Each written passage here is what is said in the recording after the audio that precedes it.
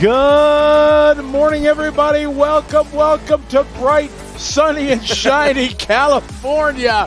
And no, the haze in the air is not from the Nitro fumes. It is a misty, cloudy, I think they call it fog. foggy morning, yes. Good morning, everyone. My name is Scotty Ernst. I'm here with my tag team partner, the one and only Charlie Swanka, and we are ready to bring you Sunday, Main Day. After yesterday's action, I'm very excited for today. We had more lead changes, more position swaps, more really bad luck for some drivers, some really good luck for other drivers. We had full-blown TQ jinx through the electric mains. And yes, all the way through, yes. Unbelievable day of racing, and very excited to kick things off this morning with our, I believe, this is the Sportsman buggy D main. That's right, Sportsman buggy. F for fantastic, fabulous, phenomenal. Wait, phenomenal doesn't start with F. I was trying to see how the start was going, and I missed completely that phenomenal does not start with that. What is our grade on this one? That wasn't good.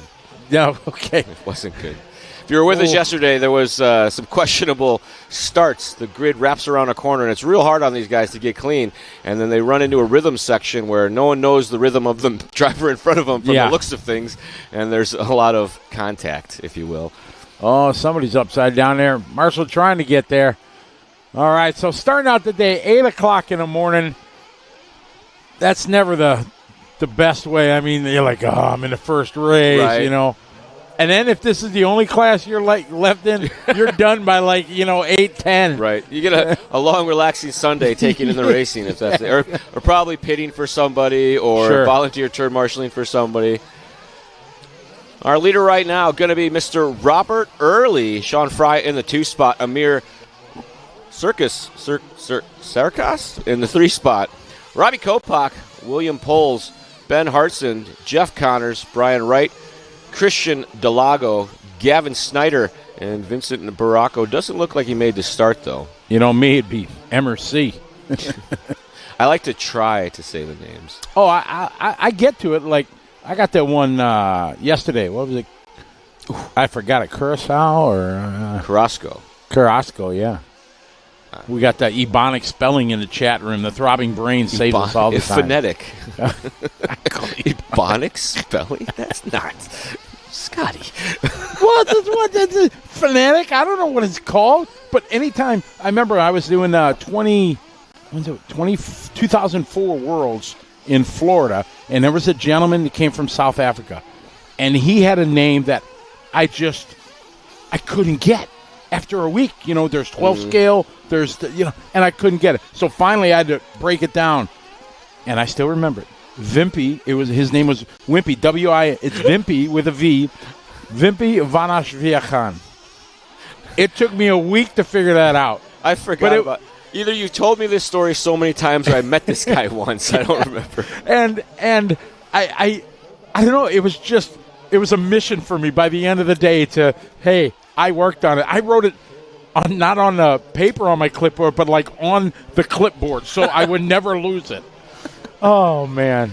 And I bumped into him when we were doing the Worlds in South Africa a couple years ago, and it was funny. It just people do appreciate when you get their names right. You're right. Sure. You mentioned that yesterday in the show, absolutely, and I take pride in it. And sometimes people are too shy to come up and say, "Scotty, my name is pronounced this way."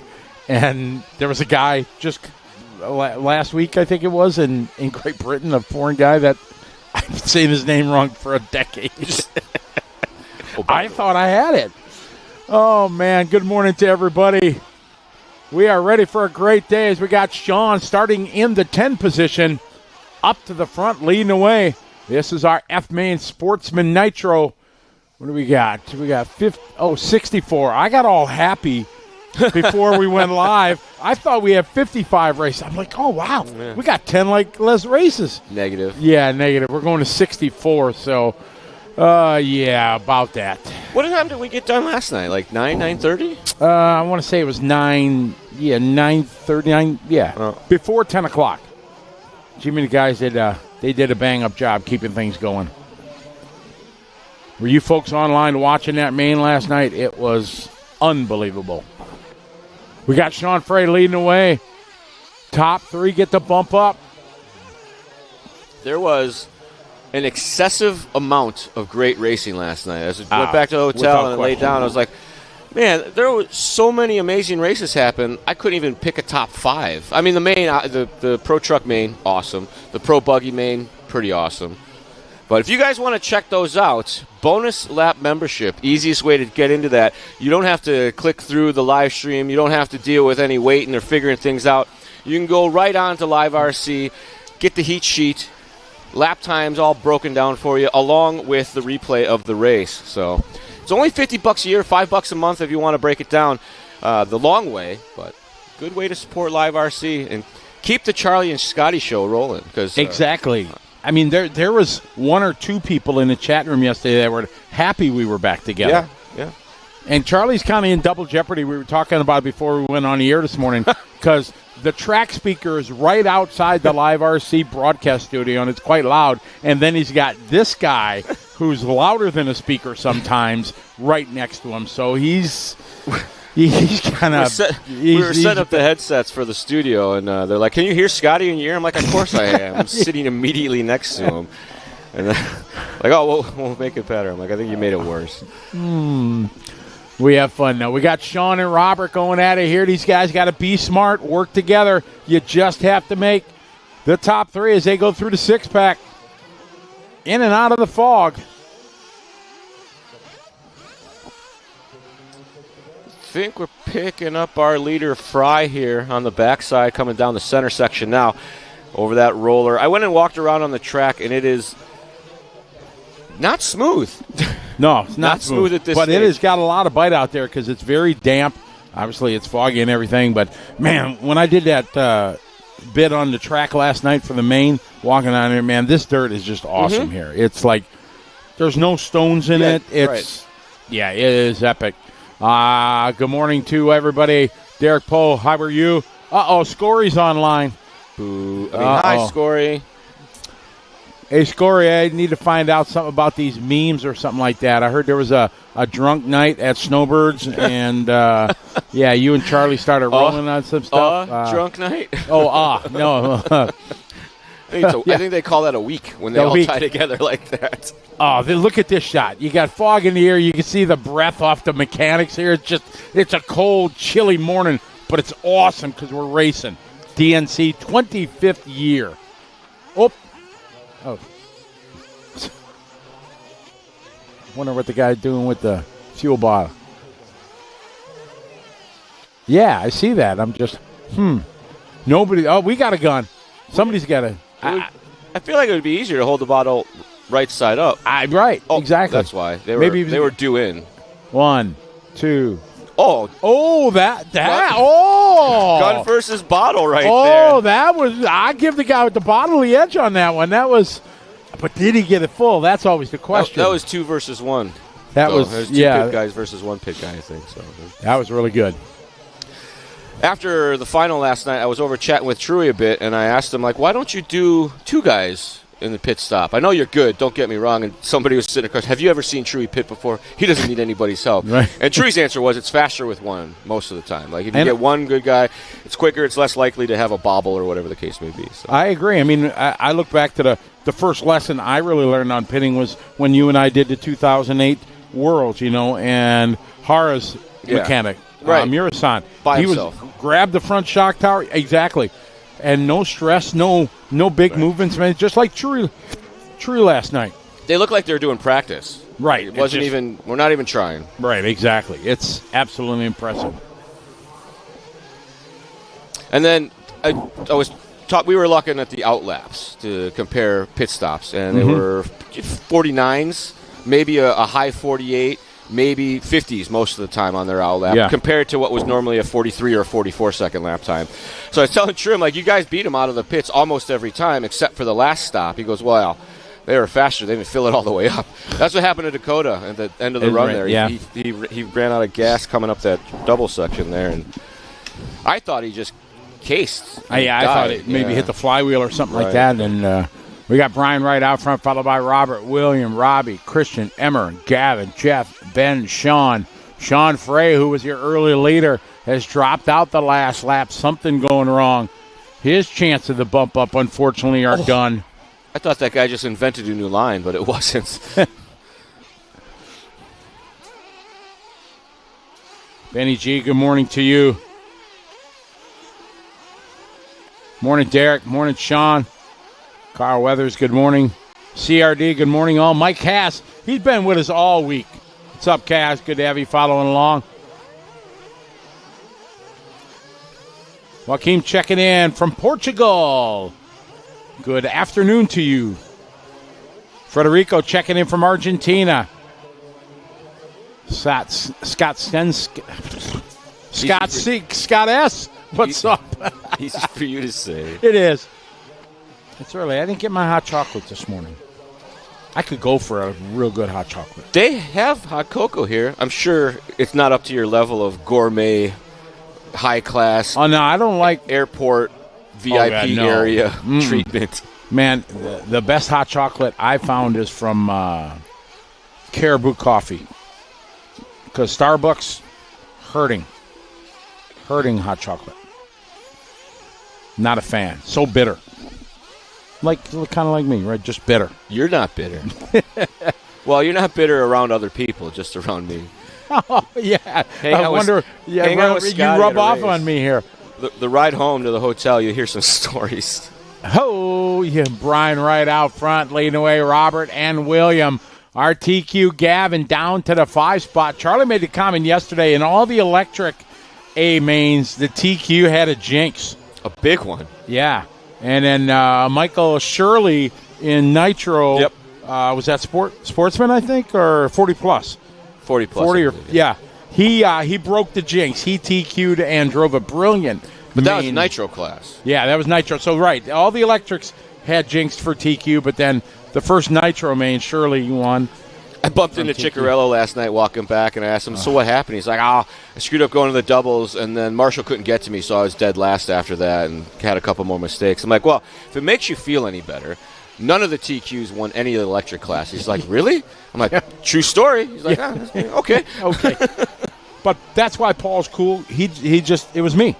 He didn't blame. He many people would have said, I crashed, but the Marshall took forever to get there. No. Chicky, He's been around too long to blame the Marshall, I think. Yeah, exactly. All right, I got Brian, followed by William and Robert. Your top three as this one is winding down on a Sunday morning here in Paris, California. Live RC's coverage of the 25th running of the Dirt Nitro Challenge. The Charlie and Scotty Show is alive and well again. Well, it's alive. I don't know how well it is. Well, yeah, it depends. The chat room decides. We had lots of guys saying, man, what was it? Saying, yeah, not so bueno. I chose not to read those comments. Oh, yeah, exactly. I do because, we like reading it. But, hey, we invite anybody who wants to put their application in. You're more than welcome. Homeboy RC, welcome to the show. Bob Thomas, good to have you with us. 2 RC guys, kind of. Nitro Freak, welcome. Lefty from the No Name RC podcast. Wait, Lefty in the house? Ron Mitchell. Oh, it's time for the glory, as it says, because you know his tagline, right? Nitro is the glory. Nitro is the glory, but electric pays the bills. Morning, Lefty. What is it in Bermuda? Good afternoon. What time is it over there? It's got to be, 11, 8, He lives 9, in Bermuda? 10, 11. Yeah. Bermuda? Yeah, that place too. 11, so what is it, 12 o'clock maybe, lunchtime? PDX in the house. What's up, PDX? A fine facility. PDX Underground. That's Kevin. What's up, Kevin? Hey, how'd the comedy show go? Okay, he went to improv night. Top 3 out of this one going to transfer. It is Brian Wright, William Pulse, and Robert Early. Working their way from the F. What comes before F? E. I just did the alphabet real quick as I was saying it.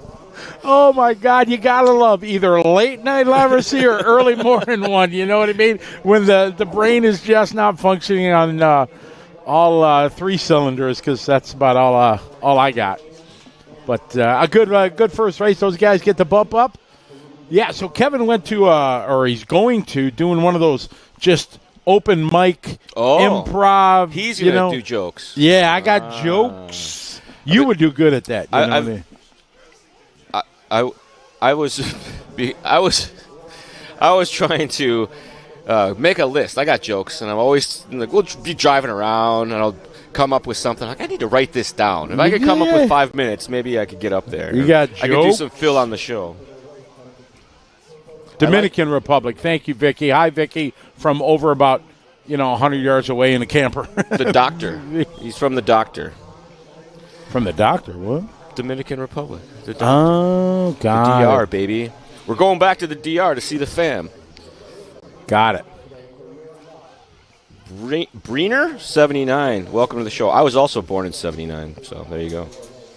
See, everybody knows lefties in Florida except you and I. No country wants to claim lefty. Wow. Hardcore Bob out of the gate this morning. About to get underway with our 1/8 scale intermediate Nitro buggy F main. Stephen Bess going to be starting in front of this one. Ever Lobos, Tom Connors, Mike Sorchi, Tim B. Richard Smith, Ryan Nybacher, Stephen Smith, Elton Martins, Joey Avellino, Duke Watts, Christopher Clark, and Oscar Lopez. They're out on their warm-up lap. You know what today is? St. Patrick's Day. St. Patrick's Day. Happy St. Patrick's Day. Thanks. Because I'm working today, I'm not day drinking. This is a national holiday for my people. And this is a big day because Charlie is Thai and Irish. Half and half, actually. Half and half, and that makes him Irish, exactly. So yeah, we need to get some green beers, right? No, regular is fine. Regular is fine. Or whiskey. Whiskey. With two of Cleveland, we'll get some whiskey up in here. Yeah, no.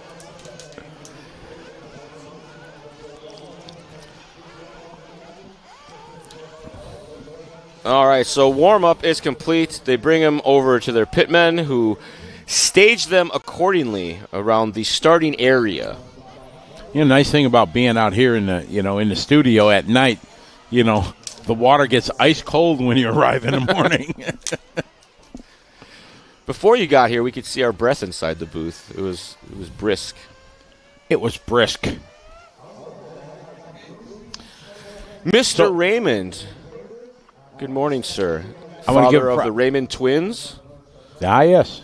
Some of Hobby Wing's hottest talents on our new spec racing team. The new kids from San Diego, right? Yeah, they work a lot with Maddie and helped us with a lot of the testing comparison stuff, and they're very honest with their opinions on the power. So they're like it was 12, refreshing. 13 years old, right? It's something like that. Yeah. Jason Levi. And they're taller than you. And then the funny part is whenever Matt talks about Chris, he's like, yeah, Jason Levi's dad. I'm like, you could call him Chris, dude. I know the guy. Like, I've met him. All right, here you go. What kind of grade are we going to get, Charlie? Decent. Think grade. So? That was pretty good. Let's see how the start is going into that six-pack. All right, clean through the doubles. Oh, he got peeled. Or did he kiss the pipe? Oh, no, that looked like it was a drive-through. Did not know it was open, but it was. One hammer, three cyclone tone it there. It wasn't too bad. It wasn't a big stack up. It was more single crashes than there were pack. Unless you were, I think, car number 2. Oh, man. Nice save. Wow. Did you go walk on the track this morning? Yes. Holy cow, man. Some of the elevation changes inside the elevation changes. Oh, look at this. Oh, that was a good shot coming right at it. Sorry to cut you off there. Good. Did I just see I think the pipe might be broke there going into that. Or maybe I just need glasses. Alex Sturgeon from the Hobbyplex tuned in yesterday in his comment. He was like, oh, well, that's where all the white pipe went. The Third Nitro challenge. The Third ordered it. He's always looking for a pipe for the Hobbyplex, and I'm sure white pipe's always a hard one to find. You've never raced there, have you? Yes, I did. Have you? Short course showdown in whatever year. I ran back in the slash day. class. Oh, that's right. Yeah. And they had handout slashes, and a couple of them in the same color. And I'm not saying I was driving the wrong car, but that may have happened. That may have happened. Yeah. Oh, my. All right, out front, we got Everlobos Joey. Ever out front. Now Joey moving to the point. Joey down the front straight he goes. Avellino. Jamaica checking in. What's up, Craig McLaughlin? Sometimes I feel like people make up their locations just to be funny, but think so? Sometimes. Well, yeah, you get, somebody from Tibet or Antarctica, from the Arctic Circle, the North Pole. You remember back in the day of the live RC chat in the early days, and you could put your name in and make a screen name or a real name? Yes. We were doing a race. It may have been 2008 Worlds, actually, or maybe after that. A bunch of people that I knew years ago kept checking in for like 5 minutes at a time, chatting me up. I find out years later it was Hodap messing with me. He just kept going and changing his name and coming back. There's a name from the past. Hodap. Wonder what he's up to these days.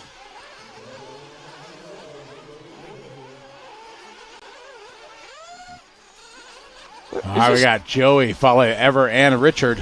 Is this 12-minute finals? Yes. That's an odd number, isn't it?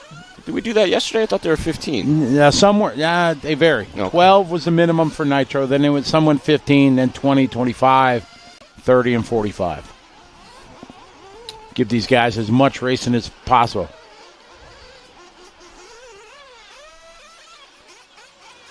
Sun's starting to break through now. Fog burning off, as it does in California. We ride on board here with Mr. Everlobos, working through that backside section of the track. Well, it's backside from where we're standing. Clean into the doubles there on that inside line. Oh, our leader with a donkey flip. I do believe that is Avellino just at the top there. Hot lap so far on lap 2, 47.3 from Joey. Couple 47s out there. Ever's got a 47. Last lap, his best lap. The rest of them were 52nd lap. Tommy Connors just doing his best lap. 49.1 that time in the 3 spot. Top 3 check in. Benoit checking in from France. Good afternoon and good morning to you from what's slowly becoming sunny California. Had a foggy morning. Weather's supposed to be nice. And we are on board with third-place runner Tommy Connors right now, holding on to that transfer. Wants to get out of the F and into the E. Main. Oh, Charlie, you get greetings from the L. You know what the L is. I don't know what at the L is. Trackside. No clue. No clue what it is. Mm-mm. If you knew about it, would your name be on the wall? Maybe. Ah, okay. There we go. Maybe. My name is not on the wall. My brother's name might be on the wall. Dak was there? Maybe. Wow. Good morning, I got some angry Larry. text yesterday from Tennis and Tennis 2. Really? Yeah. Oh, I bet. Not supposed to talk about it. Not supposed to talk about it. Talk about Jamie and Gregory. See, no problems here there, guys, if you're listening. Larry, you're a troublemaker. Connors, solid here in that third spot. Looks like closest competitor is Martins. Or no, now Bess, actually. Bess moving back up after a tough start. He's 8.5 out of the bump up. Still got 6.5 minutes to go. Stephen Bess, a former, I'll say media mogul in the RC industry. He's been around a couple of the, he's worked at the media places. He's worked at a couple of manufacturers as well. But I mean, in not just, working. I mean, he was like the lead editor, kind of thing at the top level. And I talked to him the other day or yesterday, and it was great to catch up with him. He had some health problems over the few years, some serious health problems, but he's proud to say 11 years now he's been to the good, so good for him. Sounded like it was quite a trying and stressful time for him and his family. Yeah, from last time I saw him to now, I haven't bumped into him in a few years, and he walks up, I'm like, Stephen Best. Yeah. I didn't realize he was racing. I usually see a lot of things on the internet, and for some reason, the book face doesn't show me the people that I actually know in real life. It shows me the people that I chat with on the internet most. So. Exactly. He walks up to me and says, "Hey, Scotty." I look at him, and I know it's Steve. He's like, "Hey, Stephen Best." I like, "Yeah, I know who you are." That's Joey out front. Still on board. I believe this is still Connors in the blue and red. A little bit of a bobble there coming down the hill, but able to collect it. Kissing the pipes here and there. Best battle on the track right now, going into the six-pack here for second and third between Ever and Tommy. Joey out front, almost an 8-second lead, so he's just on a Sunday morning cruise. He's got this one in the sack. If he can have a good pit stop. Oof. Connors trying to fall back to the clutches. Fourth and fifth now. Big bobble there, and you might see some buggies appearing in the back of the shop, but not close enough yet. They may be having their own trials as well. 4.5 left. 4.5 left in this one.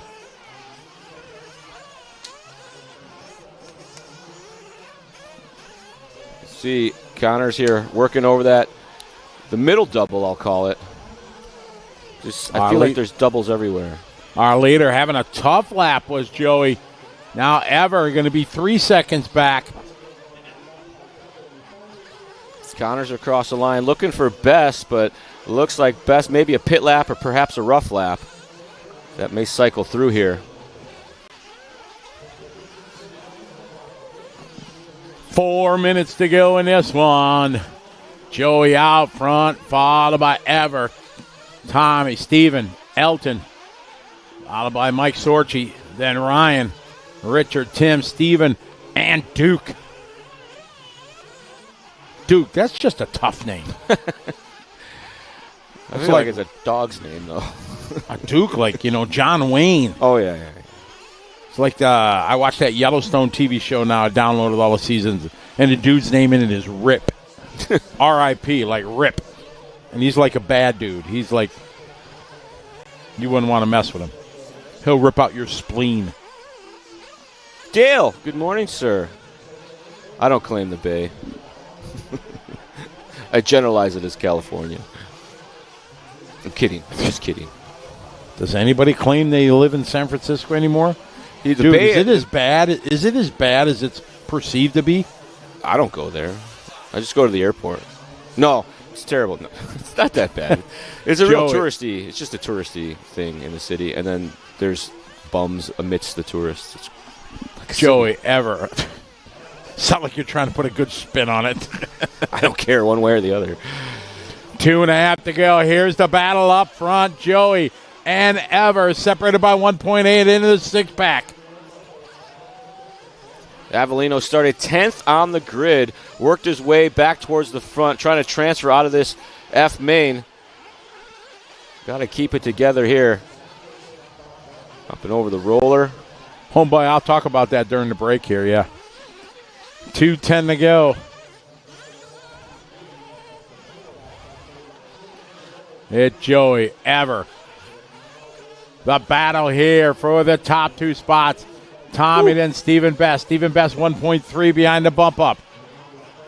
These guys come down to the start-finish line. A little traffic there.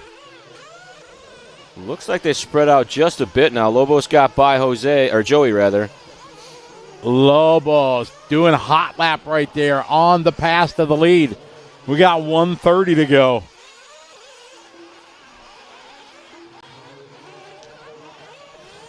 Minute and 30 seconds left to go. Top three in this one. Going to transfer out to the E-main. And perhaps continue their racing program. We saw a couple double transfers yesterday. Setzer went from the C to the B to the A. That was pretty cool. Exactly. A few guys came out of the B to the A as well. Boots came out of the B. B to third on the podium. He started 15th. Way in the back. That was an impressive drive. 1 minute to go. On board with our leader, Lobos. And Joey right behind him. Joey wants that lead back. You see him going into the six-pack. We follow Ever right now. Joey's going to be coming in the frame right there. A little bit of traffic in front of your leader. He gets through it. Another traffic in front of Ever.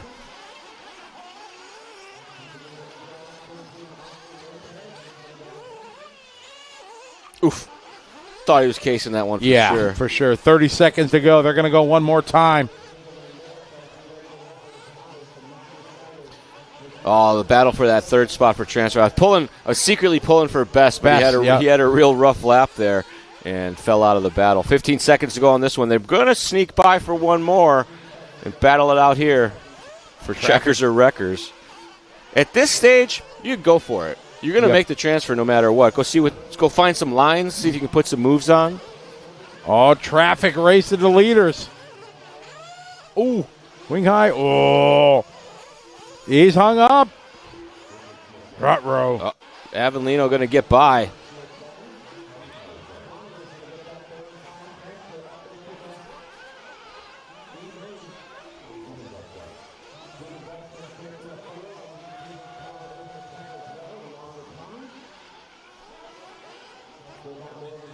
Battle for the lead. It doesn't really add up to much, but maybe a better starting position. That's it. What does it matter? You start 14th or 15th, you know? With the way these starts have been going, it's pretty luck of the draw in many cases. Start me 15th. I'll wait. It's one last car you have to crash around. All right, Everlobo's going to take the win. Joey goes second. Good run there from 10 to the 2. Tommy goes 3. Stephen Best just missing it after starting on pole. So a couple things I wanted to say, hey, in the chat room to some folks. I saw, you see this Homeboy RC post here. He says, can't get your head around the lack of high-vis jackets. Well, there's a nice picture of the fog. So in the UK, you know, everybody's got to wear the yellow safety vest when you marshal. Yeah. So, you know, normally you have a vest, you wear it, take it off, put it down by the cone, and then you go out, and next guy comes on.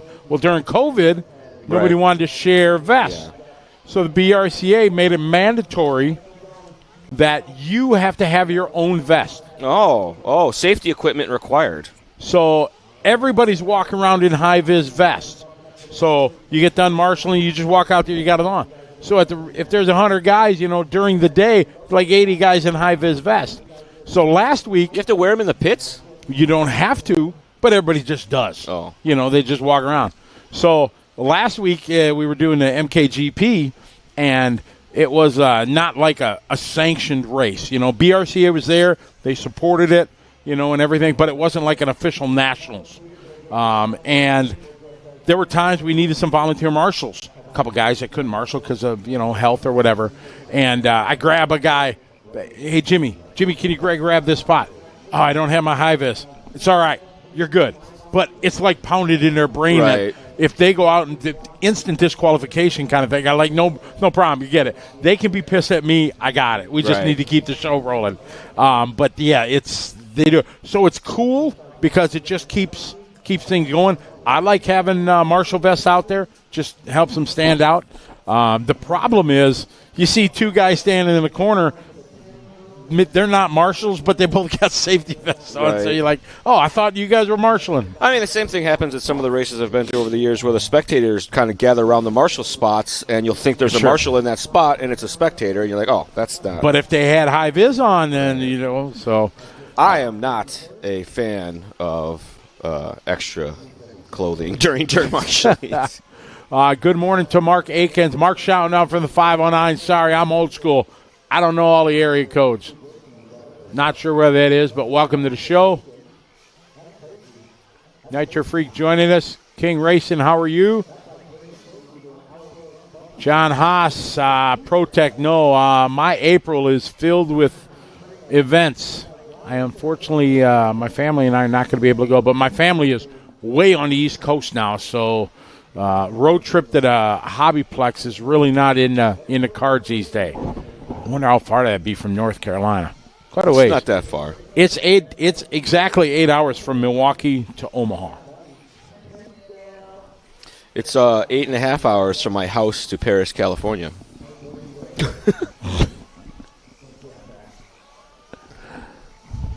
That's all in one state. That's it. You're right. Ryan, what's up? Welcome to the show. Kevin Turner, how are you? So they do water, I believe, every race today. Yeah, so now in the mains, right. They're going to throw, with the longer race, they're going to throw water now. And it worked out rather well yesterday, but yesterday was, I want to say, kind of a perfect day because it was kind of overcast, not 100%, but it kept the sun off the track, and the track stayed fantastic condition. The sun came out occasionally. We even had some threats of sprinkles, like there was some moisture coming a little from bit. The gray ones. And all in all, the sun came out just long enough to remind you that it was a beautiful day outside. Yes, exactly. More shout-outs, Fast Movers. TV, how are you? Checking in from Florida. Anza Fernandez checking in from Vegas. Morning, Gumby. It is a beautiful day here. We're getting ready for our next heat. Race 35, Sportsman E-Main. E comes after or before D, depending which way you're looking at the alphabet, just to help you along. Correct. So they would bump to the D main if you need. When it's in RC car racing, you bump up so the letter's above. It's more better. Keep telling yourself that, yes. When you put up a heat sheet, A's at the top, F's at the bottom. Not normally, no. A's last heat up. Oh, crap. It's backwards, right? He's right. Whoa. Mark the time. Tag the tape. Again. Flag the tape, please. That was another. Scotty was right. I got to remember to stop saying you're right. I don't know if you folks can tell, but Charlie and I, well, at least I enjoy working with him. He was like, he had nothing going on. His toenail surgery was, all done already. They got me to come here, but they didn't tell me I was going to have to work with you. Oh, so I thought it was going to be somebody good. Ah, that's right. Yes. Well, the one rejoining here, bringing back the band together. So we did 2008. What they show? Eric showed us 2014, and then now here. So about every 10 years here, it's all we can handle. All right, smoke's in the air. Time to get ready to rock and roll. E-Main.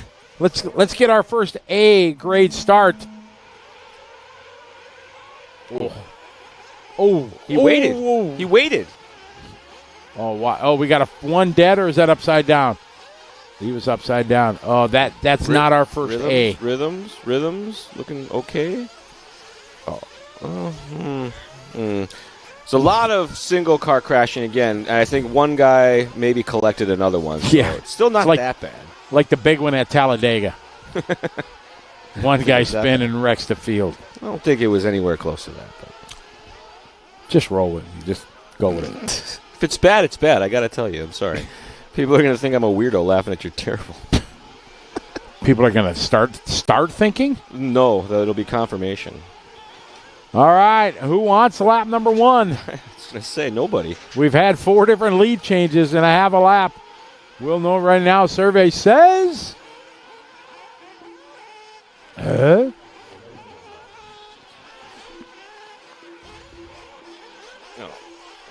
He's like, that's true, it is. All right, your TQ. Raymond comes out on top on lap number 1. CJ, followed by Dan Gerhard.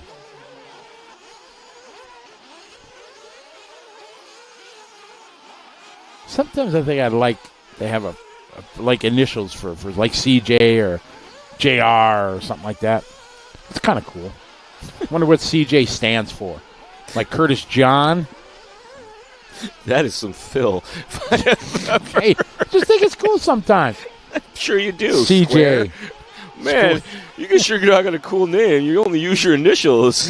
What's your real name, buddy? We had, Fishback is the 4th, you said. Yeah, Fishback 4. That's kind of cool that it goes for, 4 generations, grandpa and grandpa and grandpa. Couldn't do it for me. My dad's official name was Claire.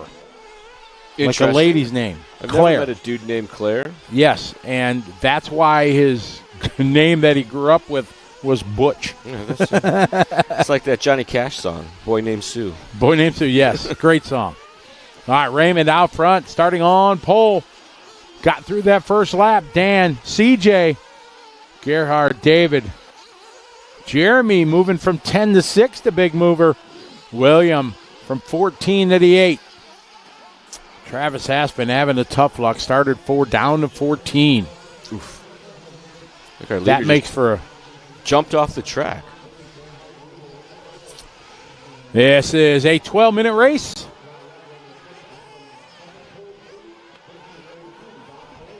E-Main top 3 transfer to the D-Main. They're working on that guy. It looks like we might have lost our connection from the scoring booth for the scoring and timing. So they're working on that right now. Eric is en route to scoring and timing. If you haven't yet, look up Eric Jensen on Facebook. Send him a Facebook friends request. Yes. He enjoys it. Your leader is Raymond CJ.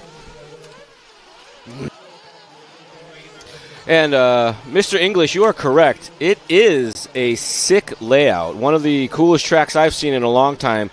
The obstacles, if you will, the opportunities for passing, very, very cool layout. Lots of elevation changes. Magical dirt, as we've alluded to before. And I agree. So we've got 4 minutes down, 8 minutes left to go in this one. Faust, Hopkins, and Pulls are top 3. Leibel and Gonzalez after that. Then it's Aspen, Taylor, Wallet. Working their way through this E-Main.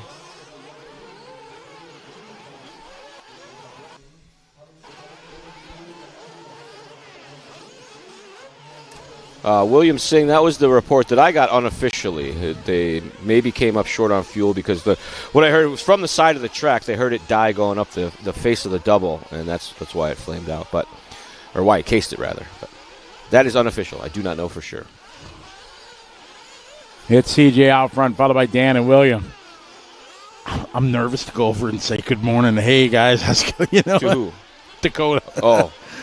I talked to him last night. He was chatting with Mayfield a bit. They seem to all be in good spirits. Oh, they are. It's once the hour passes afterwards and everything, they're Dakota was telling us stories about runaways and lock-ons and stuff like that. Like, this is better than that. It's that mystique that these guys hate each other. You know, that's out there, that they're, you know. I think they appreciate each other's level of skill, so that it challenges them the whole time. I mean, you don't want to just go out there and smoke the field. Well, I guess you do. But anytime you interview him, you know, Mayfield in his, you know, when I was interviewing him last night, he gives one of the first things gives props to Dakota. Yeah. So, yeah, they have mad respect for each other for sure. Even after the flame up with Ty and them, you know, last at the divisions race, you know what I mean? Yeah, it was heated and he got in his grill and everything like that. But after the events, as they moved on, they both are like professionals and they squashed it. And, you know, maybe they're not best of friends going out and having beers, but they still respect each other. Right. Dan, CJ, Raymond, top 3 trying to bump up. But, yeah, the techno guys were having kind of a celebratory victory dinner over there last night after Mayfield's very good A final. And they had, I think, smoked tri-tips. They had like 10 pounds of smoked tri-tip. Oh, I think Heckard had his Traeger going over there. Yeah. He left too early. Smoked meats. It's delicious. Oh, okay. I need my beauty sleep. You didn't get enough. No, I never do. That's why I got the perfect face for radio. You must be years behind on that program. Pit stop cycling through here. Dan is out front. CJ, Raymond, your top 3. I believe that was Jose Alvarez doing a pit stop there. Things are cycling now. Going to go through the pit stops. See a couple of pit stops. Oh, man. There's no sense of urgency on that orange car.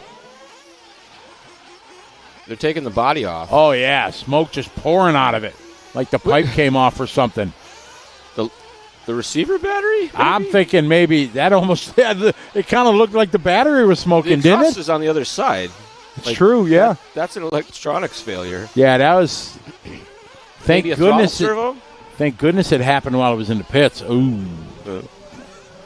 We already had one guy get hit in the melon this week. And thankfully he was all right. talked to him yesterday, and I was like, he's like, oh, yeah, I'm all good. It was a lock-on, right? Was throttle stuck something? Or yeah, something like that, yeah. They really don't know, but. All right, Hopkins out front leading the way.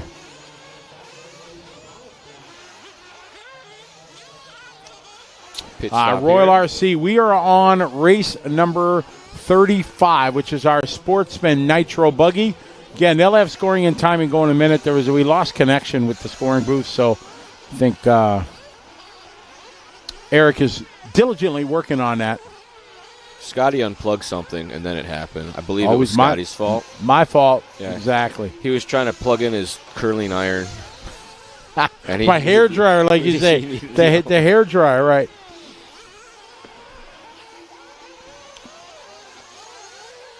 Your leader continues to be the battle here with Dan, Raymond, and CJ, top 3.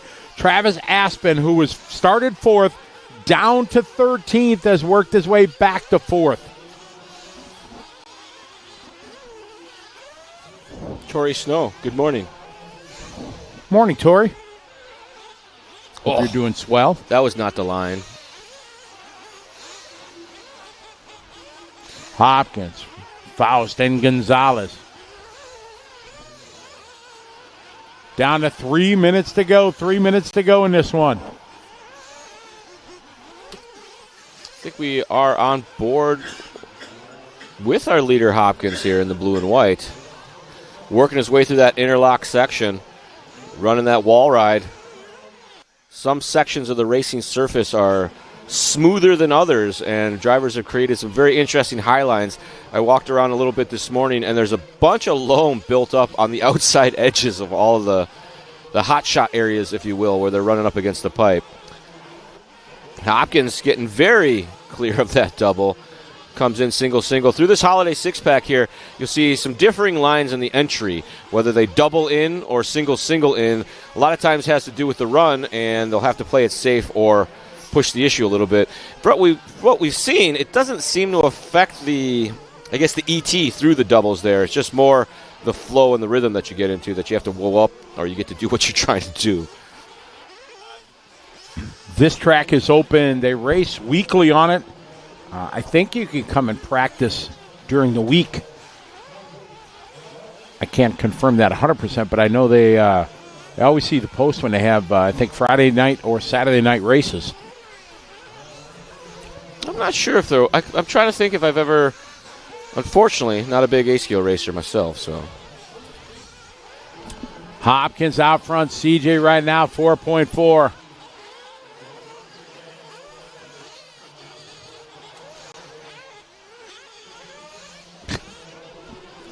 Gonzalez and Aspen look to be... No, Aspen now to the 3 spot. He's gotten by Gonzalez. You see a 52.5 to a 56.6. Just a minute to go, so that's where Aspen wants to be here in the closing stages. You wonder why we get so excited about 3rd place, because the top 3 transfer out of each of these finals and get to carry on their Sunday fun day of racing here at the DNC. Top 3, all that matters right now here with the bump-ups. It's Dan, man, CJ, and Travis. Travis has climbed a big hill down to 13th earlier in this one. Worked his way back to the transfer spot. Cross the start finish line. It is Dan that we're following. That's your leader. CJ, 1.3 seconds back. Travis, the battle for the transfer spot coming across the start finish line. We're checking their times. Travis and Raymond. There's Raymond now back. Raymond just hot laps the field on lap number 12. The final lap for him. He has moved back to the transfer spot. Oh, there they are. We pick them up on that backside section. That should be Aspen and Gonzalez duking it out here. Trying to get out of the E into the D. They're racing to the finish line. Race time. Oh, no. Ran out of gas. Gonzalez, maybe it was Aspen. I'm not sure what the order was after they crossed the line. Friends of that turn marshal. Oh, my, what a shame. I believe that is Aspen's car, if I remember correctly from yesterday. He had the orange and white. About to find out. It is. Travis. I'm right again. Making a bump. You're always right, Charlie. Never wrong. Tough break there for Gonzalez. Was our top spot here in the E-Main. Excuse me. Top spot here in our E-Main, but having either a mileage or some other sort of problem that we saw in the last lap there, just as they had maybe 4 or 5 corners to go, Gonzalez rolling to a stop and finds himself with a did not finish. Faust's going to take it home. Hopkins in that 2 spot. Aspen going to finish 3rd. Those 3 going to transfer into the D-Main that'll be coming up here in just a few races. William Pulse after that. Avramov in the 5 spot. Gonzalez going to finish 6th. Brian Wright 7th. Ace Lewis going to finish in the 8th spot. 9th spot going to go to Nakamoto. Leibel 10th. Taylor 11th. Wale 12th. Early 13th. Nguyen 14th. And Fevelson going to round out our running order. Coming up next, our 1A scale Sportsman Truggy. Or Sportsman Buggy. Why did I say Truggy? Should be, I believe, our E-Main, if I'm not mistaken.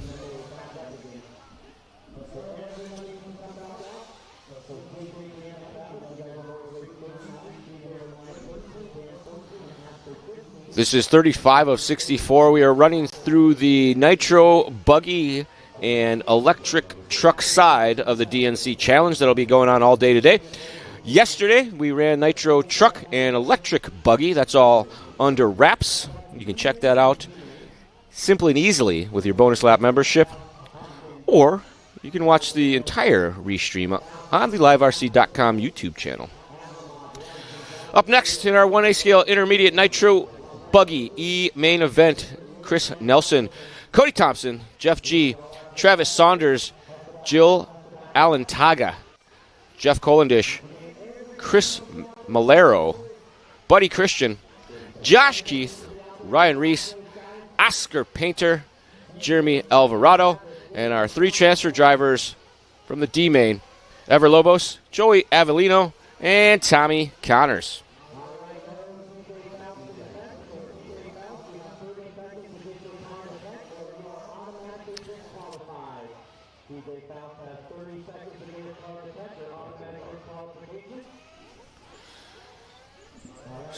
So they're tending to the track. They water the track between every race. It takes a few minutes, and while they do that, the racers rev their engines extensively. It sounds like they're trying to blow them up to me, but I guess that's the method. Track has been opened. They get 1 sighting lap to get the transponders checked, get a feel for the track and any setup changes they've made, get a final tune, and then they bring them around for the starting area process.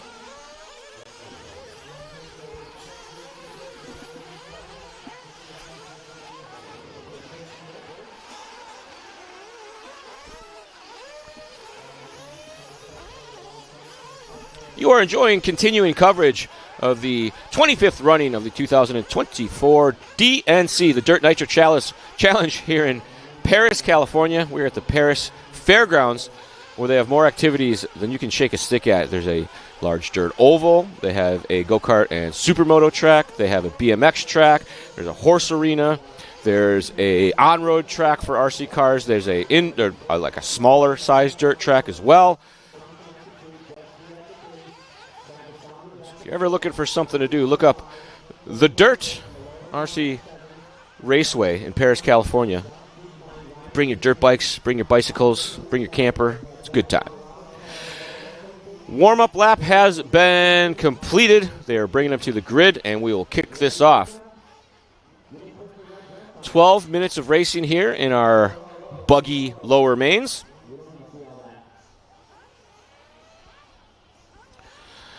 Good morning, Mr. Allen. D Nitro 1, welcome to the show. Mr. English, welcome back. Francisco Vasquez, good to have you with us. TQ Chef, hello. Royal RC Racing, you're welcome. Homeboy RC, Tori Snow.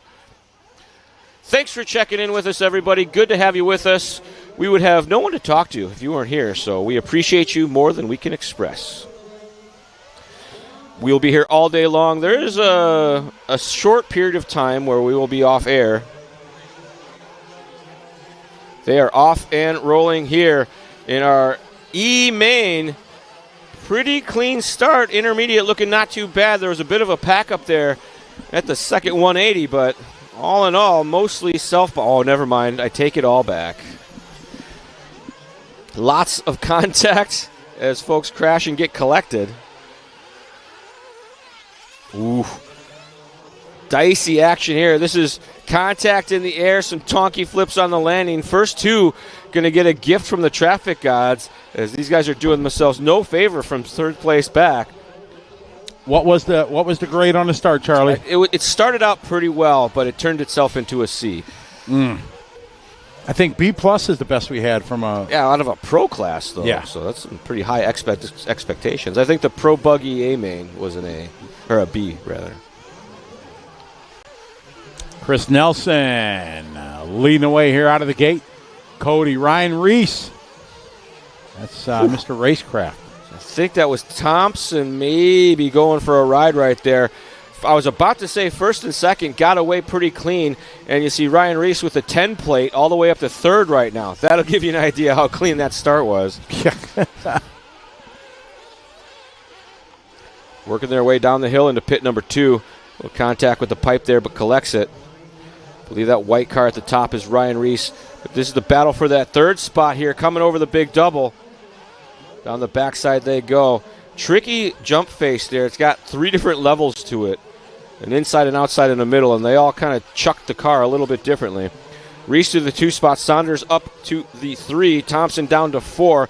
Keith Malero, Lobos G. Calendish, Alantaga, Connors the order after that. Then it's Painter, Avellino, Christian, and Alvarado.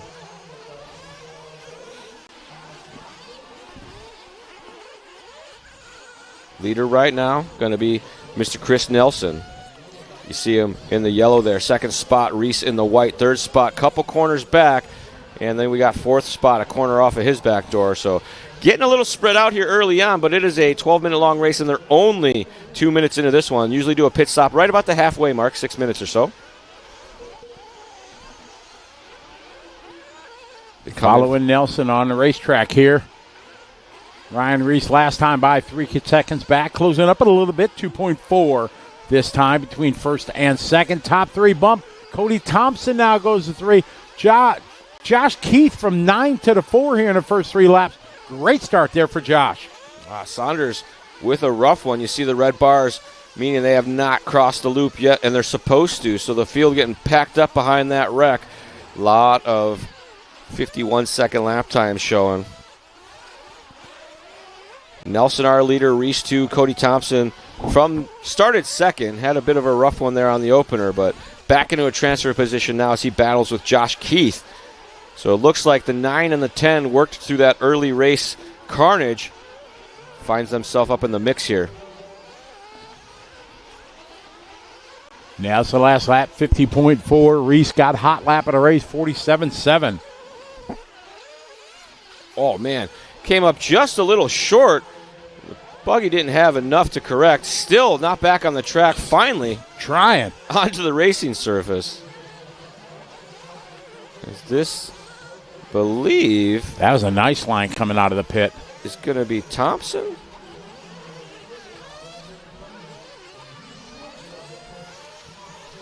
Up and over the double he goes. Yeah, I believe that's going to be Thompson or maybe Jeff G after that wreck, but about to find out.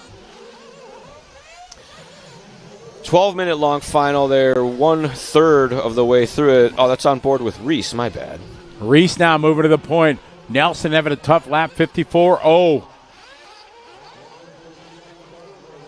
Around that 180. Clears the double just barely. Over the roller to the flat.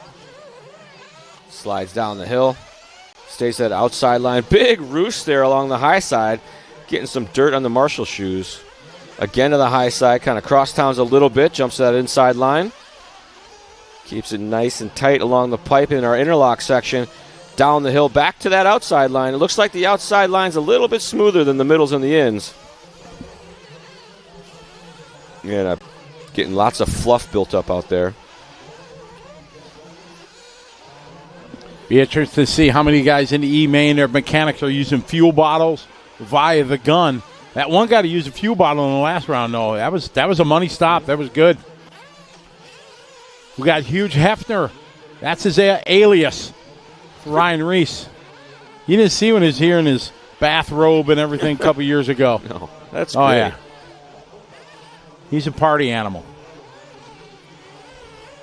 Driving pretty clean right now. His high side to inside transfers are looking good. You get out by the pipe, and then you take the jump face and kind of jump across it to get to the inside on the next one. Not there, though, because that double needs everything you got.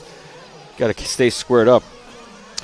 Pascal Morin, they were out there this morning buttering up some of the terrible, or I guess I don't want to say terrible, but some of the more character-filled areas with manual labor, shovels and rakes and stuff, but they got after it.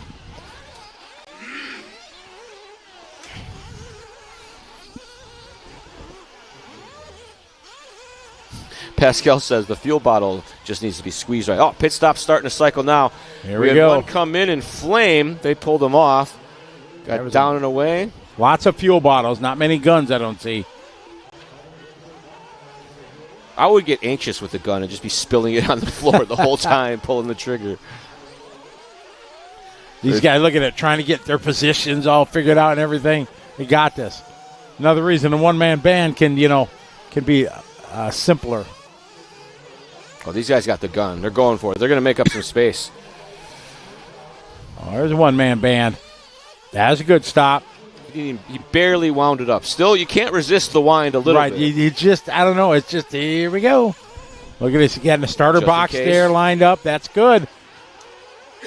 I'd almost put it on the railing, I feel like. A lot of guys do. Plan for the worst, hope for the best. Here we go.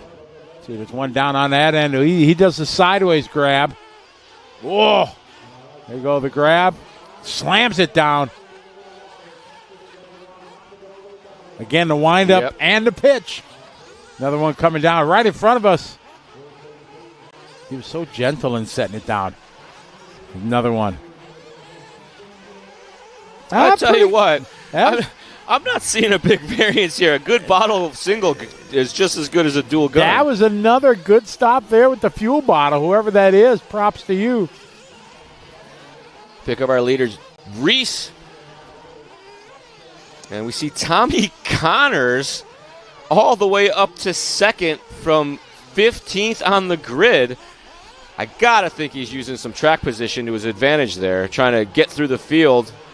And you see he was on pit lap there as he starts to drop down the field. We'll see how far it goes. Him and Collindish both on their out laps, probably Keith and Painter. Seemed like almost the entire field came in at that same time. But Connors back out in third. So from 15th to third.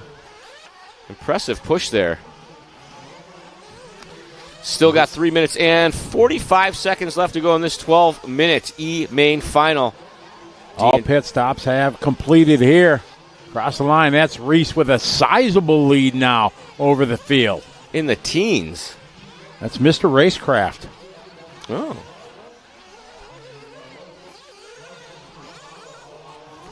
Oh, we got a flame out on the backside, or maybe worse. High side berm shot. Here he comes. He's good at this one. Whop. And he cross-towns it to the inside line. Nice and tight through the interlock. Little kiss of the pipe there. Another high side. Reese been very consistent here. We go down his lap times. Very good. All within about a second and a half for the most part, so very respectable. Reese, and that is Christian with him. Going down a lap politely. Wind it down here, guys. 2.5 to go in race 36 of 64 today. A whole lot of racing. People wondering when the Pro Main's going to be up tonight when it's dark. Oh, dark 30? Oh, dark 30, absolutely. For sure about 8. I would plan after 6 o'clock. Probably you got it? 6. Yeah, be here at 6. You're going to want to see the bees. They are awesome. They were all very awesome yesterday. They all were yesterday. Yeah, all very exciting. Don't think that you just need to tune in for the final. These lower mains have been very impressive. So, Everybody wants to make the big show at the DNC. It's a bucket list race. Off over the fence, over the hay bales. Holy, got it all the way wrong. All the way wrong. Man. That was impressive. How are you going to... Oh, they just now getting it back onto the track. Just getting it. Oh, it's done. Heavy contact with the outside retaining wall. Lipo. Maybe. Oh, ruh-roh. That's 2 I've seen smoking from the right side of the car. That doesn't make me feel very good about Nitro racing. So I think we've seen some battery failures out of the receiver departments, but I'm sure the throbbing brain will be able to let us know. Yeah, because they'll know. The cameramen are part of the throbbing brain, too, because they fill us in with information because they're down in the mix as well. Ryan Reese out front. Last lap, his fast lap, 46.7. Oh, was that Connors that had that happen? That's the only red bar I see up there. It looks like Tommy Connors, your transfer driver, was up to the second spot. Oh, you know what, dude? Probably rapid charging receiver packs between races to get back out there in time led to some... That's a heck of an assumption. It sure sounds like you know what you're talking about. Have you been around racers when they need to get a battery up? Oh, yeah. All these chargers can charge at like 20 amps, and these receiver packs are like 2,000 milliamps. Right, they're time limit. Yeah, just fully nuke. I want to say that was Connors. That was the only car we saw stop in the last couple laps. He was up in the mix, and he's dropped down to 9th now. So if anybody in the chat knows Tommy Connors, find out for us. 10 seconds left to go in this one. Ryan Reese has been in control from 10th on the grid, worked his way slowly through the field up to the front now, and finds himself in command on the final lap. The finished gong has gone off. The field wrapping it up, and Ryan Reese could stop now. He's got it in the bag. All right, this one's coming to a close. Oh, Chris Leemaster says it's possible that the charge leads got damaged. And they're hanging out some of them. Yeah, yep, some of them are not in a box. They're kind of just there. And I've seen a lot of these guys, they don't use a switch. They have an external plug that they have to plug in. That's what I use. I could see that getting in the way. Thanks, Chris. I didn't even think of that. Ryan Reese, Jeff going to be your transfer drivers. Buddy about 5 seconds short. Bump it up from the E to the D, Charlie. D, Maine. Thanks. Hey, just try to be there. Hello, everybody. What's that? Nothing. Well, go ahead. Nothing appropriate. I had to stop myself. Copy that, yeah. Lots of guys in chat saying, yeah, fuel bottle's all right. If you do it right, it'll be just as fast. In some ways safer. You get anxious and you squeeze the handle on the gun right before you get to the fuel tank. Boom. You got a mess. Then you got to go get the bottle because you didn't fill a tank full. They only put a little more than a tank in the gun. Usually, yeah. To 20 cc's more, whatever, to try to get a gauge of how much it took. Right. They put the same amount in, see what it takes, and then they know how much went in. And they do math and science to figure out how much runtime they have. Well, the smart guys do. So I hung out for a little while after racing was over, and I've known Truey for years, so me and him always chatted up. And cause he was a big Novak guy for a long back time. In the day, yeah. And teaches a wealth of RC knowledge in general. The guy, he's been around for a minute, and he does it because he likes it. But anyway, I was talking to him last night about fuel gun stuff, and he was talking about how if they don't vent the gun correctly, the pressure's too much, and it'll shut the motor off. Like it floods it out. I'm like, I never would have guessed that. A lot of guys had problems with that, and, you got to make sure everything's right. That wasn't the story I was going to tell you, but I forgot the story I was going to tell you, but I remembered the fuel gun story. So maybe we'll get back to my other Truey story from last night. I totally forgot. I'm sure it's a good one. We weren't actively talking about fueling at that moment, were we? We were talking about something else. No, we weren't. You just kind of segued. But I've learned to just let you go on your path and see where it takes us. And I realized that I forgot. And then I was like, oh, crap. Make up a story. Well, it had to be it's going to be a good story, the next Truey story, because it was after hours. Blue Mountains were involved. Yes. So, and Tri-Tips were involved. Tri-Tips. So it has to be a good story. Oh, Rich has a excellent question in the chat. We used to charge our 10-scale batteries at 40 amps. Is there any advantage, or was it hype and dangerous? Well, dangerous, yes. 100% it's dangerous. Does it work or not work? I'll put it to you this way. When this tech first started happening, I was racing 2014 at the Reedy race, right when iChargers came out and 40 amps was a thing. People laughed at me because I was racing my Novak system. Like, dude, nobody races Novak motors and speed controls anymore. Like, this is, what are you doing? This is spec racing. You got to take this serious. I'm like, shut your mouth. This is going to be fine. I work here. I have to. Like, that would. Right. My skin would start burning if I ran something else. Exactly. So I'm running out there, and I haven't raced in years, so I'm not really too worried about my pace or anything, but I'm like, man, I didn't expect to be like D-main lap times out here. I thought I had a clue. Ron Schur comes over. He's like, hey, what are you doing with your batteries? I'm like, nothing. I'm charging them. He's like, you got to get on the spec battery program. And he brings me his charger and another battery. He's like, all right, you set this one to charge at this rate. You set this one to discharge at this rate. Just keep doing this until your race is up. And the battery's going to get warm, and that's what you want, and then it'll be better. Made the main. Like, went from not competitive at all to making the main and actually having motor. Like, people were like, your car's not slow. I'm like, I know. Battery. You charge the battery. So it's definitely effective. Super bad for the batteries. Ultra dangerous. Something that I hate to endorse it, but I don't endorse it unless you're like big race time and you're taking all the safety procedures. And most importantly these days, folks, lipo safety is no joke. Dawn dish soap. You do liquid dish soap in your pit spot everywhere you go from now on. Bring a little bottle with you, a medium-sized bottle. If anything goes wrong, you cover it in Dawn dish soap. That's one of the quickest, best ways to put out a lipo fire, get things contained. So write it down. Tell your friends. Be annoying about it when you go to the track. Tell people, where's your dish soap? Where's your dish soap? Where's your dish soap? There's been far too many accidents in recent years with lipos that should not be happening. I still hear stories of people's stuff catching on fire and things like that. So you got to be careful, and you definitely got to be ready for the situation. Bucket of sand's great. Fire extinguishers don't work on lipo fires. If you think that they do, it's just pushes it away. You got to know the ABC rules of fire extinguishers. Yeah. But, yes, Dawn dish soap, as corny as that sounds, and I'm sure in the chat room many of you guys have never heard that. But I know for my events, we used to always I go out and buy 20 buckets and 10 bags of stands. Not anymore. Now just buy a dozen bottles of dish soap. It's great. And I can store it from year to year and just set it at the end of every table, and boom.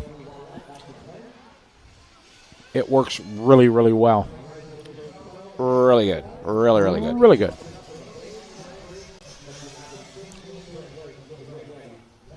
I don't think it necessarily needs to be Dawn dish soap. But that's what's used, and liquid, that's what... some sort of dish soap. But, that's the way I heard it. And I give credit. Brian Wynn is the one that enlightened me on this. He went on a Facebook again and again. He kept posting it to share the information, and so I'm like, that's brilliant.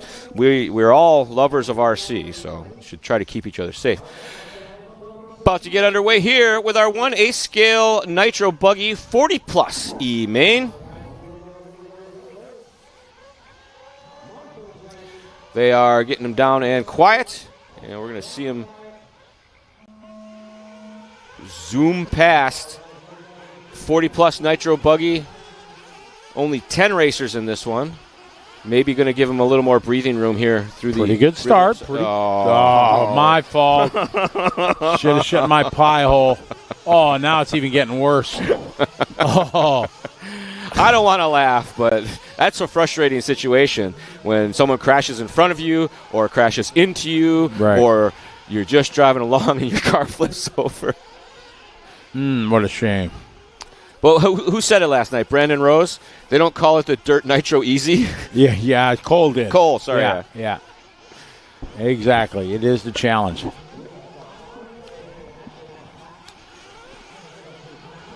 Get our leader here as they cycle through, because there was so much shuffling going on there that the pack is still pretty bunched up here, as it looks like Cox going to go across the line first with Scott, Treviso, Wale, Tim B. Oh, leader got a huge lead. Cox from the 2 got a bit ahead of Scott and Treviso that we're riding with right now. See a lot of high sides going on there. Shooting that roost. It's Andrew leading the way. 12-minute race. 40-plus division. Expect 1 round of pit stops. Oops. This is my main I'd be in right here, the E main. For Ernst? Yeah, very good. Nice. For excellent. Excellent. oh, I thought he was going to ring the bell there. Oh, my. So our leader, Andrew Cox, with a bobble, drops down to third now. Going to let Scott and Treviso move on up. But this ain't over yet as they are running into each other at the 180. That's going to allow, I think, Treviso to sneak away from the group. Yes, it does. Nobody wants to lead this one cleanly. They're just all crashing. It looked like Cox caught a bobble there, or maybe it was Scott, but the field packed up behind him. Only one to make it out was Treviso. You can see he's got about an interlock lead here as he goes through pit number 2. 9.5 minutes to go. Yeah, weather looking good for today. Hope it stays like this. Oh, big bobble there, jumping off the track, wrong side. So Treviso to the front. More crashing up front. Hugo. Treviso, the Andrew, Tim B. Josh Thompson trying to climb his way back after a tough start. First lap was a minute lap time for your TQ. Trying to find his way back to the front.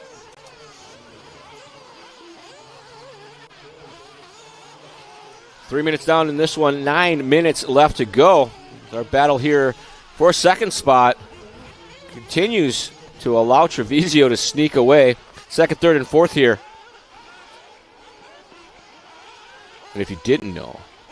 I didn't, tell me. Transfer racing all day today until the end. Top 3.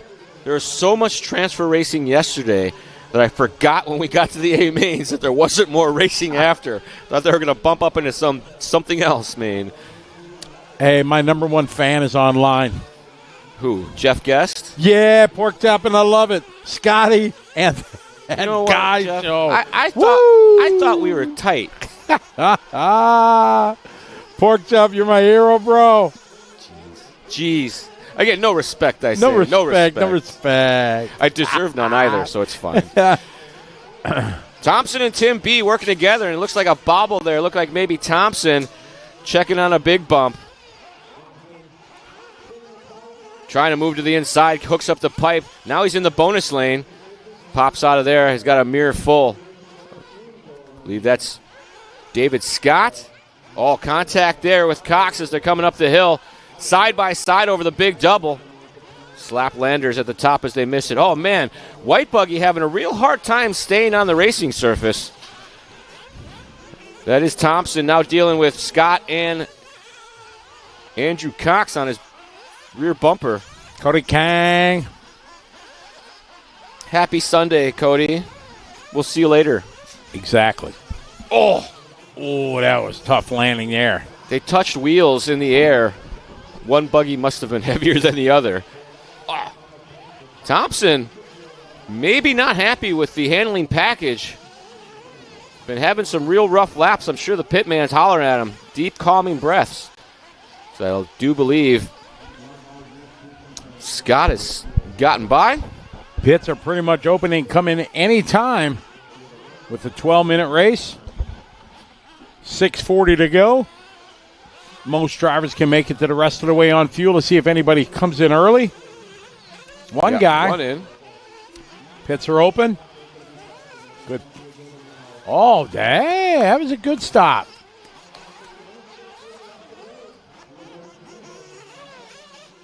White and pink. Should have been maybe Thompson. No, Thompson was the white. One more into the pits. One hand, just throw it. We're fine. Good. No wind-up, though. It was a gentle toss. It didn't require a wind-up. Kind of just set it down. You go now. Yeah, you go now. You've been here for an hour. You ever see John Panette? Yeah, that's funny. That was a clean one. That was. fuel was still going in as he put it in motion. Exactly. He was dripping out of it. All right, more pit stops. Here we go. One-man band. Long hair, don't care. That was very safe. That was a good one. He got a double visual confirmation that it stopped filling. That was a good stop down there. Pit stop cycling through kind of the whole field except for one coming in on the same lap. This guy's going to be flying down the pit lane here. Look out. Uh-oh, we got a flame out. She's waving to somebody. Hey, bring my car here. Oh, they're asking him to move. They're asking a turn marshal to move because they can't see. Got it. I can read. Pit person. Okay, got it. Scotty and Charlie, please convince Fred to take the TCS Nationals to Bakersfield for high-class on-road racing and hire you guys to announce it. Oh, just a little tag team announcing? For TCS, that'd be fun. Oh, it'd be a blast. Charlie and I are longtime TCS guys. Me a little longer than you. What was the guy's name before Fred? I always forget. Eric Sands. Eric Sands, that's right. I went to the first year that TCS was a thing. My dad's like, they're giving away a trip to Japan. Let's go. So we went and raced box stock class at Trackside Hobbies. It took me over a year to convince Eric Sands that, because at start, the first year of it, we were in the second year. The first year, everything was just parking lot races. And I had to convince them that, listen, this side of the Mississippi, that side of the Mississippi, in the winter, there is no outdoor racing. Right. You know, indoor carpet is where it's at. And it took me numerous communications with him to say, trust me, we can do this. What was the theory behind the first 2 years? The race format was weird. There were mixed mains, remember? Yeah, exactly. It was, it was just, I don't know. It was really weird. I think it was to mimic real sports car, like where they do the mixed classes, GT1, GT2 type of thing.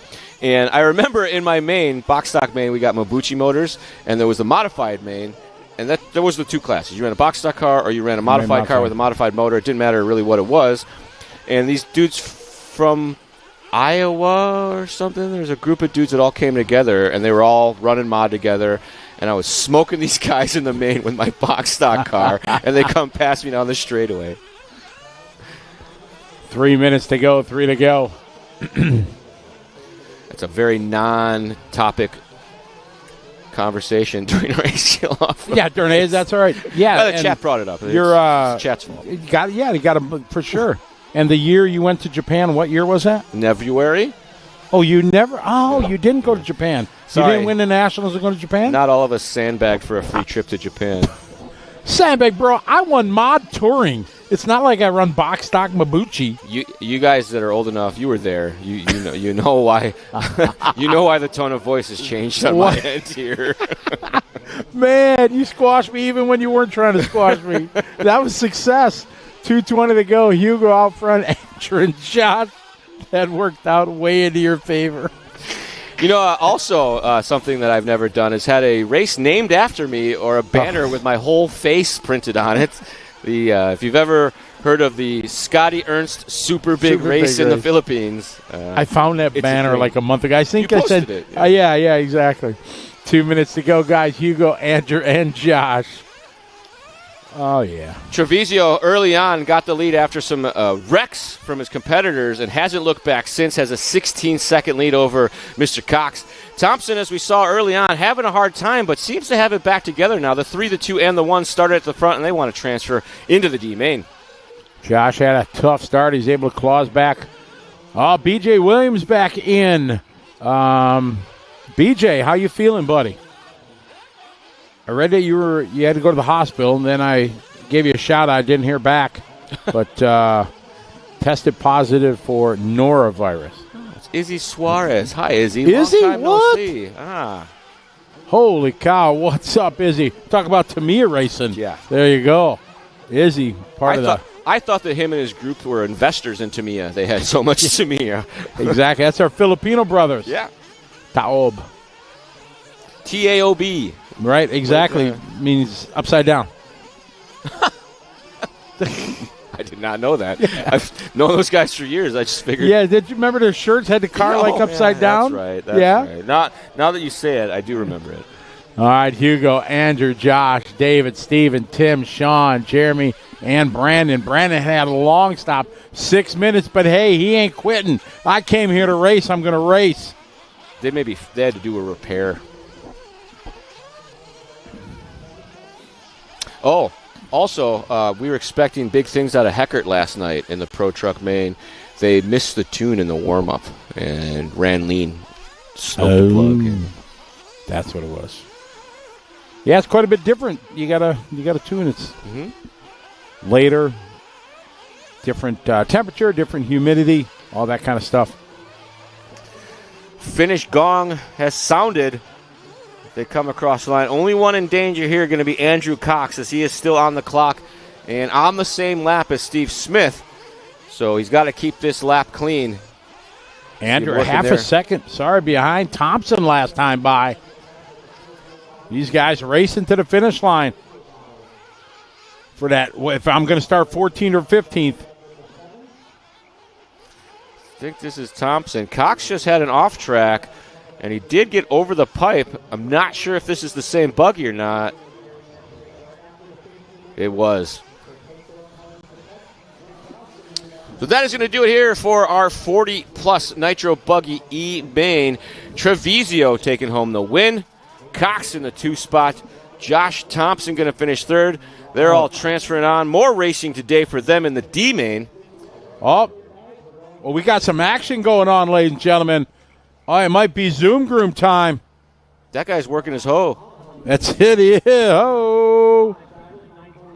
So I talked to Joey when I went out to use facilities here, and he said if he gets a chance, he wants to go out and do a little Zoom Groom. They couldn't get the skid steer started this morning. Zoom speed groom. That's it. What's his Aaron called it? He goes, yeah, we got to do a zoom speed groom. That's I'm like, I learned a new term today.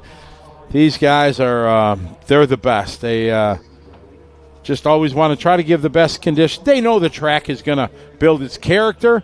That just happens. Nothing you can do. You do thousands and thousands and thousands and thousands and thousands of laps, and even more thousands.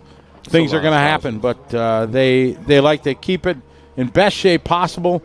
So they're out there doing their little speed, zoom. They break all the hard edges off and push it all into the center of the pit, and then they drive the tractor on top of it and then repack it. Pack her in. JG checking in from Seattle. How are you? No, I haven't had a chance to interview Dakota yet. Charlie said he was over there chatting with them guys. Dakota was over talking to Mayfield last night. So it was funny. They were pretty friendly about everything. Heidi? No. Dakota's missus. Chloe, I'm sorry.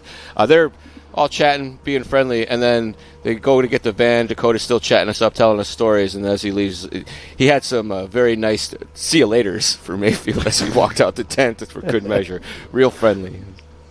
Yeah, they're away from it. These guys they're competitors, of course, but they are friends for sure. They respect each other, and sure they'll give you the wheel up there or whatever. That happens. They're trying to win. In the competition level that these guys are at. I mean, it's their livelihood now. It's pays their mortgage and money for the kids' college fund and all that stuff because. They're no longer 15-year-old kids anymore. They're all got families and mortgages and car payments and living the adult life. But very blessed to be able to take the hobby that they love so much and make it their career. Very few people get to do that and be successful at it. Right, to be on top of the game. It's one thing to participate and be in the mix and all that, but sure. Be the odds-on favorite over and over again in events is impressive. Yep. I think the first time I met Dakota was at the Roar Nationals in Albuquerque. He was still small. So what was that, 9 or 10? Something like that. I met him 2007. I met him, Nancy, and Doug, the family, in Portland, Seattle. Remember Eddie Goodrich? Brood? Oh, yeah. I still chat with Eddie every once in a while. He hits me up on the book. He had a track up there, and Yeah, he was.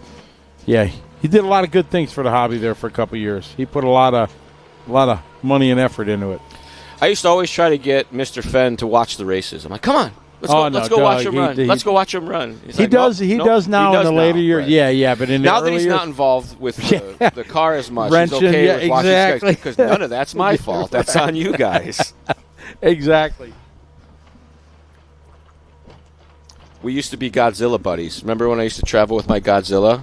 Absolutely. So there was like, I don't even know if I want to tell the story, but there was some politics involved with that some bosses didn't like our intermingling of brands with those posting of pictures because he didn't run for us. Yeah, that's true. Yeah. There's a little Zoom groom going on. Tim Lime says, hey, do it for the 50 plus. I got no pull here, buddy. I'm nothing. Charlie and I were just blah, blah, blah guys. What were you going to say, Charlie? I forgot. That was like 2.3 seconds. Well, I was thinking of more stuff to talk about the thing because what I was going to say wasn't that cool. Okay. Oh, no. That's what it was. I remember. In the world of doing things as a representative of a company, you get to work on racers' cars. You get to solder in their wires for them. Mm-hmm. There's this position in this racing world called a motorman that tends to your motor for you. Dakota Fenn, only driver to win me a national title as a motor builder that I can remember. Really? Yeah, when we went to, there was a short course race. I forget what track it was at. But they needed a motor because their sponsor's motor wasn't legal. So I'm like, bro, whatever you need, you just let me know. Because they had run for us years before. So I ran for Novak years before, so I wasn't worried.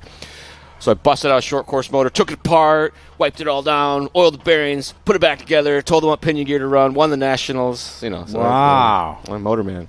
So that was pretty cool.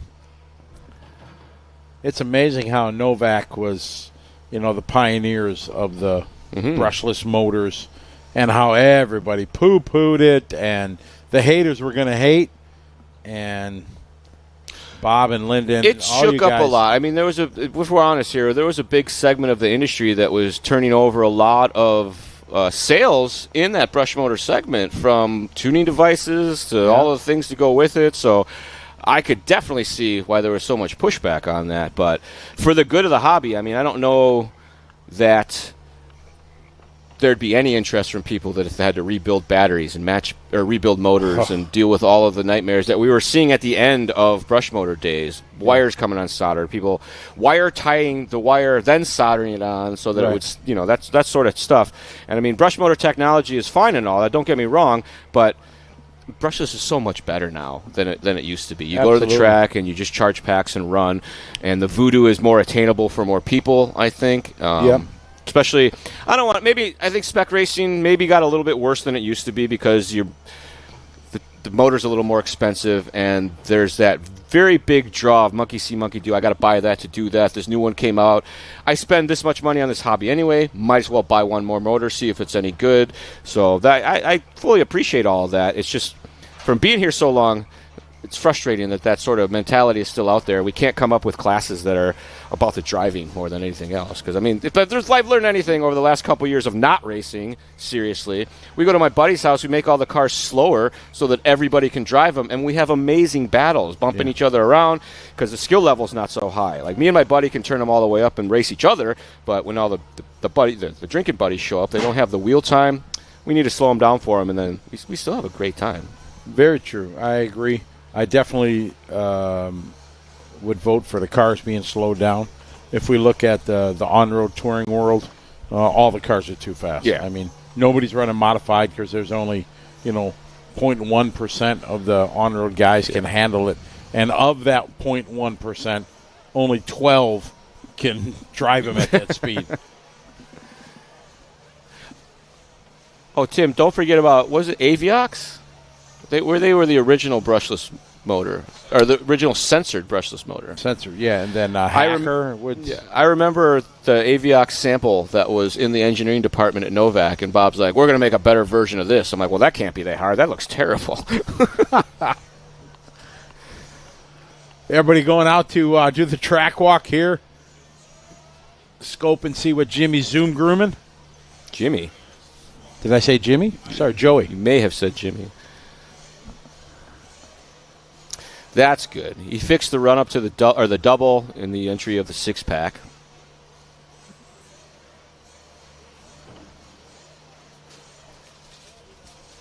In case you're wondering what's going on, they got the tractor out there to fix some of the spots in the track that they would normally do previously, but something was going on.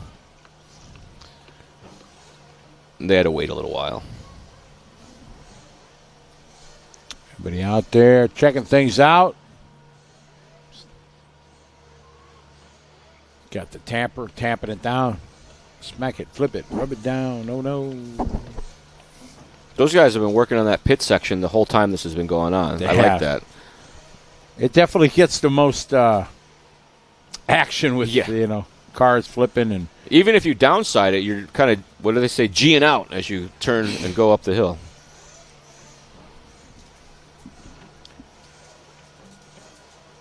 John Moore, I remember waiting for the UPS guy to bring my Novak T4 from Tower Hobbies. I used to drool over the Tower Hobbies section of RC Car Action and all the cool cars that I wanted to get, but my dad bought me a lot of stuff. And I'd be like, can we get one of these? He's like, no, those are a toy. We go racing. I'm like, oh, come on, man. I like how you threw that little Asian talk in there. We go racing. That's how he talked. That's just how my dad Trust me, I know your dad. He might have said, we going racing. So I grew up in Illinois, and my dad was the only Asian guy for like 60 miles where I lived. And we'd go Lakeville, places. Yeah. He had a pretty heavy accent, and he talked to people at stores or order something, and they'd be like, "What?" And so little kid standing next to him, I'd just say it, and like, "Okay, thanks." What's he saying? John DeWitt, thank you, sir. Appreciate that. Oh, Joey doing donuts up there. They got the jams going now. Joey plugged in his brainstem to the tractor, and he's out there wheeling it around. He doesn't have to use his hands to control that thing. He's a complete mind meld. Yeah, he's sitting over in the pits right now. No, he's in it. He's the brain that goes inside the tractor. Got it.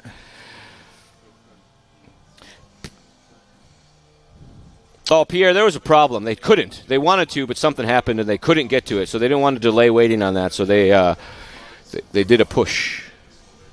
I think there was a fuel filter or something that had to be replaced. Yeah, they couldn't get it going this morning, so they got it. Somebody had the knowledge, knew what to do, and they made it happen. I was over there this morning while they were trying to get it sorted, and the guy's like, "Oh, he's spraying starter fluid in there. It was fine." I'm like, "Well, just run around behind him with the bottle and make it happen, bud. What's the problem?" She just gets exhausted and.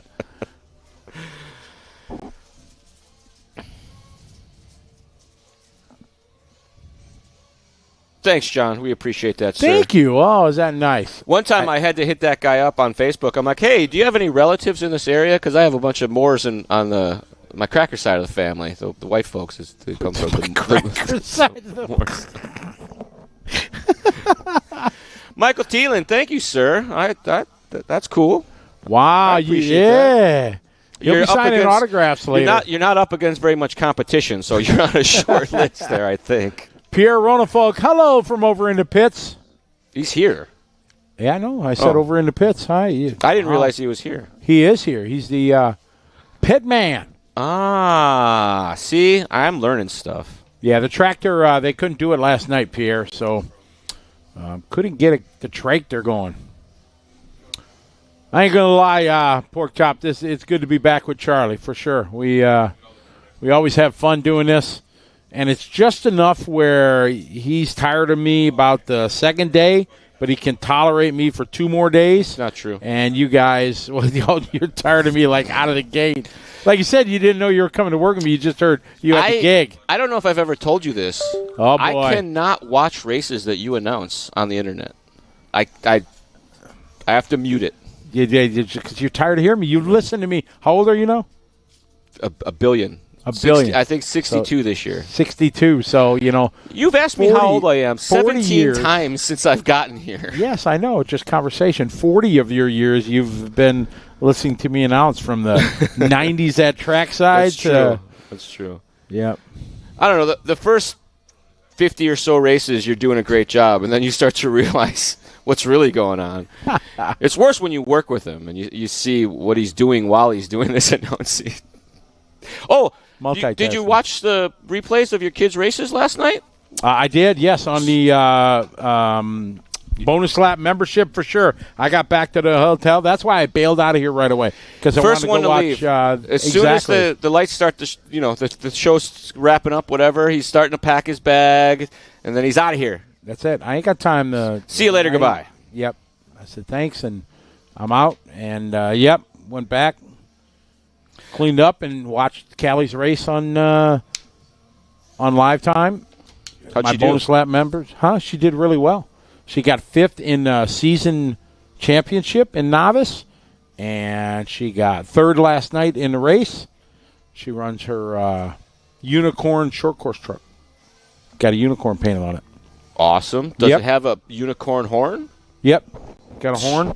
That's sick. Exactly. So Sarah painted it up for her. So she loves racing, and it was really awesome. And because her mom races, I bet it's very, very appealing to her, and dad too, for that matter. Yeah, exactly. It's the racing dues. That's it. Racing dues for sure. So definitely. My daughter, I always say my kid, and people are like, "Why do you have a son or a daughter?" So I try to clarify now, so it's not a question. My daughter was in the RC for a hot minute. We did rock crawling a lot. She'd come out, drive truck. We got her own truck. She'd go out on trail. There's a couple other kids that ran, and she was into it for a good long time, and then, nope, not anymore. I'm out. You go now. What is she, 17 now? Senior in high school, 17. Damn. Just did her senior year drama play. She was she played a lesbian couple that had adopted kids that were having an argument in their garage. It was the weirdest scene I've ever seen. I was like, it's cool. Like, they acted the hell out of it. Yeah. It's California. California. But their play was a bunch of short, like 5 or 6 minute, I don't know, scenes, I guess, that had nothing to do with each other. Yeah. I was in plays in high school. It was a lot of fun. I was a pirate in Pirates of Penzance. So many jokes when he said he's a pirate, folks. You know what I'm thinking. I got nothing. But I'll tell you later. Oh, I bet you agree. Oh, my. He's got jokes, ladies and gentlemen. Palmer, Alaska. Now, when I tell people different locations, they always, well, how far is that from such and such? Or where is that in reference to, they always, where is that type of, because I tell people I'm from Santa Rosa, and I immediately go, it's an hour north of San Francisco, because I know you've never heard of Santa Rosa. So where's Palmer, Alaska at? Yeah, because Alaska's like as big as like half the United States. Right. I want to go there. It's one of my, I want to go to all 50 states. That's going to happen. That's for sure. As long as I'm still alive in the next few years, that's going to happen. We could do the Scotty and Charlie Road show. I think I've been to like 15 or 25, something like that. Does driving through them count, or do you have to spend time? No. Driving through counts? Yeah, because I drove through. So here's the list, Charlie. You can alphabetical. Count how many you've been to. Alabama. I've never been to. Hold on. Take your shoes off so you can count. 2, 3, 4, 5, 6, 7, 8, 9, 10, 11, 12, 13, 14, 15, 16, 17, 18, 19, 20, 21, 22, 23, 24, 25, 26, 27, 28, 29, 30. I've been to 30 so far. Not too shabby. I've been to 40 plus Guam and Puerto Rico. Cool. So I got 10 to go. I haven't been to Alaska. I don't think I've been to Connecticut. I could be wrong. Don't think I've been to Delaware. I haven't been to Louisiana. Palmer, Alaska is just north of Anchorage. There you go. Now I know. Boom, there you go. Where's Anchorage, Charlie? In the middle? I don't know. But that's the good smart aleck answer would have been in Alaska. If you if you go on the thing and you punch Alaska, you'll see Anchorage right there. It's easier to find Palmer. Yeah. If you open a map, so to speak. Like I've been to Canada, John. I don't think I've ever been to Canada. No. I've been to Mexico only because we went to Tijuana one day after racing it. Morale. I went there when I was in boot camp in the Navy. Take the train down to San Ysidro. That's the border town. Mm-hmm. Yep. San Diego's awesome town.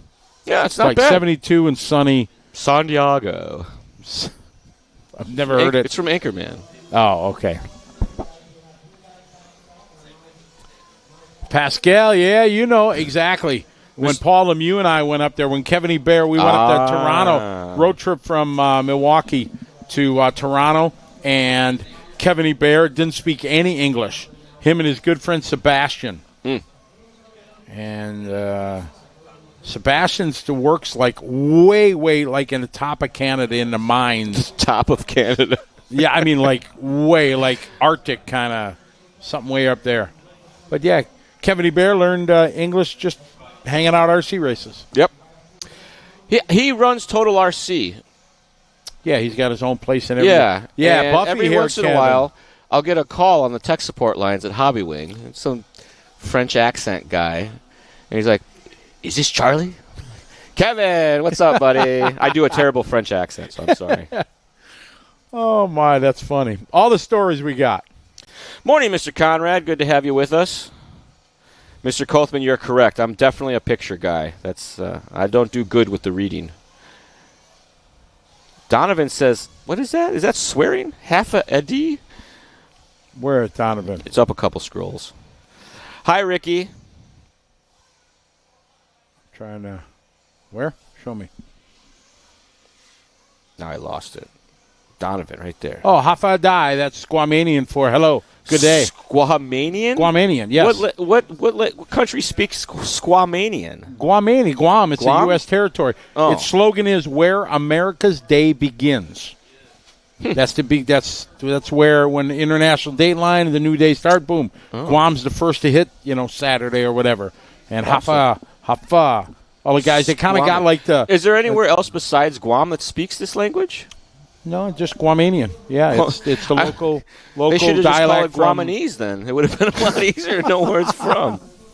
It's one of the Micronesian islands. There's Guam, Saipan, Tinian, a bunch of there. There's some great shipwrecks for diving and a lot of plane crashes from the World War. I was thinking there's actually quite a few countries that have their own language. Like only their languages in there. I keep thinking that's you're right. French has their own language. The Netherlands has their own language. The Dutch have. Germans have their own language. They do share it with Austria. It's surprisingly common. It turns out. It's amazing. In fact, I would venture to say it's less common for two countries to share language than it is for each of them to have their own language. That is the most astute observation you've made in your lifetime. That was awesome. There was a Steve Martin. Steve Martin, a comedian, actor. Yeah. Yeah, back in the day, probably before you were born, you used to get albums. They did comedy albums, stuff like that. He had one that we used to listen to, and he had a bit that he spoke a little French, and he says, ouf means egg, chapeau means hat. It's like the French have a different word for everything. Mm-hmm. Their own language, compared to what we have. Much like you just said, every country, it's amazing. Yeah. Oh, Donovan, I didn't mean to offend you, man. I'm sorry. I didn't mean anything disrespectful by that at all. I was just joking, man. My apologies, sir. But you're right. I could get punched for a lot of the things I say. I've been noticing. So that's it's not an uncommon trend around here. But I'll back him up, Donovan. He's he's the best for sure.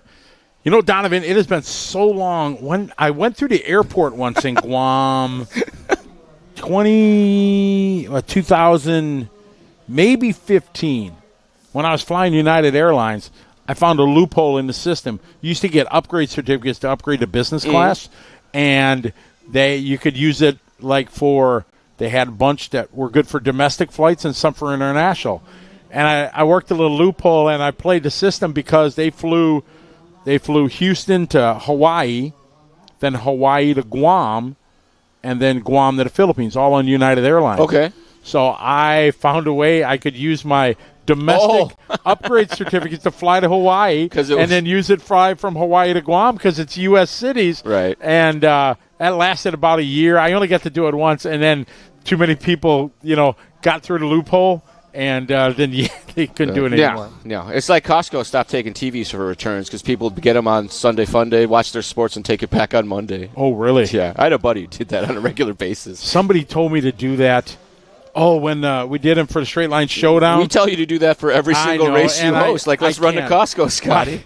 My mom and dad would turn in their graves if I would do that. Oh. I'm not a fan. But our racing action about to get back underway here as our 1A scale 40-plus Nitro Buggy D main action about to kick it off. Wilson, Lobos, Malero, Nybacher at the front of this one as they roll them out. What's our grade? Let's see if we're going to get an A. Working their way through here. I got one pipe, one solo crash. One more solo at the back. Those two took each other out. That automatically makes it a C.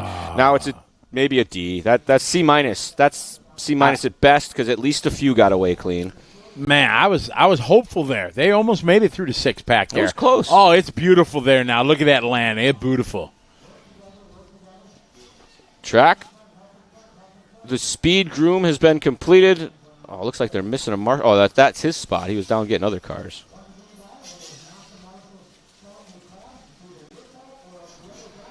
All right, here we go. Oh, our leader almost sends it off the track.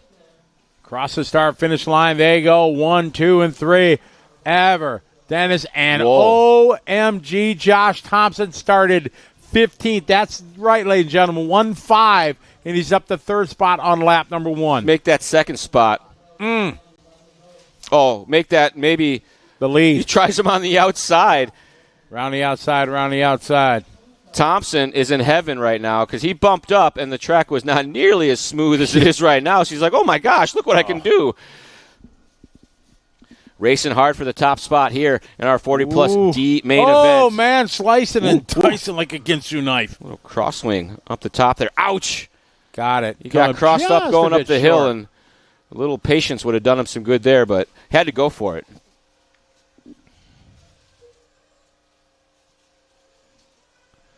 Thompson at the front of this one. Started 15th, now with a 4.6-second lead to work his way into the C main, but still 10 full minutes of racing action. We got 12-minute finals here in our buggy divisions. Lower mains. Beautiful day here at the 25th running of the DNC on liverc.com. Brought to you by 1UP Racing and a bonus lap membership. Take a look at it. Go to liverc.com. You'll learn all about being a bonus lap member. Got lots of benefits. If you're like us, love some racing, race yourself. It's the best few bucks a month you can spend. For sure, get to go back, look at all the highlights of your races, watch the videos. Lots of cool stuff. Well worth it. And if you got granddaughters like this guy that races, you can go watch their races. I didn't know if anybody knew I had a granddaughter. Scotty's got 2 now. Scotty's been proud of a lot of things in his life, but he's definitely very, very proud of his granddaughters. Exactly. Your daughters are like, what do we, chop liver now, Dad? Yeah, Come on. Exactly. I'm going to visit them tomorrow. On my way to Vienna. I'm making a pit stop in Raleigh on my way to Vienna. Carolinas. We pick up the battle here for the third spot, Keynes and Wilson. Oh! Nice. Bail out the last minute. Oh, checked up just in time. So I think that was Lobos maybe with the rollover. That's going to move Keynes and Wilson into those transfer spots. We expect pit stops right around the 6, maybe the 7-minute mark, depending. Some of these guys might go a little longer. Some of them might come in a little earlier. They use the pit stop as part of their track position strategy in addition to refueling the vehicle. 8 minutes and 30 seconds left to go in this one. Running order, Lobos, Keynes, Wilson, Thompson, Newman, Cox, Kakela, Nybacher, Robinson, Treviso, Malero, Labu, Martins, Hopkins, and Travis Saunders. 15 started, 15 still circulating the track. I got to meet Trammell. Oh. It's Trammell Lebeau. Lebeau, that's what I said. Lebeau. No, you said it right. I was saying it wrong. Oh, he came to correct you and not me? Yeah, because that's never happened before. I'm just taking a bullet for you, dude. I didn't want to say what he said, about you, but he didn't. I'm just goofing. But no, he came in because I said earlier in the broadcast this morning when we first started that, you and I take pride trying to say the names right. And I was not saying it correctly. So, yeah, we got it now. Tremel LeBeau. Now we need to get good vibes to Thompson have him do well. The bit of a trouble lap there. You see a 55 and then a 49 as he collects it back. Drops him down to third. Did not see what happened. I was statisticianing myself on the scoring screen over here, and I missed the action on the track. Sure, that's a new word. Ever, Darren, Josh, Dennis. Dennis, your TQ. I know, we need like a curtain over there. Yeah. It is bright outside. It's not bright in the booth, and then we got a big door that points right in our face. And it's all right, pit stop's going down. I think that's Canes into the pits. Down and away. Slow out of the down pits. And away. Just taking it easy. He didn't want to waste all that hard work the pit did. Oh. Mamas was on it there. Wow, that was a good pit stop. Not sure who that is or who she was pitting. She's a member of RC Wives. RC Wives, though, yep. Christine, I believe her name is, based off the wording on the back of her shirt. Oh, she's got her name on the back? Okay, there we go. That was a good pit stop. The throbbing brain will know who that was. Besides Christine, of course. John Tuffy, have you been watching that, what is it, Midwest Moto guy who's got that whole series on that thing that he's been racing everywhere? It's good stuff. Charlie thinks it's because you're stupid. That's true. Lobos, Thompson, and Canes at the front of this one. Thompson now back up to the 2 spot. Probably pit stop cycle there. They got just past the halfway mark here. Lobos, Thompson, Kane looking to transfer on out of this one. Thompson looking to do the double bump. Started in the E main, now in the D main, trying to get his way into the C main. They say Christine is Dennis Wilson. Christine Wilson. Thank you, guys. It's Dennis Wilson's missus. It's good information. Thank you very much, Super Brain. We got more pit stops going on over here. We got one flaming out. That's never a good time. Shuffling around, finding the glow igniter, making sure it's lined up.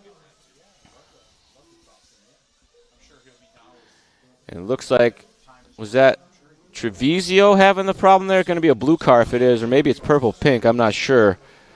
Or maybe, no. I could only guess that was Treviso. Maybe a body change.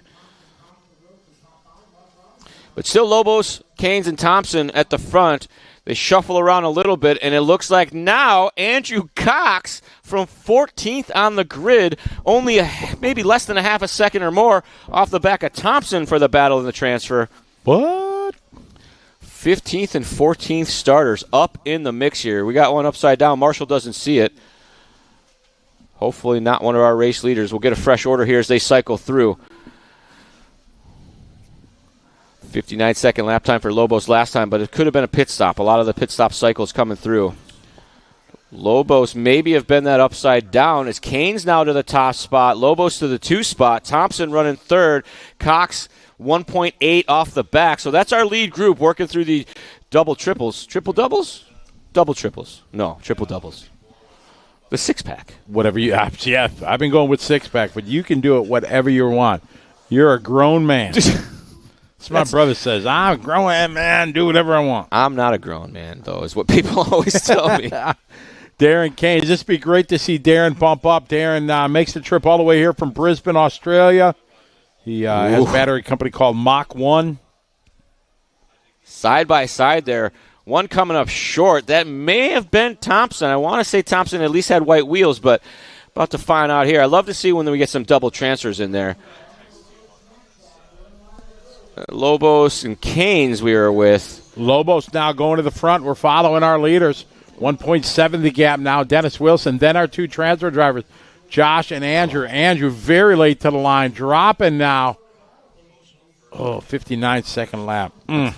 Thompson was up in the mix. Had a rough lap. You see the 52 there, dropping him down to 4th. at the front, though, staying nice and clean, and that's what they need.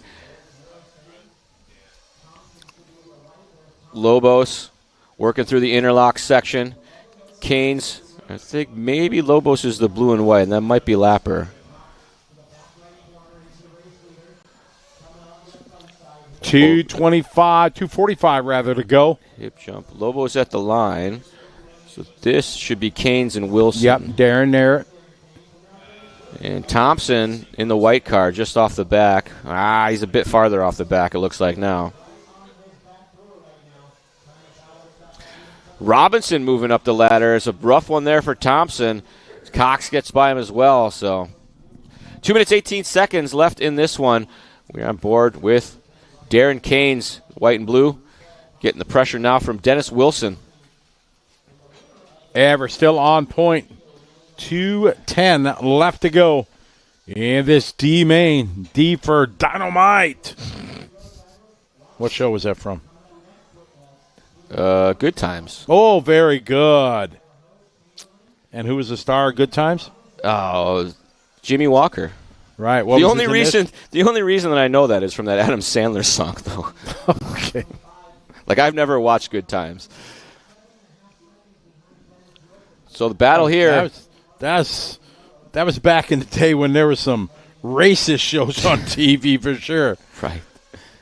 Absolutely back in the day. All in the Family and the Jeffersons and Good Times. What was the cartoon? Fat Albert? There you go. There you go. Hey. You know who the voice of Fat Albert was? Who? We'll let the throbbing brain answer that. That's a good trivia question there. Stick with Canes here. Coming up just a little short there. And I believe maybe that Robinson there, fourth car in line, getting into the mix.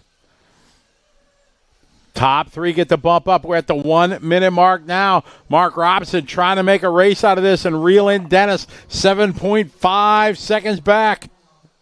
Nah, it looks like we got one lapper in the middle there. It was Bill Cosby. You are correct, sir. It was Bill Cosby.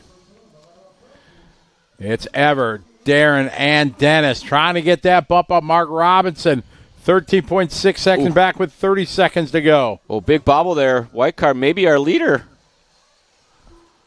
I believe that was Lobos hooking up a pipe. He's going to let Canes close the gap, but gives a little bit of gap back. 15 seconds to go. Are these guys going to get one more lap as they race across the start-finish line here for the win? Darren trying to go to the inside. Can't do it. Ever holding on into the six-pack. Double nicely. Around the hairpin. Darren trying to get a run on him. A little bit short. Saves it. These guys going to be racing the finish line. Ever gets it. Buck Wild there. Gets a little bit sideways. Duking it out for grid positions in the C-main. Oh, Darren hard on the binders behind him. Over the flipped-over car. Into the chicane they go. A bit of traffic. Oh, Ever sideways. Darren tries the wide line. It's going to come to the final double here. They make it over nicely. Ever, if he gets around this corner, patient with traffic. Darren pushing it here. And that's how they're going to finish top two. Going to be Ever, Darren, and Dennis. I give a big shout out. Jason Stump is online. What's up, Jason? Formerly of Las Vegas, Nevada. Used to come DNC all the time. Got a new job. He's over in Dubai working now. Oh, wow. What time is it in Dubai right now, Jason? Sand o'clock. Good one. Another place I want to go to. Never been there. It's supposed to be amazing. Finishing order in that one. Ever Lobos, Darren Canes, Dennis Wilson, Mark Robinson, Andrew Cox, Josh Thompson, Jose Newman, Travis Saunders, Tramel LeBeau, Ryan Niebacher, Robbie Kakela, Elton Martins, Dan Hopkins, Chris Malero, and tough break for Hugo Treviso, not making the finish of that one. In Living Color, there was a good TV show. That so many comedians started from there. Jim Carrey, the Wayne brothers. Wasn't Jamie Foxx? Mm-hmm. He was in that one. Yes. What was the one that started it all, though?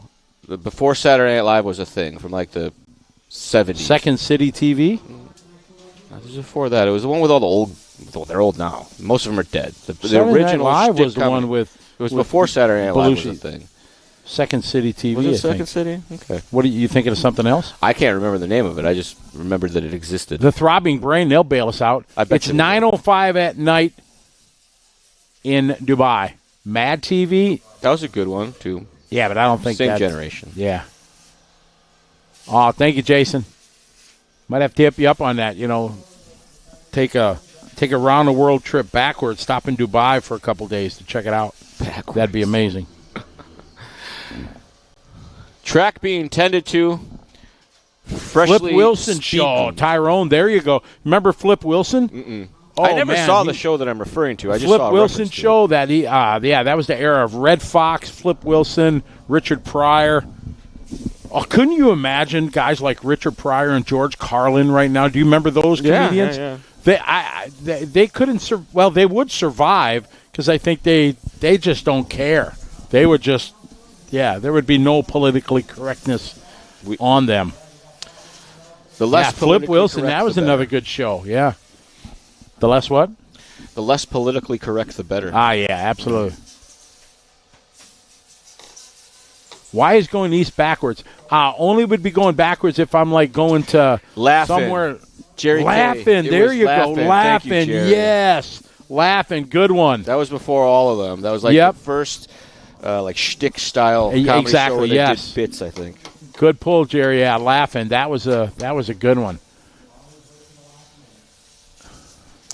About to get underway here. I hear the revving of engines.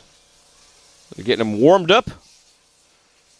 Using up all those valuable dyno bones. Is there dyno bones? Like, is there any petroleum oil in these things? I think there is. Yeah, man. Laughing. Lamp oil Dan and Rowan. nitromethane is the way it was always explained to me early in the days. Yeah, that's where Flip Wilson, Buddy Hackett, there was another guy. Joanne Worley, Artie Johnson, that's where Goldie Hawn got her start. That's right. Lily Tomlin. You know who Goldie Hawn is, right? Oh, yeah. Actress, yeah. Now she's Goldie Hawn. She's Goldie Hawn. Who is she not married to? The guy she did all the movies with, wasn't it? No? Well, she did a lot of movies with a lot of people. What? There was that one dude she did like most of the movies with. There's that one dude, yeah. What's that? That's what I'm trying to get out of you, the one dude. I don't know. The Throbbing Brain will save you, don't worry. I'm not good with names.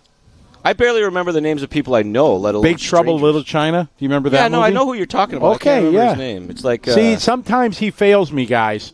Throbbing Brain guy. He was a heartthrob back in the day. Tombstone. Kurt one Russell. Of the great. There you go. Oh, you were reading the chat. You guys Tombstone fans? I'm a huge Tombstone. Oh, we're ready? Are you standing there? Why don't you, wave? So, Charlie, I got work to do. Good. So, I'm going to let you carry. Beat it. Okay, bye. Beat it like a dirty rug. I miss you already. All right, bye, everybody. I got to go do some interviews, so we'll be back. Charlie, I'm going to leave you in the best hands. You guys tired of listening to me? You get the sultry sounds of Charlie Swanka. Bye. See you later. Everybody immediately falls asleep. They all F in the chat if you're leaving because Scotty's leaving. No, numbers are going to go through the roof now. Chat's going to just go crazy. Yeah, tell your friends Scotty's leaving. We're going to talk mostly about racing from now on, I promise. Getting ready for the start of this one, our 8th scale Sportsman Nitro Buggy D main. Top 3 in this one, going to transfer into the C main. Down and quiet, off and away we go. We've been grading the starts throughout the week, and some of them are good, some of them are bad. We start the grading process right about here when they get to this rhythm section, what I've been calling the triple doubles, or the holiday six-pack, if you will. And while this one was sort of clean, mostly people taking out themselves, I think that deserves a C+, because I'm okay with a couple crashes, but when they start taking each other out, that drops it down right away. So, top 3 starting to get away a little bit clean, but as I say that, I believe that's Niemeyer hooking up a pipe and going for a bit of a wild ride. I think he did get away clean, bobble-free on the start. But we're about to find out. Up and over that uphill double. Very, very tricky section. If you're just tuning in, we just got done with a speed grooming of the Track 1 race ago. So they went out and fixed some of the more worser spots. And the drivers are loving it. Josh Thompson, our current race leader. John Brown in the 2 spot. Rodney Roberts rounding out our bump-up drivers with Coach Squillis from 12th to 4th. Niemeyer down to 5th. Hopkins, Gridiron, Friedenrich, Aspen, Longman, Faust, Lozoya, Iwanenko, and Elkhorn. The running order after that. See some positions getting swapped here up at the front as Squillis and Roberts, I believe, making each other's presence felt. Top 5. Well, I guess that's 2nd through 5th all together. Bit of contact there. Find out who that was. I think it was initiated by the Yellow Wing, but it's hard to see from this vantage point of this beautifully crisp HD monitor. They come across the line this time. Order going to change. It's now Thompson and Brown. Order didn't change. They just bumped and banged around about it for a minute. Roberts, Thompson, Brown at the front. Nimer in the 4th spot, wanting a piece of this action. Oh, no. Getting it all kinds of wrong there. Got a little turn sideways. It looked like maybe turned the wheels the wrong way. I do a little racing myself, and that wheel control of turning the wheels in the air to get the vehicle to flatten or match the surface or point the right direction. Sometimes I brain fart on that one, and I just turn the wheel the wrong way and make it worse. Big bobble there by what was our 3rd-place runner. So we're going to get a new order this time by if they don't make any more of that. But as I say that, swapping positions back. This is our battle 2nd through 3rd. So Thompson now just across the line. This is 2nd, 3rd, and 4th taking each other out. That changes again as we got Roberts, Hopkins, and Brown as the order now. Too close to call. 2nd, 3rd, 4th, and 5th right here together through the rhythm section. Oh, big contact at the front. Cutting across the lane to get back out there. Questionable at best. Going to try to figure out which color is which color. Maybe the throbbing brain and the super check can help me out in remembering which colors are which colors, because I never know. I want to say Hopkins is in that multicolor with the yellow wheels, and I think Brown is in the mix there in the white and the yellow. But this time, if they get spread out enough, maybe I'll be able to figure it out. Up and over that uphill double they go. Thompson at the line, stretching his lead out. Here comes 2nd and 3rd and 4th. So multicolor is going to be Brown. Roberts is in the all-white, and Niemeyer in the blue and white. So that's easy. Brown is multicolor. Roberts is all-white. And Niemeyer is the pink and the blue. Oh, a little bit of a bobble there. They get together as it looked like it was Roberts going to the high side. It ain't over yet. They continue to crash. That is going to shuffle things up as it's going to allow Squillis and Hopkins to move into this mix. Maybe even Gridiron. I saw 3 or 4 cars go by that wreck. So our leader there, Thompson, way out in front. The car at the bottom of the shot there with the yellow wheels, that is going to be Brown in the multicolor.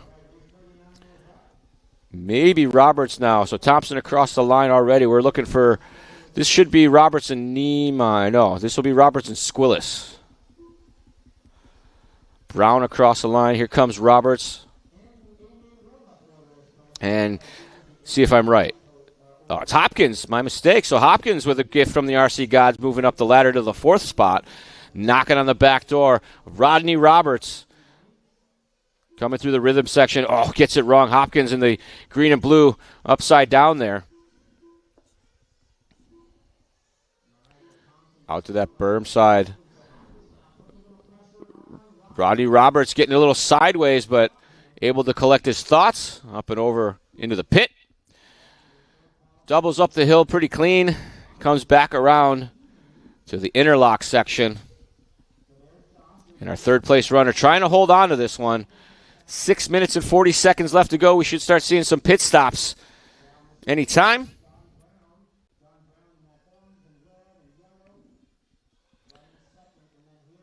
And staying out for one more. Roberts across, maintaining that 3rd position, 53.5 that time. Top 3 runners all doing 53s, mid-53s, so No ground being lost, not a lot of ground being made up. And Roberts really going to the high side at the 180 to make sure that he can make that double. Maybe doesn't have the grip he needs for the run-up, so runs a little high side. The 2, the 4, and the 3 plates. You see our highest running bump-up driver, Dan Hopkins, up to 5th right now trying to do the double transfer. So far, I don't think we've seen any double transfers, only a single transfer thus far, but not entirely uncommon to only make it out of 1. We saw yesterday Setzer in the, I believe, buggy went 2 back-to-back. He came into the A from the C main. And third place runner Roberts now into the pits. See him slide it into the pit spot there. More left. The scoring's in the way. Oh. So that will shuffle things up just a little bit here on our pit stop shuffle. Roberts was on his in lap, only a 52.5, so we'll see what he gets on his out lap. So we pick up, I think this is Hopkins in the blue and green with the yellow. Maybe. No, it's not even blue and green. I've gone colorblind all of a sudden.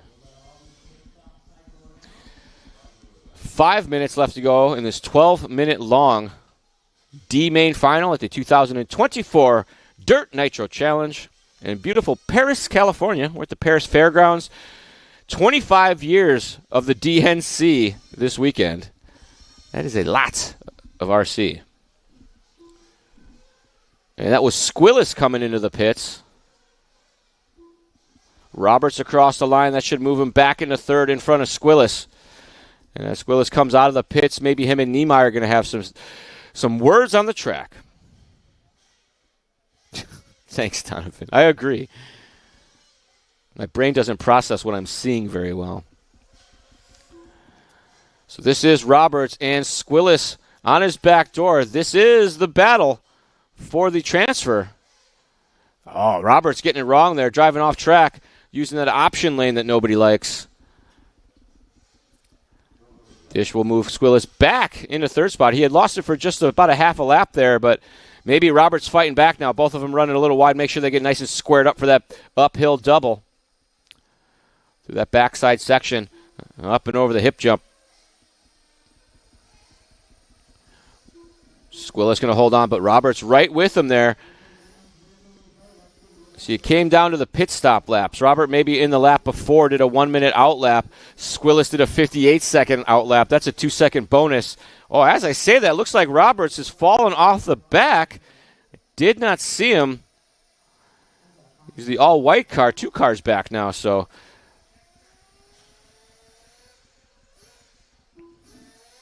Oh, big bobble there for Squillis coming up the hill, but lands right side up, able to maintain. And I believe he is on the back of John Brown in that multicolored car now. It's better to be in second than third. You get a transfer and you get a cushion spot. They get to battle behind you.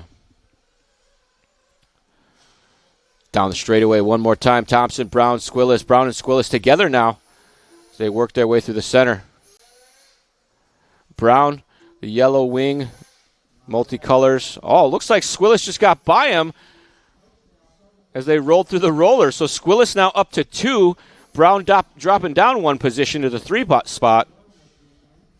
And you see there, the previous lap, Brown did a 56. Squillis did a 51. So Squillis figuring something out there.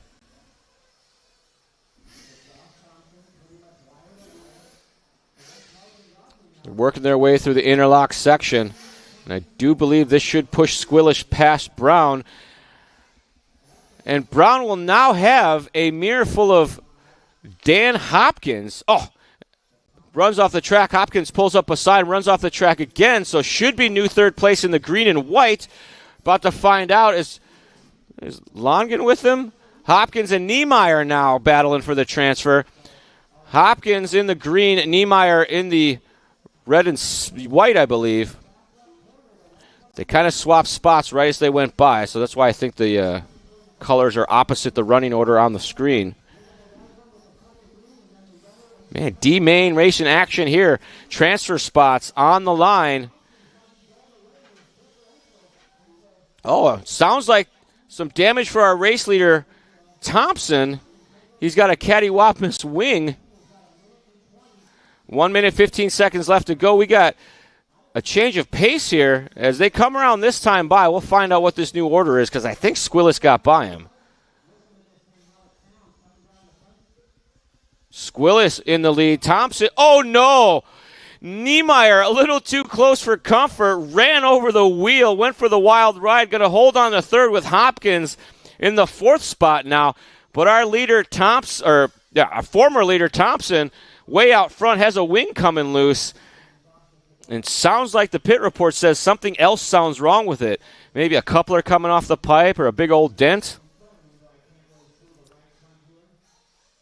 So now it is Thompson, our former leader, to the 3 spot, trying to hold off Niemeyer. That's Niemeyer just a corner back, so Thompson going to have to hold on for one more lap. They're going to make it by the line. Thompson going to have to hope for some bad luck from his fellow racers. Putting up a fight. Oh, they run into the back of him. Doesn't give it back. That's a rough one. I believe that's Niemeyer now moving to a No, check that. Maybe Hopkins. I'm sorry. Squillis and Niemeyer already got by. This is Hopkins across the line taking the spot from Thompson. Man, tough break there for Thompson. Had a good race, but Hopkins looking to be our first double transfer driver. Hopkins with the 14 on his number plate through that backside section. Going to have to keep it together because Christopher Gridiron is out on this final lap with him on the same lap. And if Hopkins has any bad luck, we'll lose that transfer spot. Hopkins, oh no, we got a slow and go through the middle. That was Squillis or Niemeyer, I believe. So, order changing up here. Gridiron maybe with a gift from the RC gods. I want to say it was Coach, but maybe it was Squillis. We're about to find out. Niemeyer going to take the win. Hopkins up to the 2. Gridiron to the 3. Squillis coming to a stop on the final lap. Tough break there for our 12th place starter. Niemeyer started at the point, finished at the point. Hopkins started 14th, transfers into the C main. Gridiron started 7th, transfers into the C main. After that, it was Squillis, Thompson, Faust, Brown, Longman, Van Norden, Roberts, Lazoya, Friedenreich, Elkhorn, Aspen, and Iwanjenko not making the start. Man, barn burner.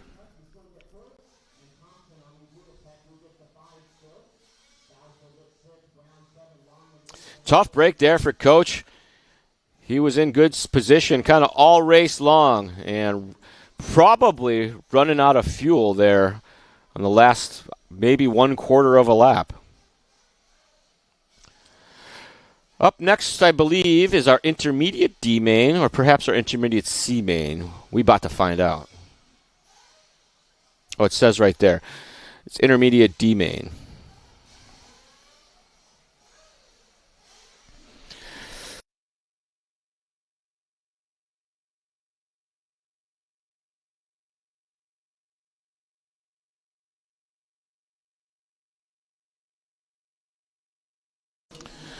So they're out there watering the track as they do between each and every run. And while they do that, the start area is used for the revving of the engines.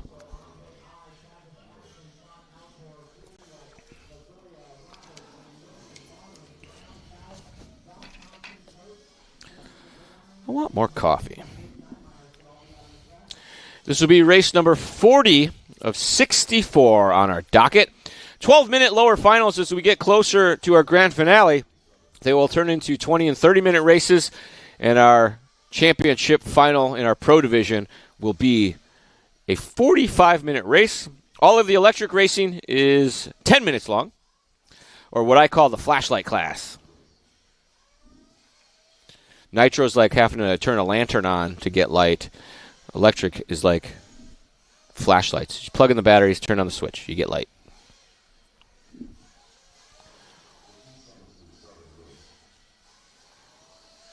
Oh, looks like did they water? Did I miss some watering?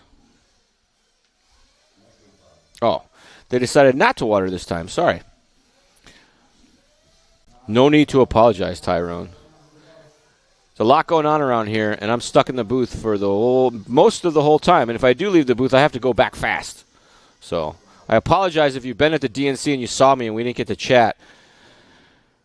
I'm supposed to go back to work tomorrow, so I'm going to try to drive part of the way home tonight and part of the way home early in the morning. That should be fun. Warm-up lap happening here in our D main of Intermediate Nitro Buggy.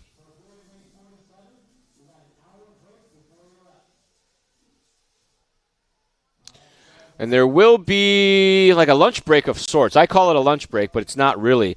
They allow the A main finalists that have already qualified into the A main an opportunity to go run 7 minutes on the track of sort of open practice. They do it by their groups.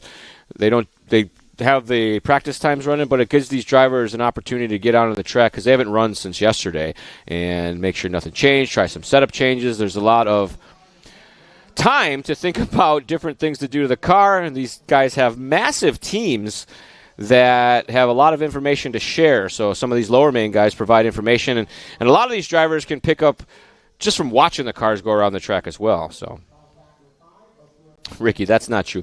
I do leave for necessary what do they call them? What did Scotty say he has? Kidney stone, anti-kidney stone brakes.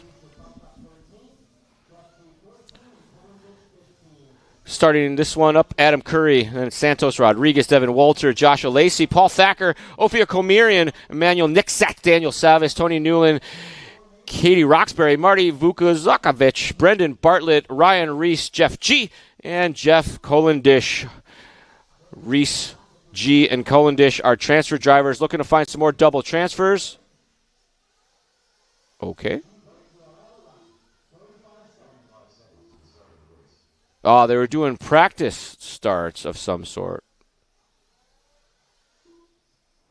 And to see how the tune is from that. Very interesting.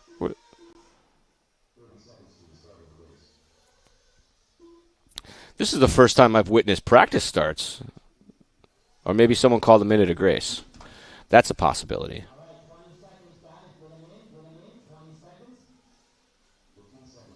It was a minute of grace? Oh, okay. Somebody having a problem, and they have provisions in the rules. You can call for a minute of grace. Gives you an opportunity to do a repair, make an adjustment, and get back out to your starting position. And apparently you can do laps while that minute of grace is happening. Another beautiful California, what do they call those? Backdrop. Snowy mountains in the distance, partly cloudy skies, chemtrails for days. I'm just kidding. I know that's going to trigger somebody. All right, about to get underway here. Minute of grace has expired. 12 minutes of D main action about to happen. Somebody lost a muffler bearing. Perhaps. Ooh, some big tosses there. Oh, this is a terrible start. Fifth place guy, last. Here we go to the decision maker. Oh, gosh. Got into the back of him, crashed in front of him. This may be a D, maybe just a regular D level start. Not good, not good. But at the front, I do believe Mr. Curry got away. Field getting bunched up in the back here. They're coming around. One buggy way out front as he managed to get away clean. Whether that's Curry or not is yet to be seen.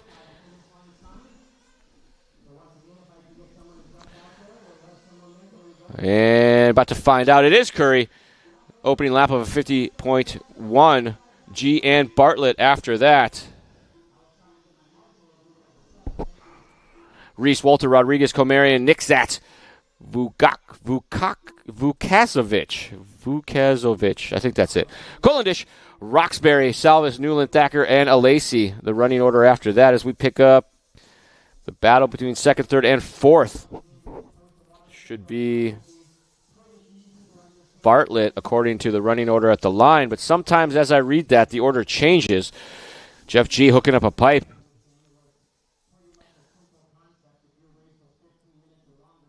Up and over the top side. into that hip jump. This should be G and Bartlett. It is. G and Bartlett running nose to tail. Reese and Rodriguez fighting over the 4th spot. Komarian and Nixat fighting over the 6th spot. Battles all over the track early on in this one.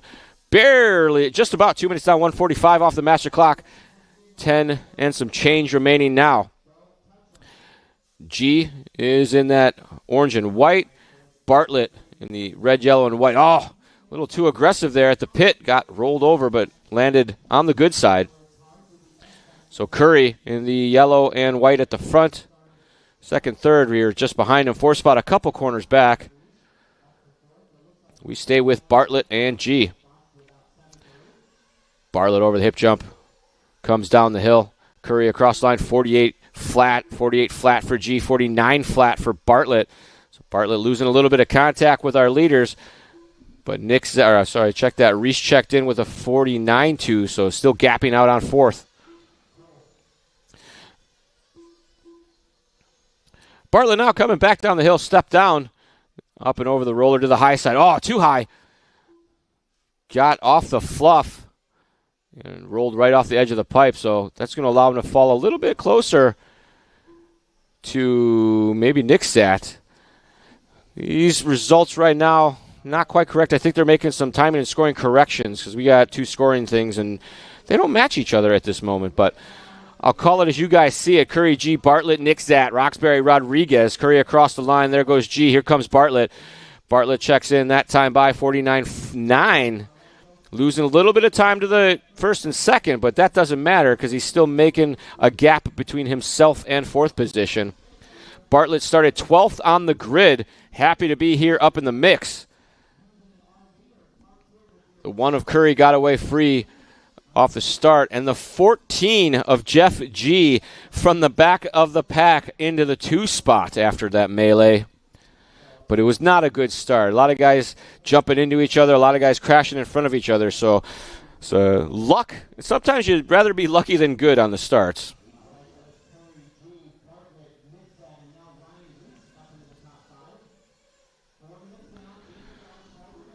And our leader, Bartlett, up and over the top, 47.6. That should be a new hot lap for Bartlett. He's finding the flow right now. The pit man probably hollered up, and he's like, you can stop screwing around now. We'd like better lap times. Bartlett wanting to get a big gap over Nixat. The new set screw is what I've been told. There's a magnetic field in that big left-hander. Yeah, maybe. And you see the pit line there shaping up a little bit. They're not having to berm shot so hard. They filled that crater and that was down there, and they packed it good with a packer and a tamper and some other stuff. So track, they took some of the character out of it in its most characteristic places, which I think the racers are all very thankful for, because it's probably a pretty frustrating situation to just have to be in survival mode most of the time. So Bartlett up and over that main side double. Drops in nice and easy. Did a 48.2 last time by. G did a 47.4. Reese now to the 3 spot. Nixat to 5. Roxbury 6. Rodriguez 7. Komarian 8. Wolter in the 9.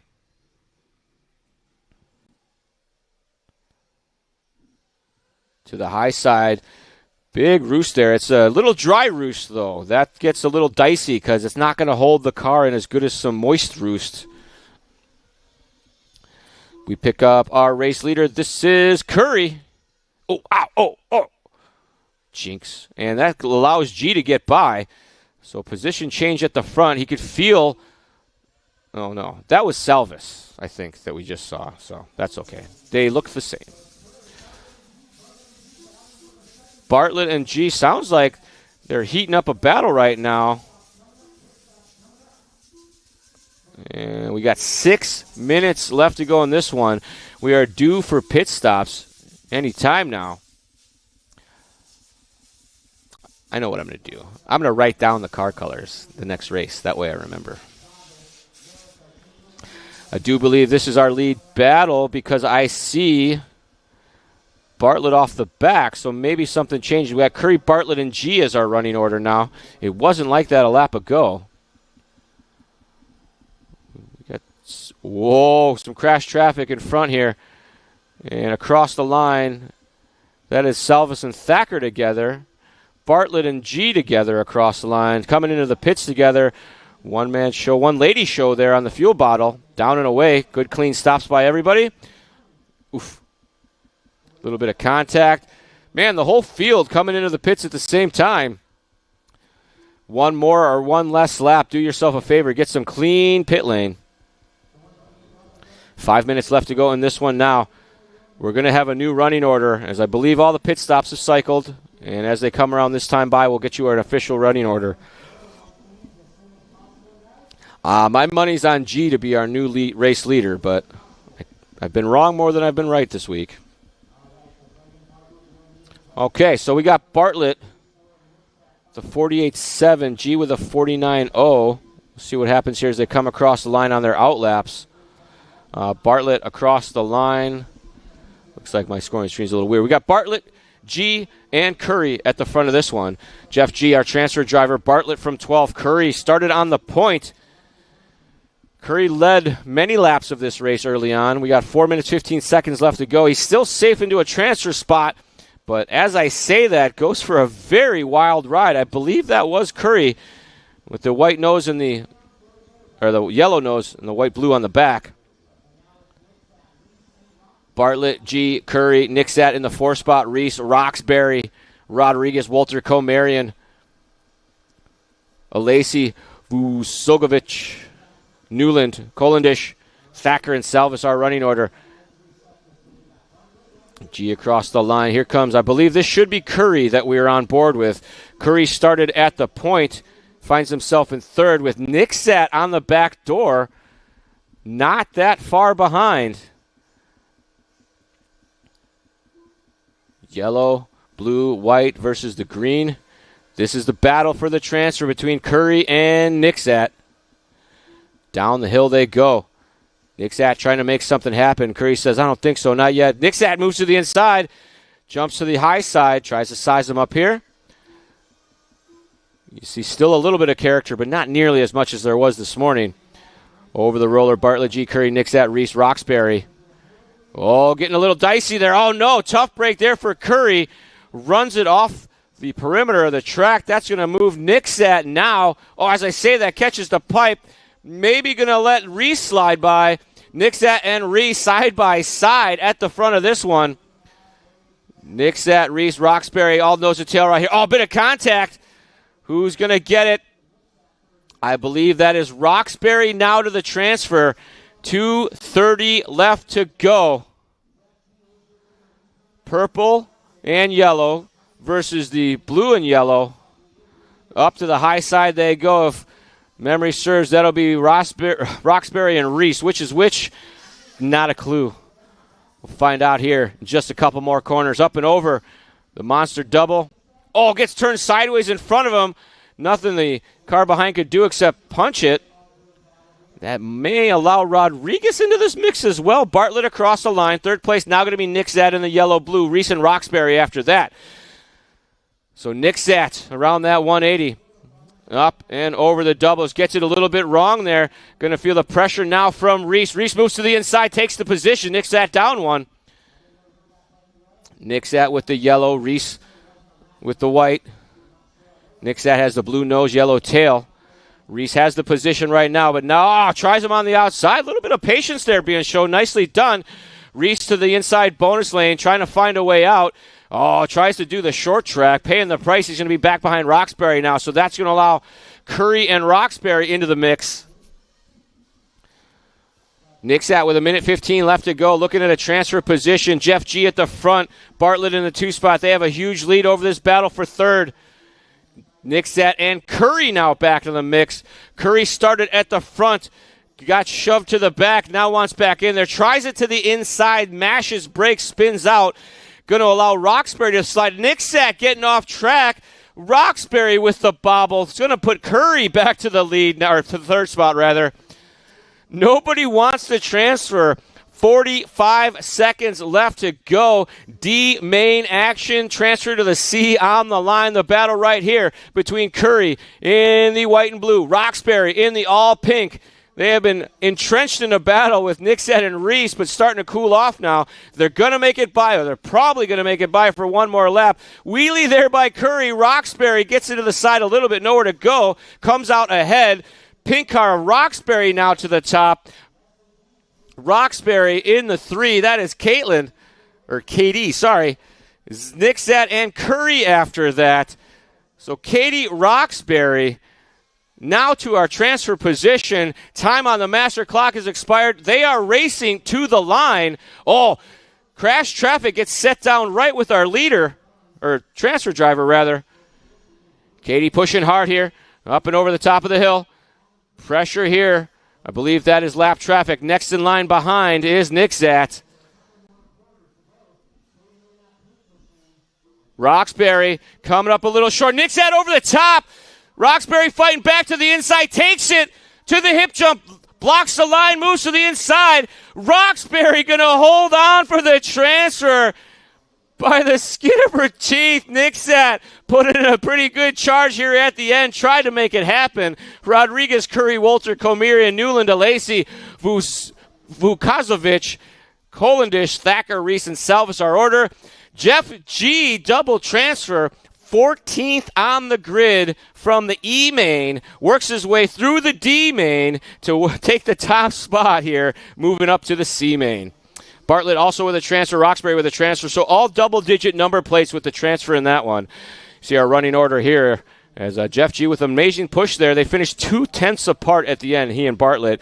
Roxbury and Nixat, barely half a second separation there. Great racing there between Roxbury and Nixat. Roxbury came up short on the double. Nixat went over the top, but Roxbury collected her thoughts and put the hard charge on to take the spot back going up the hill. Great move there by Roxbury.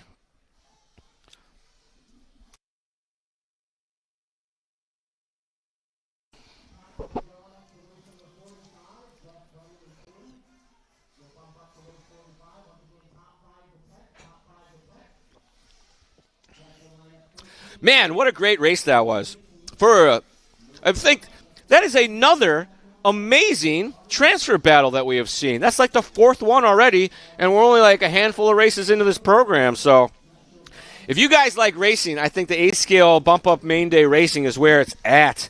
I think that from now on there should be no qualifying. You go out there, you get randomly sorted, and you race your way through the program all weekend long. They do that in drone racing. They have double elimination brackets, so you have to not transfer twice before you're out of the program. So you would essentially get a very similar amount of quote-unquote qualifying races, and then you get down to probably fewer finals, if you will, because once you get bumped out of the losers bracket, you're out of the program and you're just a spectator or perhaps a event fan. Up next, our Pro Nitro D main event, as we have reached our first Pro Division of the day. Carlos Arredondo, Sean Kirkman, Brendan LaRoe, Ivan Moreno Jr., Jacob Vigil, Jaden Tew, Tyler Brown, and Joshua Vigil.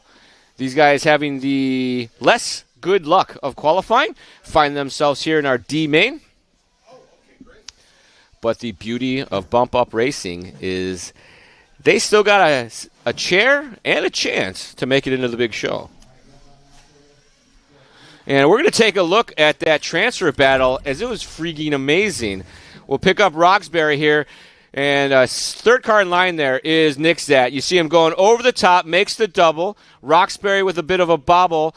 Nixat punches it, goes to the high side. Roxbury gets to track position, cleans the section. And Nixat pushing hard, slams the door in his face, and carries on for a clean transfer. So great look there at our one-up racing instant replay. Good times. I got back in the booth just in time. That was Katie. Awesome. Yeah, that was Katie awesome. Wheeling. Yeah. Doing it for the ladies. That's it. Representing. There are quite a few lady racers in A-Scale. I think that's cool. The racing couples happen. They're like, babe, you want to race? Sure, let's race.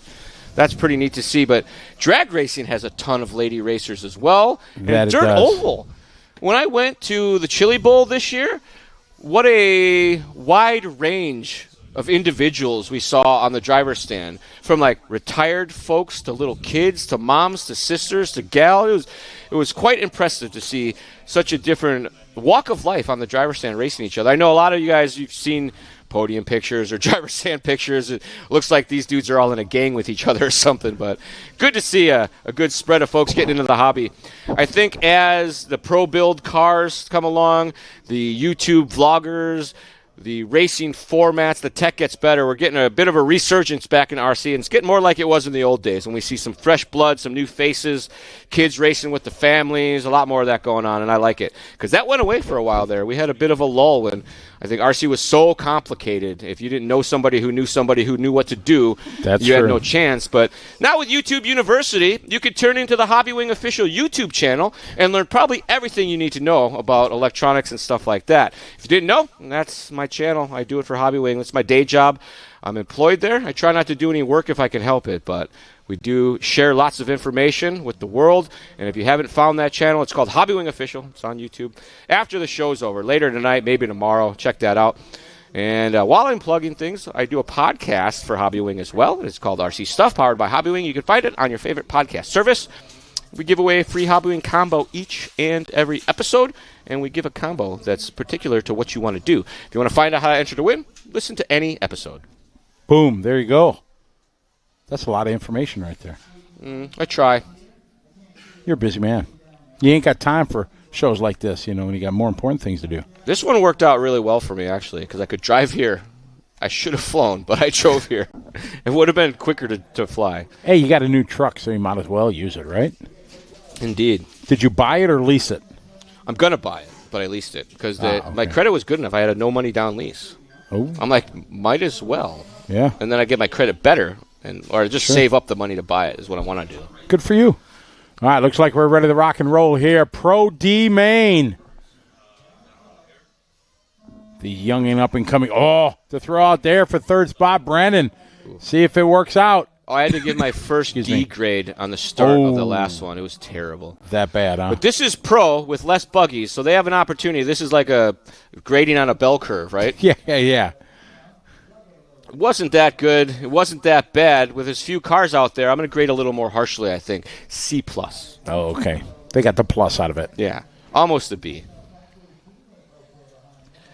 D-Main Pro buggy underway. Check our leader. I believe it's still going to be Carlos. I think he got away clean, and Kirkman was right with him. But so far I've said that almost every time and only been right once, and just had a big wreck right there. So even if I was right, I'm probably not right now. That's really a good shot. It is pretty good. Here we go. Lap number 1 in the books. Kirkman. Who's it going to be? Way out It is front. Kirkman leading the way, followed by Jaden. Jaden have a good start from the 6. A bunch of these kids stepping up, running pro. I commented about it throughout the course of the event, that it's really good to see. We need more of that, especially in the electric world, in the 10-scale buggy world. We need the young guns that are at the top of the heap of stock. We need them to advance into the modified divisions, or the future of racing in the modified classes for the American side compared to the European and stuff. We need more. If you look at all of the top pros that are out there, they've been doing this, for a very long time, since before their teenage years at least, and I think that needs to kind of set into your skill set early on. And trying to become a old guy that gets fast in mod is trickier than it looks. Absolutely, and all these young kids, they run stock and at the top of that level, but it is quite a bit different running modified, and it's good to see these guys going from intermediate divisions to pro. Ooh. Looks like Moreno trying him on the inside, but can't make it stick. I believe this is the battle between Vigil and Moreno. Oh, woo! Super cheetah flip coming down the hill. That was sick. Up and over they go. The pit nice and smooth now. They're not having to do that berm shot as much. Chapman is called Hobbywing Official. He asked, so I had to answer. You have to, exactly. Guys, Kirkman, hot lap in there the first 2 laps. Top of the board. 12 and a half to go in this 15-minute final. Vigil now getting by. Didn't see what happened to Kirkman. So Kirkman had a rough one there, a 50.8, while everybody else is doing 45s and 47s. Drops him down a spot. Moreno Jr. holding on to the 3 spot. All these guys have the dream of making the A main from the D. Triple transfers. We had a double transfer. I forgot who it was. We'll find out. So you're saying there's a chance? Yeah. Jensen. Vigil, Kirkman, Moreno to Arredondo. Oh, there's double Vigils out there. And they're both with a J. That's helpful. Looks like a problem for Josh, not across the line. Oh, no, check that. He's fine. Josh, Sean, and Ivan, our top 3. Running. Is this them nose to tail? Someone told me. Oh, it's pronounced V-Hill. Thank you. All right, this is our lead battle. Veal, Kirkman, and Moreno. Top 3. Oh, no. Looks like V-Hill with a bobble there. Back underway, dropping on only 1 spot. Falls back into the clutches of Moreno. Kirkman now back to the lead. Over the double. It doesn't look like the uphill double has gotten a whole lot easier after the speed grooming. It's still a stretch and a reach. As they cross the line, completing lap number 5 here. It's Kirkman, V-Hill in second. Moreno is third. Then Jaden, Carlos, Tyler, Jacob, and Brendan.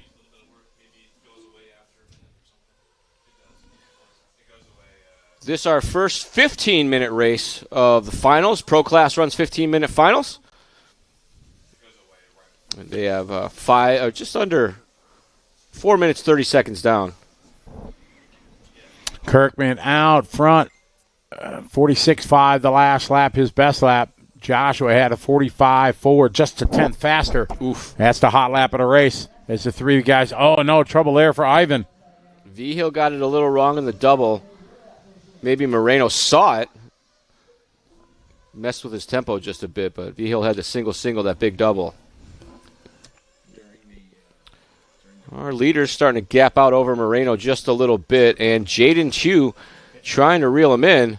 Last time by for Jaden was a 46.6, Moreno with a 47, so Jaden is chipping away at that lead. And Moreno looking pretty smooth here. Lands at the top of the downside. That's where you want to be. And you can see Jaden looks to be closing that gap on the back of Ivan. Oh, bobble by one of our leaders. That looked to be V-Hill, maybe Kirkman. Kirkman off the top of the track. V-Hill Moreno to the 1 and the 2. Tew now got his sights set on the back of Kirkman. Kirkman probably not very happy with the car, the top side of the track. Oh, no, trouble in front of him. Moreno, man, a lot of transfer mistakes happening here as they get into position and then something going a little wrong. I think they're overconfident on the lack of character in the track, and they're pushing a little too hard. I believe so. Yep, there you go. Boom, you heard it right from Charlie.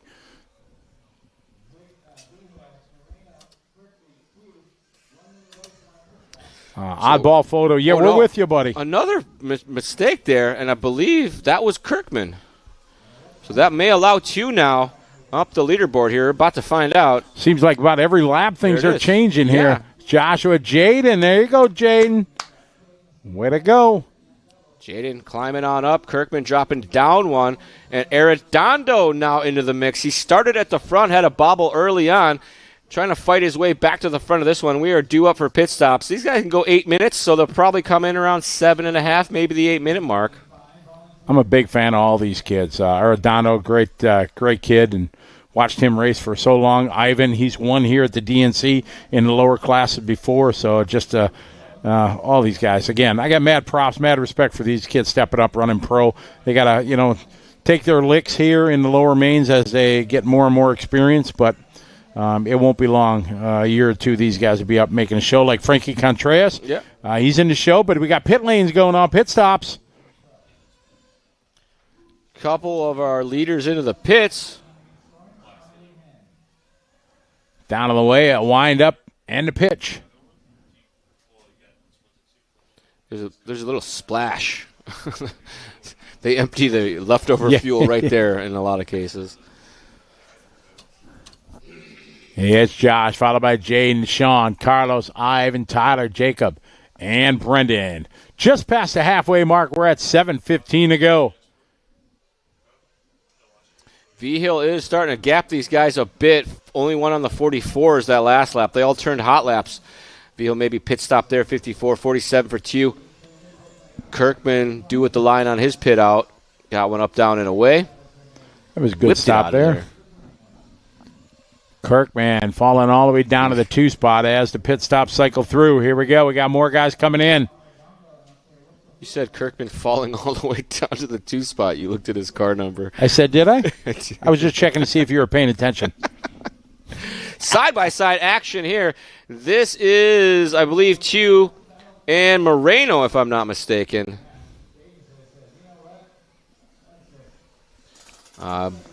Believe so. We'll find out here in just a moment. They're up and over the roller. Clean and easy into the monster double. To that high side section.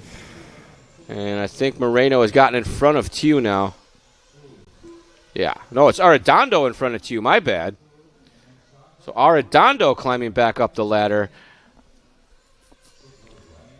I think maybe Jaden was on a pit out lap or maybe just had a rough one. Coming down the hill one more time, stepping down through the roller. Nobody using the high side anymore. They found that inside line working for them. Lots of folks were still using that berm shot in our previous heats, but these guys liking that inside line a bit more through that area. I think by the end of the night they'll be back all the way out there to the berm. The berm is built up so much you can't even see the pipe anymore. Right. Oh, no. Oh, no. Bobble there Trouble by Arredondo, able to hold the position. That is Kirkman with him. Nope. Yeah? No. Kirkman's car was white, I thought. It is. Look at me. Lucky guess. So Kirkman wants back to the transfer spot. He had it for many, many laps and would like it for the important laps here at the end as we come up on the 5 minutes to go mark. Pitching sideways there. Kirkman trying to fight off Arredondo. Oh, matching paint schemes here is not making my memories any better. To the bonus lane, gets out of it, tries him on the inside, nothing doing. It's Kirkman and Arredondo. Excellent battle here to that tough, stretching for that double to the backside they go. A little step up and down as they race to the finish line here. 4:45 to go. Arredondo has it, Kirkman wants it, and Moreno can smell it just a couple corners ahead. V-Hill out. Sorry, Charlie. Oh. Go ahead. Roll with it. Go ahead. V-Hill out front, followed by Jaden, Carlos, Sean, Ivan, Jacob, Tyler, Brendan. Only 3 spots matter. Big bobble there off the back. I believe that was Kirkman. That's going to allow Moreno Jr. now into the mix with the green wing. I think this is still Arredondo in that 3 spot. But I just forgot what I was talking about before, so we're going to wait till they cross the line. Yeah, Arredondo moves up, 2 drops. It was Kirkman? That was Kirkman? Or maybe they just swapped spots. It's probably lap traffic. V-Hill out front, Arredondo second, Tew, Moreno, Kirkman, Jacob V-Hill, followed by Brown and LaRoe. Down to 3:30 to go. First heat, and our Pro Nitro buggy on the way up the ladder. Woo. Big whip. Big correction of the tires and a little bit of throttle application to bring that one back in. Much like a dirt bike, they can control the attitude of the vehicle in the air with brakes and throttle. Little brakes brings the nose down, little throttle brings the nose up, and even more so from what I've been told, with four-wheel drive especially, front-wheel input can really change the orientation or rotation, if you will, get the car kind of sideways, upside down. You've seen these guys do those Whip It Wednesday posts where they can get the car almost all the way upside down if the jump is right. Pretty cool stuff. And then bring it back. This is the battle here, 2, 3, and 4. Carlos, Jada, and Ivan all battling for the transfer spot with 2:30 to go. Frito, you're absolutely right. It's I'm terrible with names and colors of cars. Like, I got no clue all of the time. And I'll say it a lap ago and completely forget what I was going.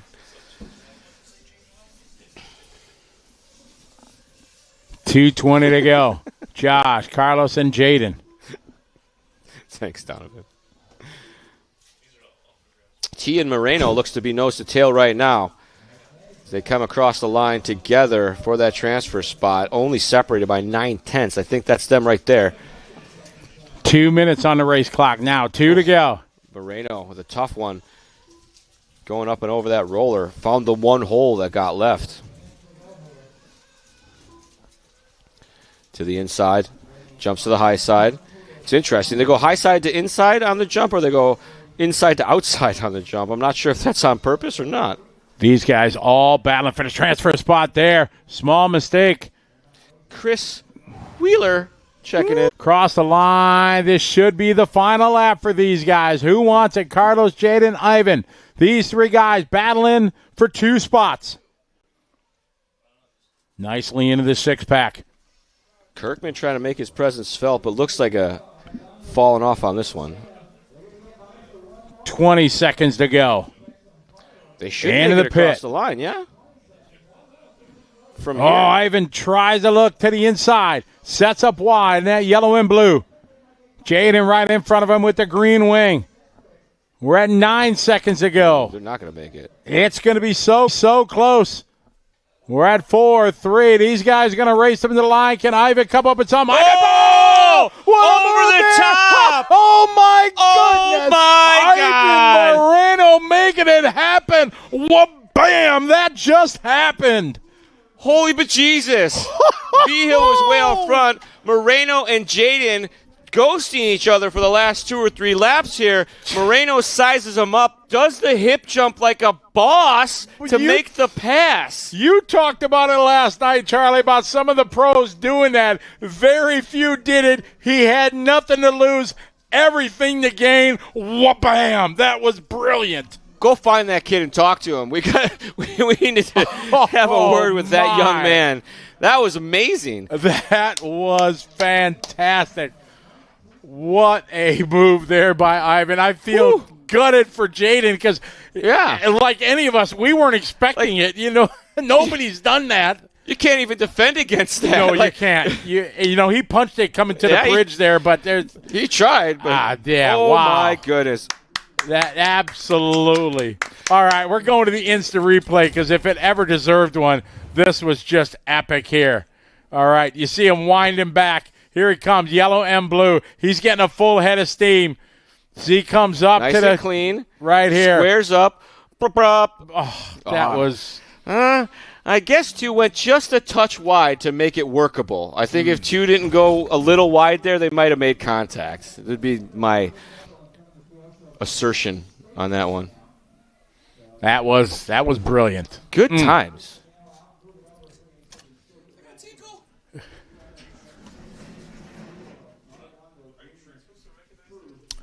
That was awesome.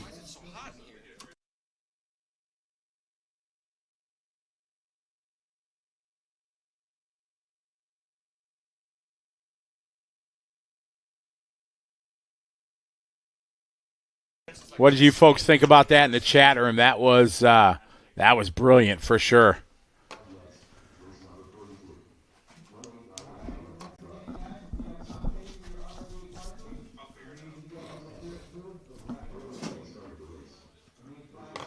Tough luck for Jaden.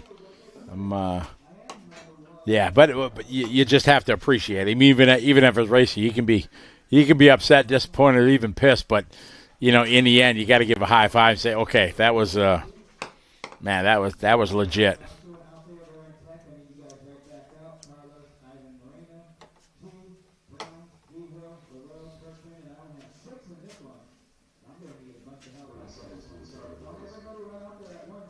We're getting ready to roll out here with our C-Main intermediate electric truck. Shh. It's quiet time now. Quiet time. It was, Colin. That was a, for sure, legendary pass.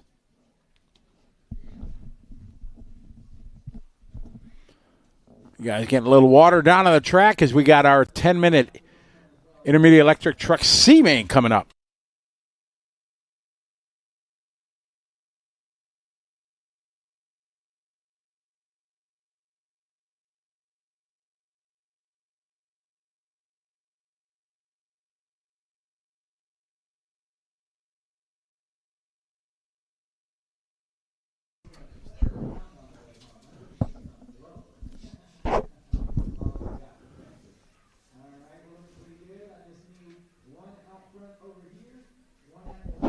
I think, panicked and surprised, as we all were, of that pass that he pulled on.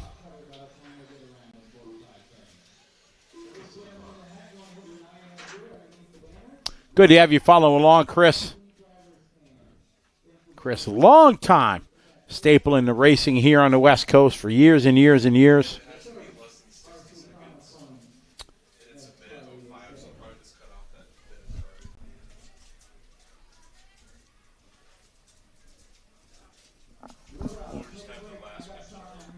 All right, race 42. We're on our way to 64, a whole lot of racing. We'll end up probably racing until 8, 9 o'clock at night. Yeah, that's exactly what I thought about Rich when he did that one. A little bump a couple years ago there at Silver State. That was an epic pass for sure when he went over the top.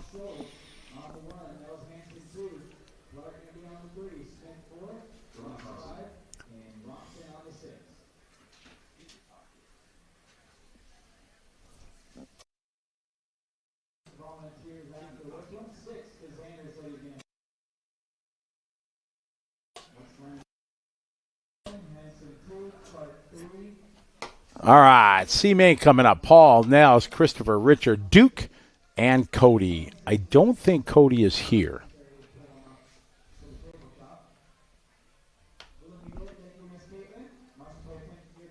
Looks like we got 5 here, 6 to make the call, so maybe he is. All right, E-Truck C-Main.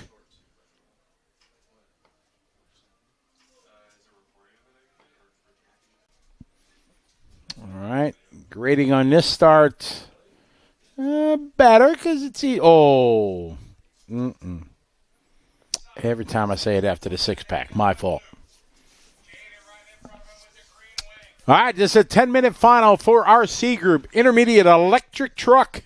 Whoa, look out, Marshall, coming in hot. That's the hot line.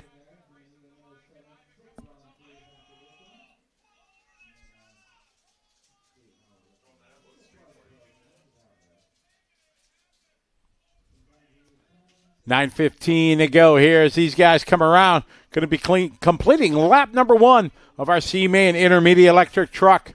Lead lap number 1 from the 2 spot now, followed by your pole sitter, Paul. Duke having a good start up from the 5, Cody from the 6, and Richard and Christopher.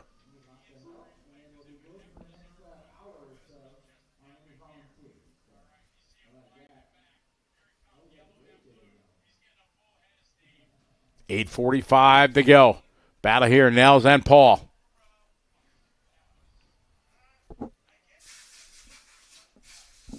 Into the chicane. Top 3 get the bump up. Electric Truck. Intermediate, C-Main. Welcome, everybody that's watching from around the world. Finals day, our second main day. We had mains yesterday for e-buggy and Nitro truck. Now it is our electric truck and Nitro buggy. Oh, trouble in the 6-pack there.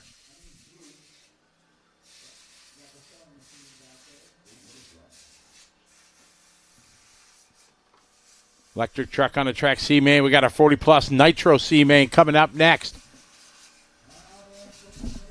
Oh, trouble going into the pit. 7:45 to go.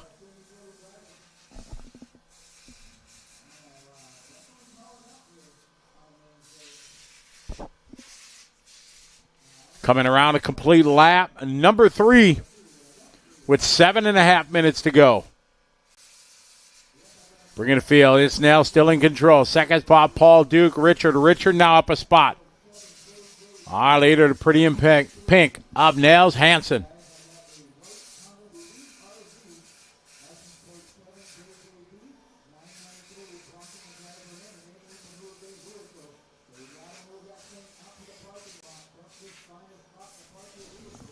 Ed Nels in control, 7 minutes to go. See him at the top of your screen. You can see the lead he's got between the field. It's 3.5 on the track, followed by the green machine there, Paul. Paul gets a little bit sideways. Same with Richard and Cody. Come down the hill now up to that big back double.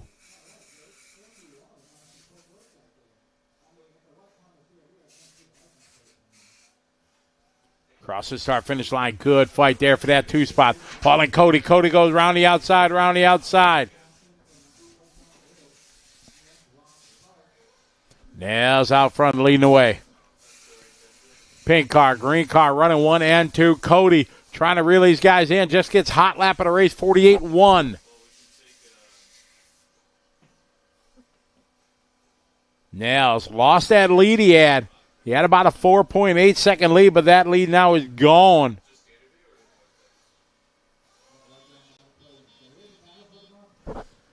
Four down, 6 to go. 10-minute mains here. Big stretch there for Paul Schultz. Going to cost him a spot. Going to cost him 2 spots now as Cody and Richard get by. Cross the start finish line. Nails into pink, followed by Cody and Richard. Richard just doing a hot lap as he moves to the transfer spot. It is a 4-way fight through the 6-pack. Cody gets it wrong.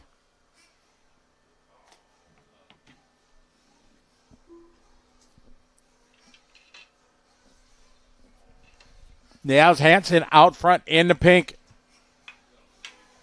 Oh, a bit wide. There goes Richard.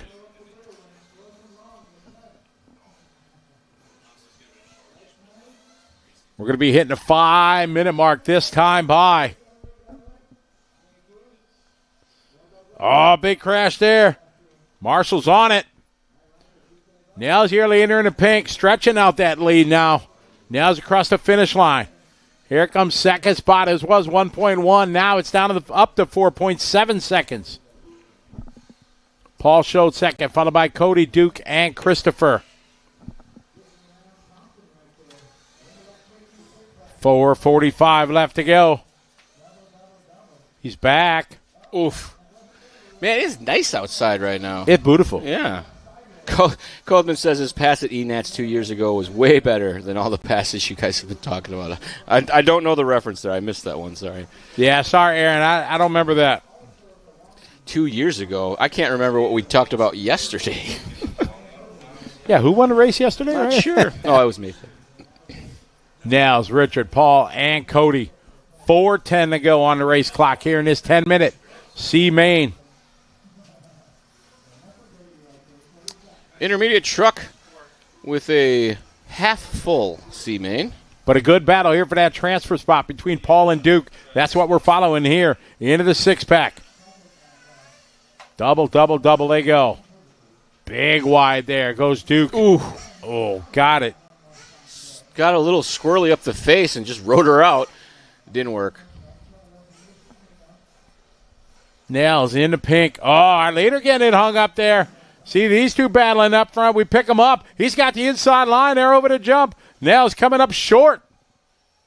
Richard now going to move to the point. A lot of time left. 3.5 minutes to go. Cross the line. Richard leading the way. Richard, he's got a hot lap, 47-2. Gosh, the battle for that transfer cooling off just a little bit as Thompson's fallen off the back of Schultz, but dealing with Watts right now in the back door. Move back up to our leader, Richard Smith. There's a guy that raced in SoCal years ago named Richard Smith, but I don't think this is the same guy. Could be. He was a framer. I think he passed a few years ago, actually. Smith, Hansen, Schultz, Thompson, Watts, and Clark. It's Chris Conrad's birthday today. Shout out to Chris Conrad in the chat. Happy birthday, bud.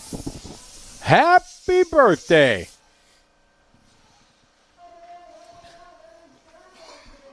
Smith still out front. Hansen still in the 2 spot in the pink. We'll find out here. Thompson now to the transfer as Schultz had a problem. This is the battle here, Cody, where the one behind here is Cody, Paul, and Duke. They're all so close, battling here. There they go. 1.3 seconds apart for the final transfer spot. Back and forth they go, though. They've swapped spots in this transfer 4 times since I've sat down already, and I haven't been here the whole race. Thompson putting the pressure on now. Oh, nice pass. Oh, yeah, putting elbows out, saying, I don't think so. Little block pass. That was nice block and pass. Try to go to the inside. It was such a block pass, it made him blow the double. Minute 30 to go. Should shuffle the order here, as now it's Thompson. Watts up a spot. Schultz down a spot. Let's see now. Cody and Duke going to battle it out. Cody and Duke going to duke it out. Good one. Minute 20 to go. Tesso RBG, welcome to the show. Welcome to our world of racing. These are 1/8 scale electric-powered vehicles coming to you from the west coast of the USA, Paris, California. A legendary event called the Dirt Nitro Challenge. This is the 25th year of this event. Drivers from around the globe are here. Leader looking smooth and easy here. Got a bit of a gap over second spot. You see the pink car a couple sections back is Hansen. So these drivers got it on cruise control now. 35 seconds left to go in this 10-minute final. All the electric classes are 10 minutes. Intermediate and Sportsman get 12-minute lower mains. Right. 15-minute lower mains for our Pro Buggy division. Yesterday, we ran the electric buggy divisions as well as the Nitro truck divisions. All those finals got wrapped up. And today, we are running the electric truck and the Nitro buggy divisions. 10 seconds to go. Richard out front. He's going to get an extra lap. Nels may get one. Time is finished. Nah, Richard can take as long as he wants. He's got this one in the sack. Hansen done at the line. Thompson done at the line. Secures the transfer, but not by much. You see Duke coming in just a couple clicks behind. As our race leader and winner, he could stop now and still get the transfer. That's right. He's got it. He's going to get the +1. Only got to do the 13 laps.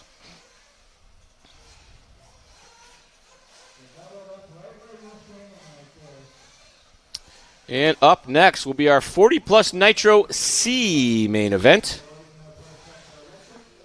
But before we get to that, they're going to hose the track down a little bit. Yep, doing a little bit of water in between each final. They keep the moisture level very good. The track's kind of soft and supple. Lots of traction. It has been in really good condition. Character, the ruts and the bumps they build up. Everybody knows that going in. So it's no surprise. Finishing order that one, Richard Smith going to take the top spot. Nels Hansen going to finish in the 2. Cody Thompson rounding out our transfer drivers with Duke Watts, Christopher Clark, and Paul Schultz.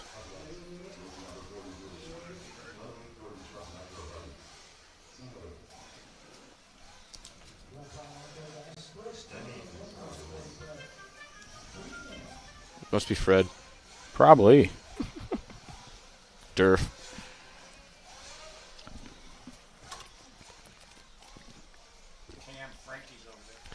Up next, our 40-plus Nitro Buggy C main. This will be a 15-minute final for the C main.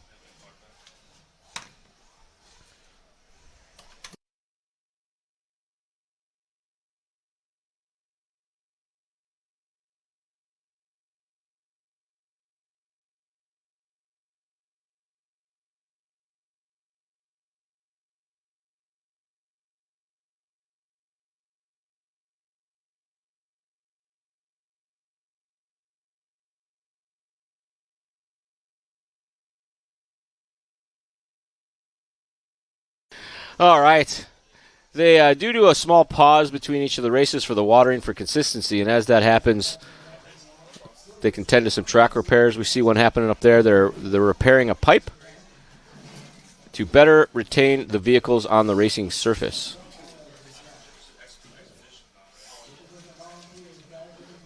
This kid's trying to make himself a seat to sit on while he turn marshals. I like your style, kid.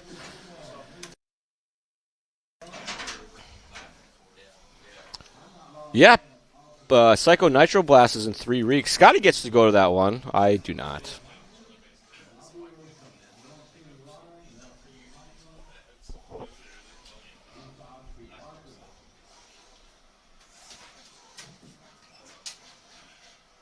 Full day of racing action. We should get to our A finals right around dark 30. And there will be 40-plus finals, intermediate and sportsman finals, as well as the electric truck finals and all of that. And, of course, our pro buggy final as well.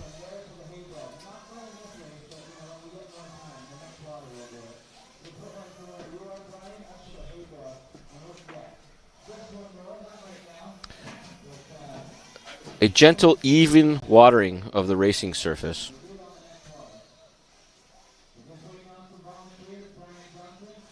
With these shorter races, the track has to get all the volunteer spots covered, and that's one of the harder things to do at a Nitro race, especially in some of the lower mains, because nobody wants to get out there with these guys and get an ankle. But typically, the racers are happy to help the program move along, and it doesn't take them too much time to get these guys into position. But we are on a hold for turn marshals at the moment.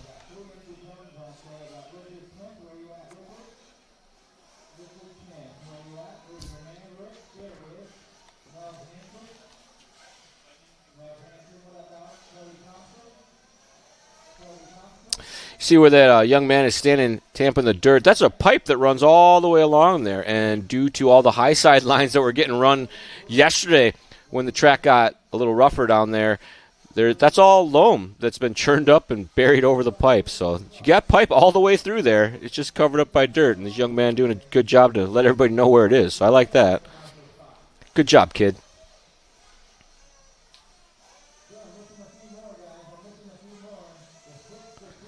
It's nothing better than playing in the dirt on a Saturday.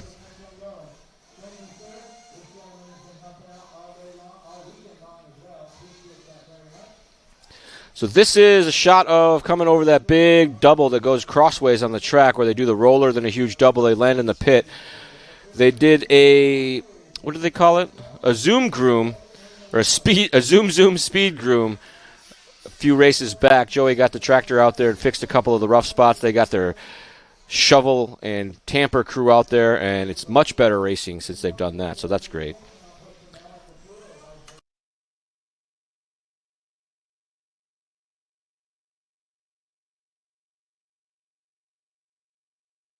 Did I say Saturday? I thought it was Sunday. I thought I said Sunday anyway, but I'm confused. All right, they're out in their warm-up lap. They get one sighting lap. They release the hounds. They do a lap. They come back, and then they set what we jokingly call the grid. And a good look here at our rhythm section. They spent a bit of time on the tractor over there fixing that entry double because that was getting a little treacherous. There wasn't a good line that could get you in there doing a double, and it was causing a lot of problems for folks. They think they were lined up just right, and turns out they weren't, and there was a big cluster of crashing that would go on right behind them. So they got that sorted out. It's a lot better for the laps, but a lot better for the racing as well.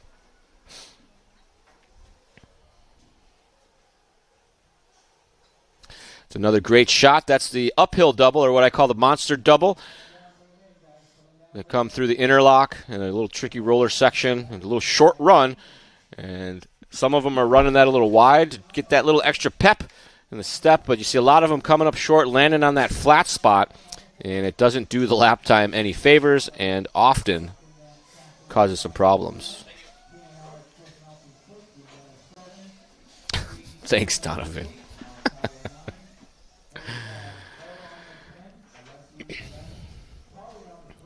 So they do have spots marked along the perimeter with numbers. They staked some A-scale tires into the ground, and then they put numbers on them so everybody knows where to go, and they have some sort of spacing to start with. But then they just toss the cars out there wherever they see fit.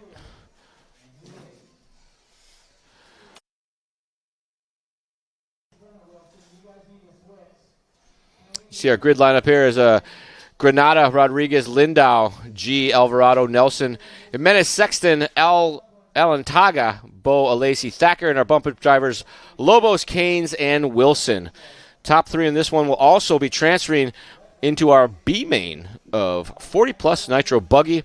All eyes are going to be on Lobos, Keynes, and Wilson to see what they can do for more double bump-ups. We've had a couple so far. We want some more.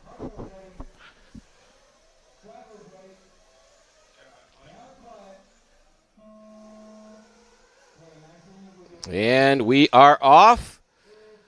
Decent so far. We've been grading the starts on some various criteria that we've been making up as we go. A lot of it has to do with the crashes and the contact that the crashes cause, or if they get into each other. And as I say all of that, this is one of the better starts that we've seen so far. There's a couple bump-ups in the back, but not a lot of car-on-car contact, so I think that's going to be our first B start of the day.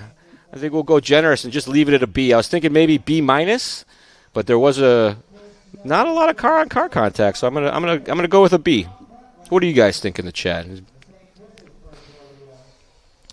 15 minutes of racing action ahead of us. Expect to see 2 pit stops. No, maybe 1. They can go 8 minutes, so they should be able to do it in 1. We did see in some of our previous mains that was an issue. Had a couple cars running out of gas on their final lap. It's De Granada. Thank you. I'll work on that. Solid B. Thanks, Bryce. Oh, bit of a cluster there in the 2 spot. Going to shuffle these guys around a bit. Our leader up at the top of the screen, checking out. 2nd, 3rd, and 4th, as well as 5th, trying to make it happen. Big bobble there from the blue buggy. Going to drop them down 4 spots, maybe more. But 2nd and 3rd working together nicely. You see them pitching it sideways before that double, trying to make sure they can get squared up for a run. A lot of times they'll get on the gas, steps a little sideways. They try to ride it out because it's hard to decide whether it's going to make it or not. More times than not, it does not make it. But every once in a while, they seem to get a little bit lucky. Oh, big bobble there through the rhythm section. That was De Granada. Jeff G in the 2 spot. Rodriguez going to move up a spot as well. Nelson on the 1. De Granada just dropped down a spot to the 3. G should be running 2nd now. Rodriguez, Lobos, Alvarado, Alantaga, the order after that. Oh, pressure now on our leader. And it's Chris Nelson with a mirror full of De Granada. Or no, check that. I feel that's Jeff G. Easily moving by. It looked like he was running a different package altogether. So picking his way through the field. Chris Nelson across the line already, our race leader. This is the battle for the 2 spot between Lobos, Rodriguez, and Alvarado. Lobos, one of our transfer drivers, up into the mix here. Lobos in the white, Rodriguez, the yellow in the middle, and Alvarado in the blue and white. Working together here, 3rd, 4th, and 5th. No, check that. 2nd, 3rd, and 4th. It's right on the screen. I didn't even see it. Nice close racing here in our 40-plus Nitro Buggy C final. Still early on, 11 minutes and 45 seconds still on our master ticker. Come across the line this time by Rodriguez, now to the 2. Alvarado up to the transfer spot. Lobos down to 3. Or 5, rather. That's a 4. Oh, big bobble there by Rodriguez. Alvarado moves to the inside, trying to make it stick. They make contact in the air. Alvarado on the bonus line, trying to get back onto the racing surface. Did Lobos get by? Big air there. Almost a mid-air contact. Tries him to the inside again. Alvarado cannot fight off the hard charge. Connects with the pipe there. Backs him down a spot. So Rodriguez, Lobos, and Alvarado here all together fighting it out over this transfer spot. Alvarado, white with the blue. 2nd spot, Lobos. 3rd spot, Rodriguez. Sorry, I keep getting the numbers wrong. 4th spot, in line here. So Alvarado in the blue, holding down the 3rd spot. Rodriguez just behind him, wants it, because that's the transfer. Through the doubles over the roller. Backside roller as well, coming back down the hill, stepping down. Slightly different lines, but very, very similar. Both of them land into the high side. Jumping crosstown up the hill. Coming around to the interlock, Alvarado runs a little bit wide. Lobos not able to capitalize. Up and over they go, reaching. Both of them barely making that downside. Nelson likes the sound of this. He's got a huge lead right now. Something to the effect of 9 seconds. Alvarado, Lobos, 2nd and 3rd spot up and over. Oh, Alvarado with a bobble there. Catches the pipe, loses 1 spot, but still in the transfer. They got a pretty decent cushion over Rodriguez. Last time, they had a 3-second lead while they battled it out. Medium high side there. Ooh, comes up short for Lobos. That's going to allow Alvarado to make up a little bit of time. This is the spot here where Alvarado got it wrong last time. Keeps it together this time. Ooh, check swing there by Lobos up the hill, and that's what I'm talking about. While a lot of the drivers run wide there, it's a little easier to make the double. You saw him get the rear end stepped out on him, nowhere to go. Alvarado going to slide on by, hold on to that 2 spot. Lobos still in the 3 spot. Rodriguez trying to close the gap, but still a lot of time left to go in this one. 15-minute final, 9 minutes left to go. Pit stop should be coming right around the halfway mark, 7.5 minutes, 8 minutes or so. Some of them might go a little longer, some of them might go shorter. 10 minutes is a tough run time from what discussed with the drivers yesterday in truck. And I do believe buggy gets maybe slightly better run time. Oh, Rodriguez from Thornhill in Texas. Nice. Good information. Alvarado and Lobos still second and third right now. No real challenges from Rodriguez yet. Oh, bobble there by Lobos. He seems to be finding the rough spots. His car might have a crater magnet stuck in the front of it that's pulling him towards all that. Alvarado in the 2 spot looking good. Here in the blue and white little check swing. As he works his way around the 180 up against the pipe, but keeps it clean. Smooth and easy here through the step down. I actually, by happenstance, Jose's nephew lives in my area, and I used to rock crawl with him. His name was Juan, so we'd call him Juan23 because it was hilarious. So, secretly pulling for Mr. Alvarado. I bumped into him at the parking lot yesterday. I'm like, you're so-and-so's uncle, right? He's like, yeah. So that was cool. But Rodriguez looking smooth, Alvarado looking smooth right now. Looks like Lobos and Rodriguez still a decent gap. And here comes Alvarado into the pits. One-man pit stop, down and away. Behind him is Lobos. Also down and away, all front grab. Here comes a couple more. Woo! Hard on the binders there, locking them up. Good-looking shot, up, down, and away. Again, most of the field pitting right about the same time. We're just past the halfway mark.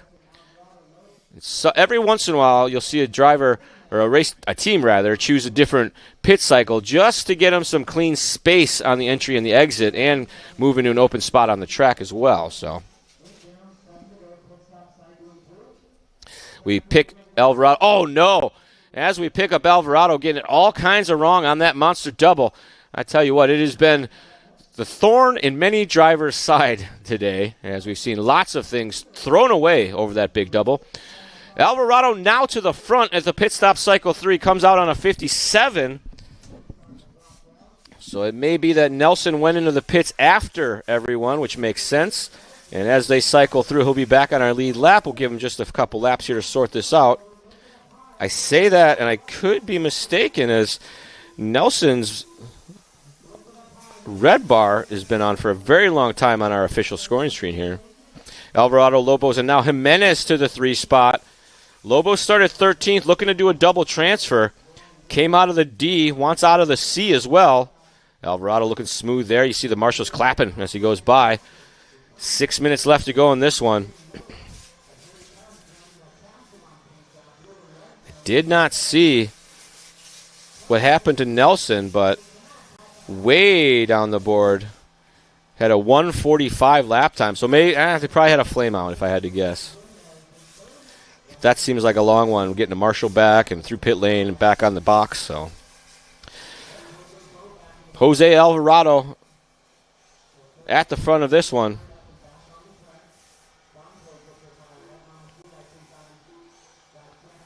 Lobos and Gilbert Jimenez, our top 3. Jimenez just turned in his hot lap. He did a 47.4. Rodriguez is right with him, did a 47.8.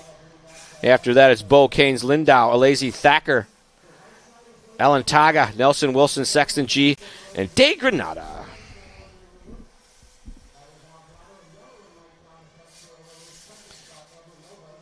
Alvarado, you see them singling into our rhythm section. Looks good on the way out. Lands the flats. Pretty safe. Hits the downside there. Little cattywampus over the far side roller. Gets out into the fluff a bit, but holds on to it. Last time by for Alvarado, a 47 flat. Transfer line there as he jumps from inside, or outside to inside, rather.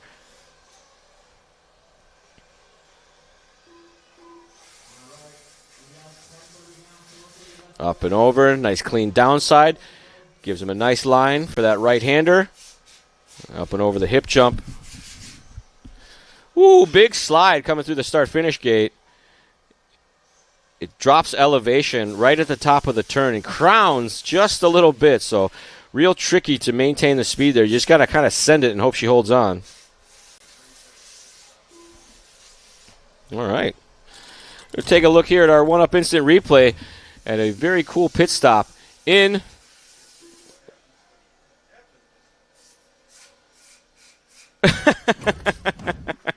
he was stoked on that one. They said they did a good job. Hats off to you, gentlemen. Nice work in the pit lane.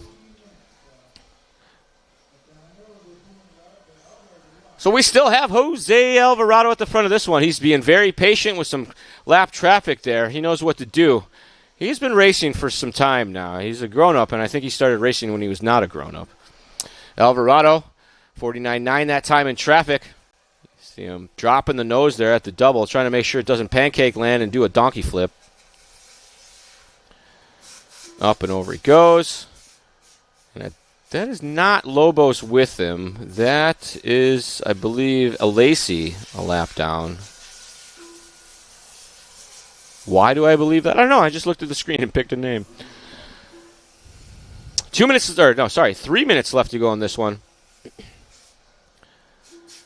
Alvarado worked his way. He started fifth, so didn't have too much work to do, but patiently waited for the race to fall into his lap.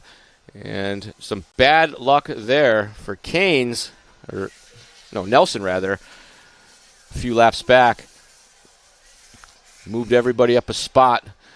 And as we mentioned already, Ever Lobos looking to be a double transfer here in 40+. Oh, no. Alvarado, you see that? That's the character stuff that we're talking about. Every once in a while, you'll be driving along, minding your own business, and it just wants to flip over. Alvarado, Marshall couldn't hear it. It is very noisy out there on the track. It's some of the Marshall spots got a wall behind them, or they're in a bowl, and you don't hear a lot of that action. So we'll see if Alvarado is going to hold on to that lead or not. I don't believe so. He only had a 5-second lead, and I think it was upside down for a solid 7. As we pick up Lobos there, you see Alvarado a couple corners back, and then maybe Jimenez in the mix because we haven't heard from him yet. Here they come down the hill. Lobos across the line. Next will be Jimenez. Alvarado still in a transfer. Doesn't have the cushion that he had before. You see the battle for the 2 and the 3 just off the back there. Oh, contact with some lap traffic. It's not very nice. I guess that's why you move over for the leaders when you can, because they'll just take you out. They don't even care. Oh, crash traffic in front of the battle for the 2 spot. And it looks like Rodriguez now into the mix with these guys. Maybe not. I don't think that's Rodriguez. That is Wilson. Starting to remember stuff. He didn't grow up. He's still running toy cars. That's true. I don't want to grow up. I play with RC cars still. All right, so our leader, Lobos, across the line, 49.8. Alvarado gets by Jimenez. Alvarado with a 49, Jimenez with a 51. And you see Rodriguez on a very long lap there, not across the line. Tyrone, I believe you are correct, sir. I think they said race 46 there's a break. Don't quote me. It could be 45. I could look, but I don't know how. We stay on board with Lobos, as you see, just a corner or 2 back Alvarado, and then it is Jimenez, and now Bo to the 4 spot, but not a battle there. That is Jimenez in the orange, I believe, but not for position. Whew. Big moment there for Lobos as he comes sliding sideways down the start-finish area. Time on the master clock has expired. Our top two are out on the last lap. Jimenez and Bo now here. There goes Jimenez across the line to secure third spot from 7th on the grid. Lobos has this one in the bag. We'll be moving to 13th position in the B main if he can keep this together for another quarter of a lap. On his way up the hill. It looks like there were some problems there. Nope, everybody's clean. First and second working together cleanly.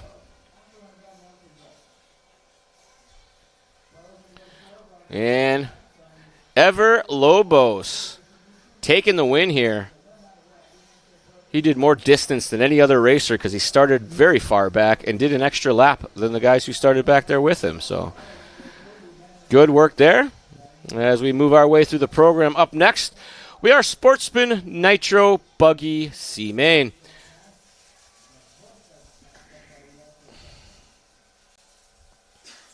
Great job there for Ever Lobos taking home the win in our 40-plus Nitro Buggy C Main here at the 2024 Dirt Nitro Challenge. Jose Alvarado going to finish in that 2 spot. Gilbert Jimenez finishing 3rd. Those guys are transferring into our B main. Jose Bo, Santos Rodriguez, Chris Nelson, Darren Keynes, Dave Lindow, Paul Thacker, Dennis Wilson, our top 10, with Dean Sexton, Jeff G, Dante De Granada, Jose Alese, and Gil Alantaga, rounding out the running order. 15 buggies in that one. Josh Alese, did I say it wrong? Oh, jeez, I'm sorry about that, Josh. It's Josh Alese finishing in the 4th spot. My bad. Track crew is working the hose. They're spraying some moisture onto the surface to keep it nice and consistent. They do it between every of these mains, and they get it just the right amount of wet. They even do a good job. I'm a big fan of when you water the track, you got to water the dry areas because it helps hold the water and the moisture that's right next to it. But whether that's true or not, I don't know. We got a Let's Go Gridiron for the next one. Donovan Castro Mesa. John Tuffy, good to have you with us. Sam W., the mains are going to be in a few hours. They come after the Bs, and there's a big break in the middle, so it'll be dark. Tyrone, yeah, RC cars are my stress release from work, too. Wait a minute. My work is RC cars. That's cool. And, folks, thanks for tuning in. Nonstop coverage here on LiveRC.com, brought to you by 1UP. We are bringing you coverage of the 2024 Dirt Nitro Challenge, the 25th anniversary. Don't move a muscle, folks. We will be right back with more racing action. This Thursday night on Speed Sport 1, it's the 2023 RC Racing at Visions Off-Road event from Jay, Oklahoma. The best RC racers in the world come together to showcase their talents for $30,000. These cars are not toys, and the competitors are not playing around. Check it out this Thursday night at 8 p.m. Eastern. Go to speedsport1.com, download the app, or simply watch it on Sling Free Stream. This is Speed Sport 1, the live racing network. And that's right.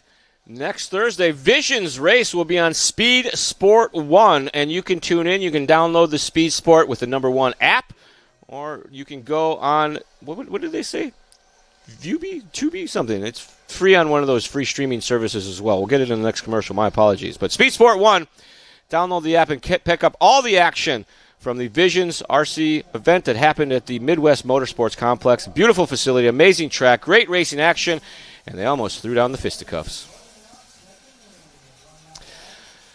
Sighting lap has begun here for race number 44, our Sportsman Nitro Buggy C main event. That is right, we are in Paris, California at the beautiful Paris Fairgrounds. They got a BMX track, they got a go-kart track that they do mini motos and supermotos on, they got a dirt oval, they got an equestrian center, they have horse arenas, they have expo areas, they have an on-road track here. And they had midget wrestling on Friday night. I don't think that's a regular thing. I think it's a tour that's traveling through California right now. But I heard it was awesome. I didn't go. They get one sighting lap to feel out the track and make sure transponders are transponding. And they bring them around for the grid. Each of the cars gets set on a numbered position. Along the perimeter, they have spaced areas with numbers.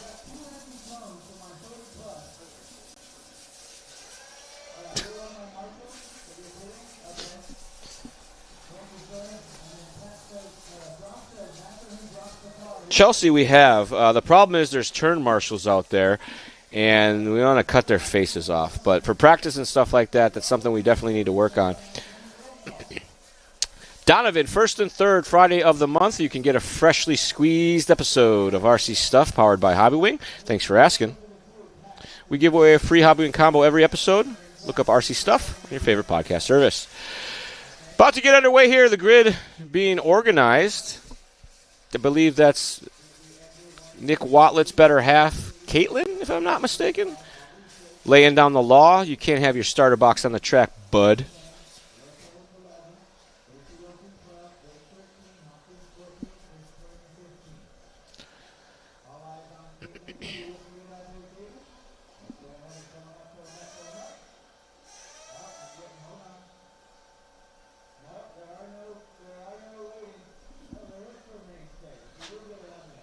Oh, a minute of grace being called.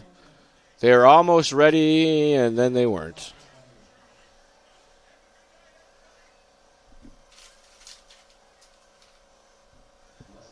Somebody called a minute of grace. We're not sure what for. Maybe a repair, but that has expired now, so they're topping them off, and they're going to call for down and quiet.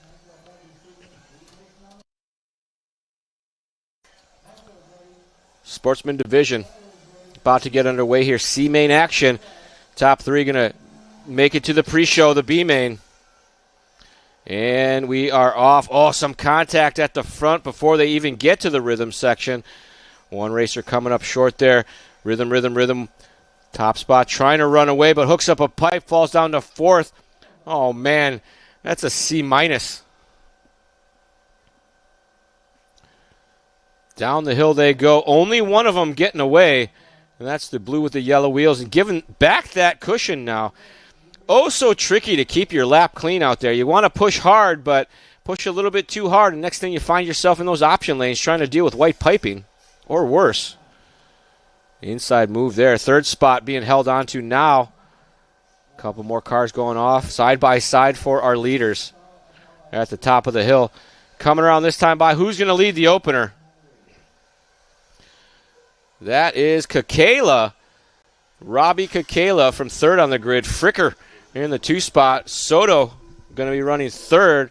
They're trying to gap themselves up from the field right now. Top 2 with a bit of a cushion. You see 3rd, 4th, 5th, 6th, 7th, 8th, 9th, 10th, 11th, 12th all lined up right behind them there in the rhythm section.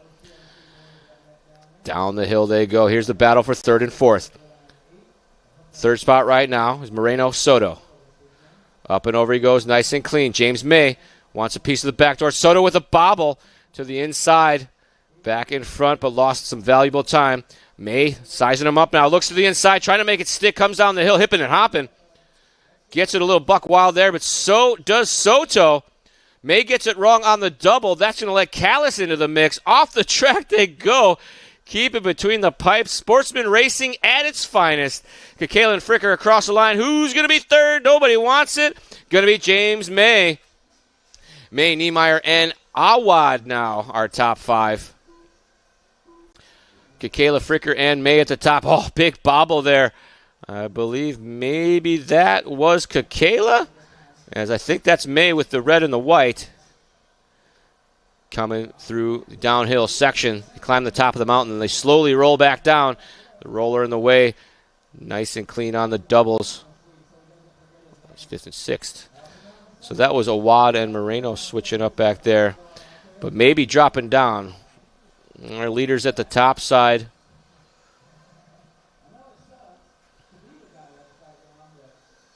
And we got Kakela across the line. Fricker 2.4 off the back. And here comes third spot. Going to be Niemeyer and May in 4th. So here's our battle for our transfer. They work around that 180. May getting it wrong, dropping way down. Marshall cautiously going out there because that's a tricky section for sure. So now new 4th place runner probably going to be Awad or Soto. Oh, big lawn dart move there. Pick up Niemeyer. See 1st, 2nd, couple corners ahead. Niemeyer, there's 4th. It was May, but I believe that is now Soto. The marshals are getting their cardio. That's a fact. It's kind of part of the reason I stopped racing is I really hated marshaling. I'm not in shape for running. Behind you.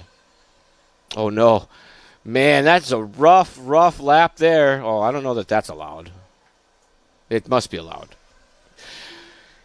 It's only not allowed if you get caught. So that's Awad and Moreno Soto, 4th and 5th. Battle for the top spot now. Or maybe not. Maybe Niemeyer reeled in Fricker. Oh, no. That's Niemeyer up against that far side, way away from the marshals. Should allow Awad and Soto to get by. Looks like it does. Fricker in that blue. Kekela in the multicolor. And this should be Awad and Soto and May all together here.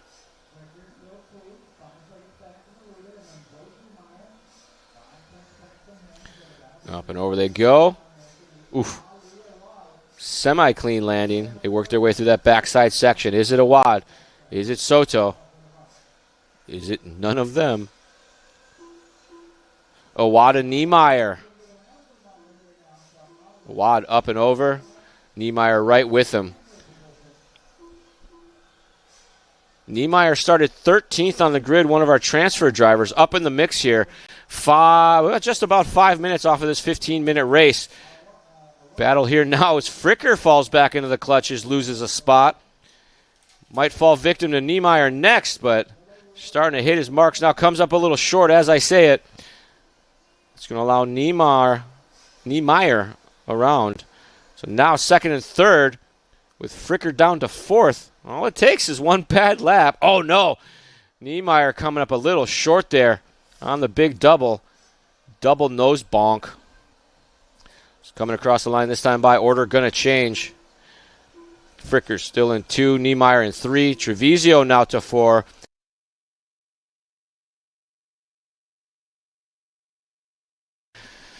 But Kekela still at the front. Fricker to the 2 now in the all blue. That is Niemeyer just behind. Oh, Niemeyer getting it a little wrong right there. Trying to get the sidewalls dirty. Uh-oh. Niemeyer has a transfer, but not for long. Here comes Treviso. I don't think that's actually Treviso because I remember Treviso's car was blue, but we've all known how consistent I've been on remembering car colors, so we're just going to wait and find out what happens. I do know that's Fricker with the yellow wheels and the black wing.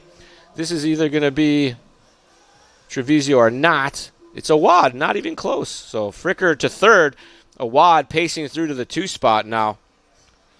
Niemeyer down to 5th. Treviso in the 4 spot.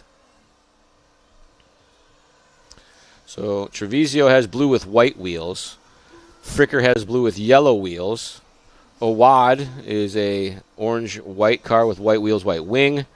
And that is not lap traffic. That's Kekela having a very rough lap from the front. So Kekela dropping down a spot. We are approaching the 7-minute mark. We get to the halfway point. We'll probably get pit stops this lap or the next lap. Probably the next lap. As now for the first rhyme, Ali Awad leads the field around. Coming down the hill here in our C main. Watching for the pit stops. Not yet. They come across with 8 minutes left to go. So probably next time by, they'll be at the halfway mark. Ali Awad singling in, doubling out. Kekela, gets it wrong, hooks up a pipe, stuck, and so does Awad. Awad gets it worse, tries to get back on the track going uphill.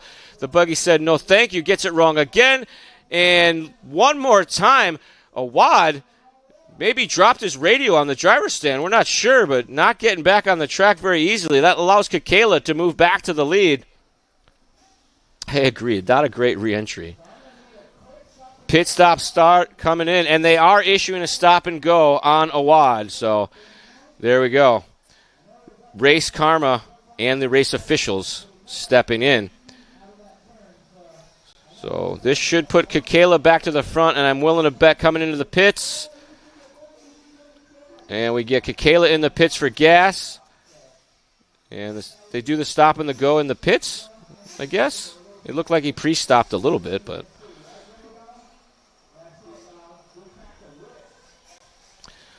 So that resets our running order to Kekela, Awad, and Niemeyer last time they crossed the line, and that was as the pit stops were happening, so that should reset for us accurately. The rest of the field coming in.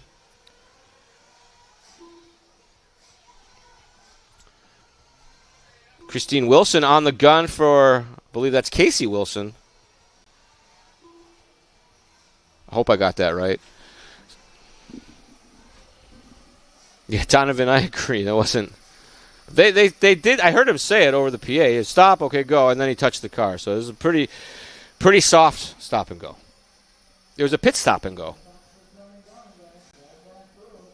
Awad back to the front. Didn't see what happened to Kekela, but we were doing pit stops. But it looks like Kekela with a bit of a rough one, a 101. So that would probably be a crash lap far from a Marshall. Awad there, running the high side section. Niemeyer wants that lead back. It's better to be in the front. As I've mentioned before, Niemeyer started 13th, trying for the double bump up here in the Sportsman division. Whoa. That was a pretty cool donkey flip. He flipped over sideways and forwards. Bobble there by Awad.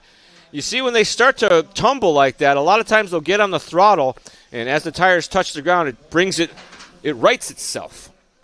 Doug, what's up, buddy? I hope you're feeling better, other than being Canadian. Oh, I'm kidding. I'm sorry.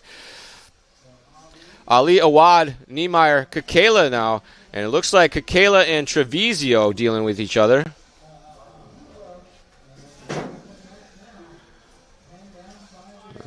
See Kekela and Vizia there at the bottom, but no, it was the other bottom. Treviso's in the all blue. Kekela, I think, is in the multicolored one. That's Morrison. There we go, right there, that blue one. Multicolored car just ahead there is Kekela, holding on to the current transfer position, but that all blue with the white wheels is Hugo Treviso. Hugo is no slouch. He's been transferring out throughout the last couple days here and wants some more of it. So side-by-side action between third spot and some lap traffic. Here they come across the line. Kekela to the 2 spot. Treviso now to 3. Awad down to 4. So our former leader going off the track all the way down to the 5 spot now. They're trying to work together, bumping and banging. Treviso has the 3 right now. Kekela, or has the 2 right now. Kekela is behind. Awad trying to get back in here. Gets around Kekela. Order changing here once again, but Niemeyer, you see him there just a couple corners up. That's Treviso in the blue, and that is Awad in the white and red. Or pink, I guess. Whatever, you tell me.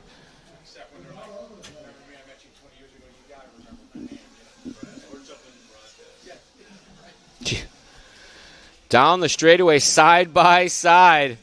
Treviso and Awad. Awad takes the 2 spot. Treviso says, that's fine. I'm still transferring. You go have fun up there. Doubles in. You see him make up a little bit of time there. Sizes him up. Awad, a very mistake-ridden few laps here as he's been getting it all sorts of wrong. Was all the way in the lead. Finds himself way in the back here with 3rd spot now. They fell way off of our leader. The gap now up to 6 seconds. So Awad taking a deep breath, probably getting yelled at from his pit man. Only 2 minutes and 50 seconds left to go. You're in 3rd. Get it together. Kekela also no stranger to the front of this one, but having a very rough last few laps. See some 58s, 54s, a 105. That is not what they want. Hugo running in the 2 spot right now. He's got a mirror full of Ali Awad. Kekela, no threat at this stage, but as we've seen many times before, that can change at any moment. The crashes can be spectacular, and they can be far, far away from the marshals at times. 2 minutes and 15 still to go, as Awad looks like he had a bit of a bobble there. Drops back a bit, gives Treviso some breathing room. Up and over they go. And maybe Treviso closing the gap a bit on Niemeyer, a 50.5 to a 51 flat. Making up some time. But Niemeyer probably got her on cruise control now. You take her a little easy, get a little bonus fuel mileage so you have nothing to worry about. Oh, no! Treviso getting it wrong, but able to get back on the track himself. And that is Awad with him. So they switch positions now. Awad to the 2, Trevizio to the 3. That is lap traffic between them and our leader. Race director calling the traffic, say, hey, these guys are on a heater. Give them some space. Minute and 20 on our master clock. Niemeyer's gap last time these guys came across 5 seconds. Double bobbles there. For that was, I think, Moreno up in the mix, or that was the lap traffic. Oh, bobble there in front of Trevizio. That was a wad catching the pipe. I don't think this is Soto in the mix. I do believe that is a lapper. Trevizio in the blue with the white. Through the fake start finish. Crosses the line, back in the 2 spot. 45 seconds left to go. We got some action. A wad. That was a wad getting it all sorts of wrong. Hooked up a pipe. He has had a lot of off-track excursions, this main.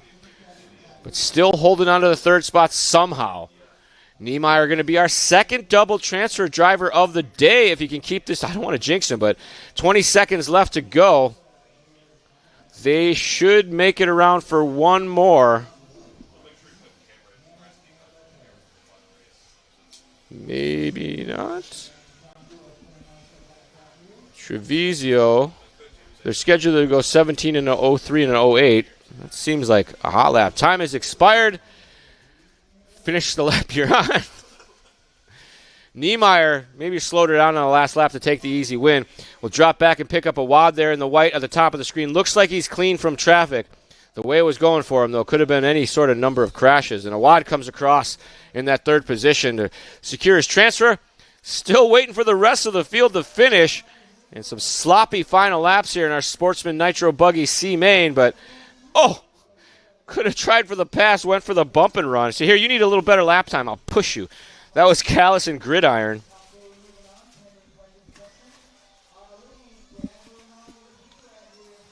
So Jake Niemeyer, Hugo Trevizio, and Ali Awad. Oh, man. Was that Encinas? Fricker. I think it was Fricker. Crashed right before the start-finish line. So it's Niemeyer, Trevizio, and Awad moving on up. Finishing order after that was Callis, Gridiron, Moreno Soto, Dan Hopkins, Kenny Morrison, Bob Fricker, Sean Encinas, rounding out our top 10. After that, Casey Wilson, Robbie Kekela, James May, no, not that one, Joshua Hanna, and Renee Lopez completing our field. You see Josh and Renee not making the start.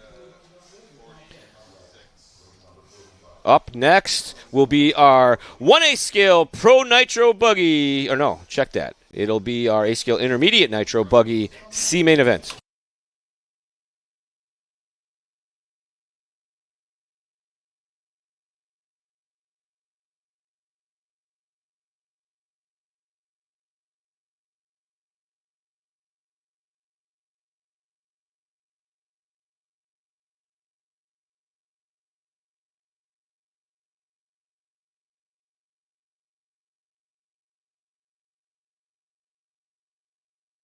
All righty, track hoses in action.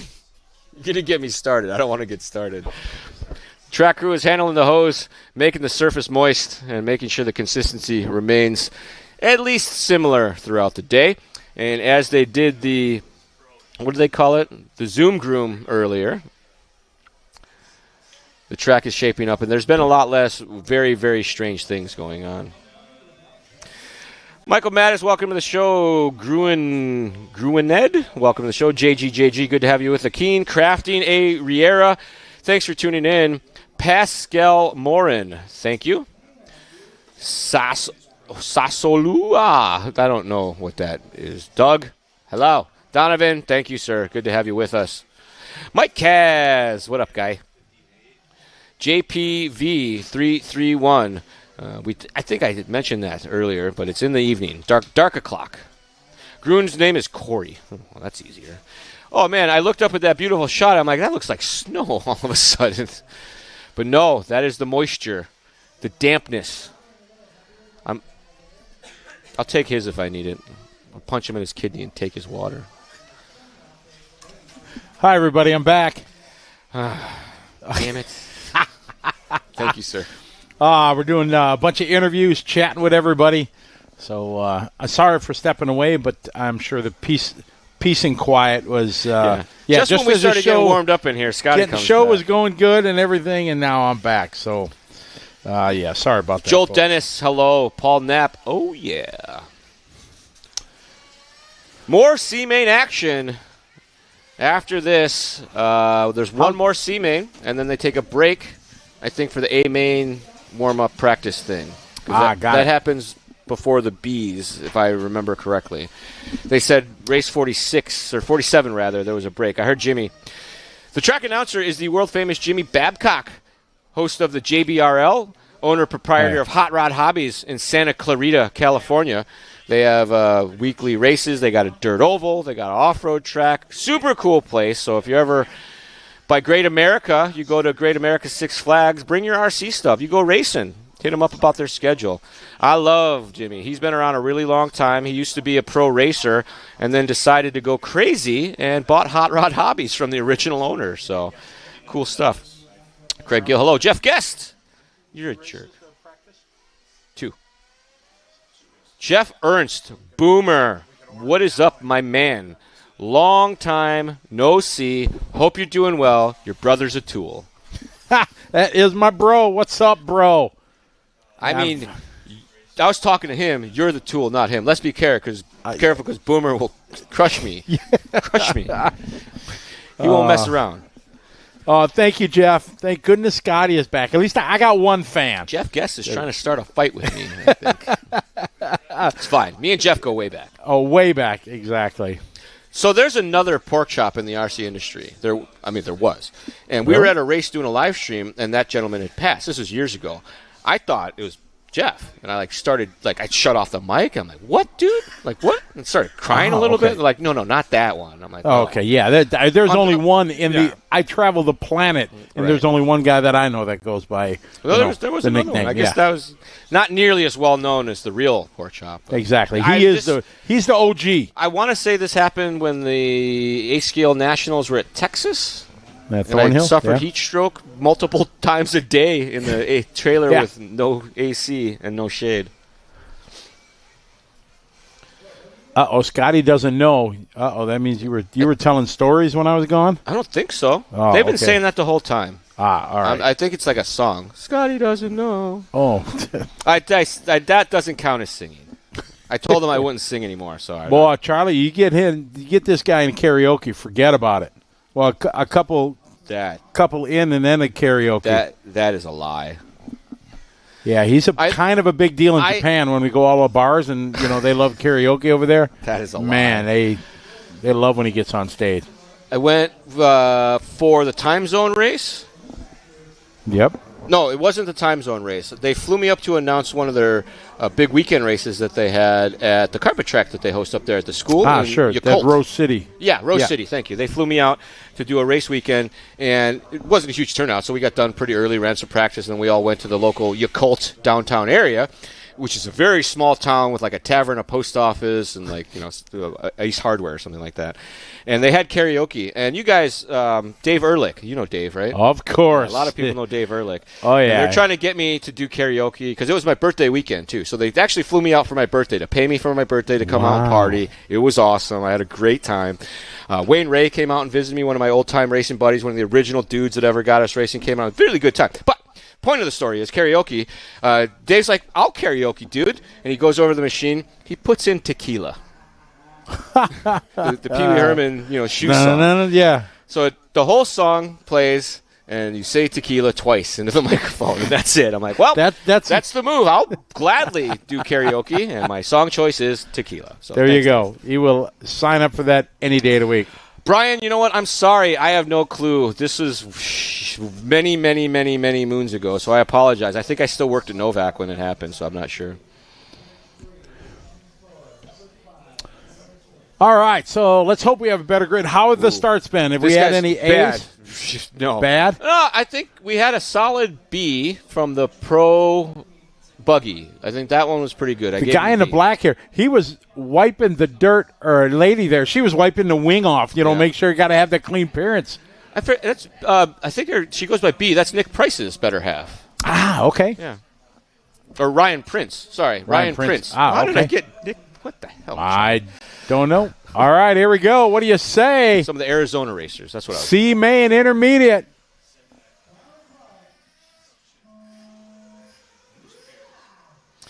Off and rolling. We got a here. yeehaw out of the scoring booth. Jimmy is having a good time up there. Oh, little bumping, little runovers. One off. Up. Oop, up. Oh, that's sexy leg up there. Yeah, I think sexy leg up there. Man, it must be nice to take breaks.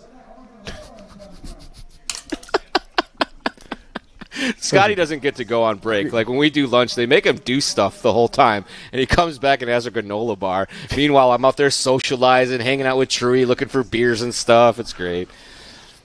After hours, of course. Oh, it's at lunch.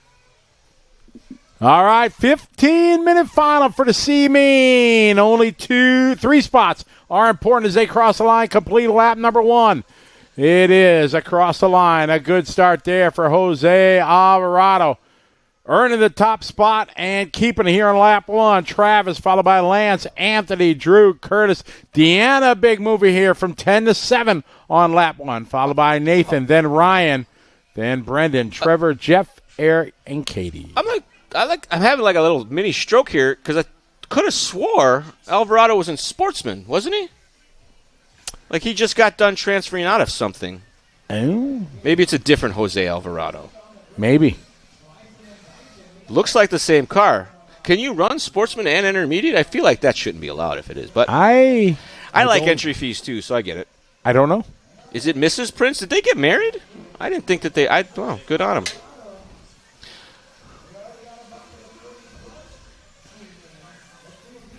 See the throbbing brain. They know it all. Right. Alvarado, Eider, and Hubbard at the front of this one. Howarth, Lindau, Eichenbacher, Bartlett, Allens, Roxbury, Chudy, G. Prince, Zeller, DeShenes, and Nixon looking like still waiting to complete lap number 1. Lead group here, or actually this is second, third, and fourth here as our leader is starting to check out. I'm interested to see the previous races. I can go on liverc.com. It's Jose leading away. Jose at 46.8. Charlie is just commentating as he types into his computer here. The play-by-play. Are you looking up results? And then you go to events, and then you go to... You can just type in live.liverc.com. Live.liverc.com. That's what I did. It's right there. And I go to Dirt Nitro Challenge. Jose, your leader, followed by Travis, Lance, Anthony, Brendan from 14 to 5. Get some. View current event under results. And then I can see if I'm going crazy. It would have been... Oh, it's 40 plus. That's why. He was in 40 plus. Okay. There you go. That's cool. Yeah, but the mind was still, it shows the mind is still there. Yeah. You haven't lost it all. I remembered something. Well, sort of. I had a glimpse of a memory that popped up and reminded me of something I could have remembered if I wasn't such a... Minute 40 to go. Jose, Travis, and Lance. But you haven't forgot that you still don't like me, so then... You know, I don't like you? That's what you tell everybody. No, I don't. Oh, we joke. I only make fun of people that I like. There you go. People that I don't like, I only make fun of them when they're not around. I'm all set. I'm in there like swimwear, man. One of his besties. Totes, my bros. Jose, Travis, and Lance, your top 3. Shoving it in there. Just throw it up in there. This is the battle. This is second, third, and fourth just off the back there. Who's who? Your guess is as good as mine. I was looking at results. Somebody made a comment in the chat that I thought was awesome. You know how we have the driver pictures? Yeah. They should hold their car so that we can then recognize their paint job. I don't disagree. Help me do my job. I don't disagree. That would be cool. Oh, man, that was a bad one there through the rhythm section. I believe that was Hubbard. Rumbling, fumbling, stumbling. That's right. Hey, we get a shout-out, Tacoma RC Raceway. That's right, downtown Scott Brown up there. Scott Brown's the man, legend. You know, he was there for part of the fire extinguisher story. Oh, really? The first part. And then he left me. Then he left you. That's right. right. This guy's out of here. See you around, Charlie. That guy, the Tacoma RC Raceway has more RC parts and supplies per square inch than any other shop in the country. I got to tour the country with you for the Short Course Showdown, and you hosted one there, and I was yes, we did. What is going on in this building that they have so much parts in such a small area? Scott knows where it all is. He's like, oh, it's right here. Hold on. Exactly. That's not. I need a plug for my tracks. Oh, yeah, no problem. Right here. Yeah. Yeah, awesome place. Great indoor track. Great people. Just great all the way around. 10 out of 10. Tyrone, since you know, what's Mrs. Prince's first name? Jose leading the way, followed by Lance. Brendan. Ooh, look at that. Another double bumper into the mix here, the 14 of Bartlett. I am a big fan of double bumps. I don't know if you guys have noticed this or not, but that's like 2 wins. I mean, that's like double wins. It's awesome. If you get 2, what happens in the third one? Don't even care. Yeah, it's right. Exactly. It's Jose across the line. We follow this battle hot and heavy right now across the start-finish line. And there we go. Brendan now to the 2 spot. Bam! Hot lap of the race. 46.3. They go into the 6-pack triple-double. Oh, no. You jinxed him. My fault. There's a pretty tricky section at that 180. I've seen more than a few guys they just turn into the pipe before even the entry of the corner. I've got to wonder what's going on. I'm going to go take a look on lunch.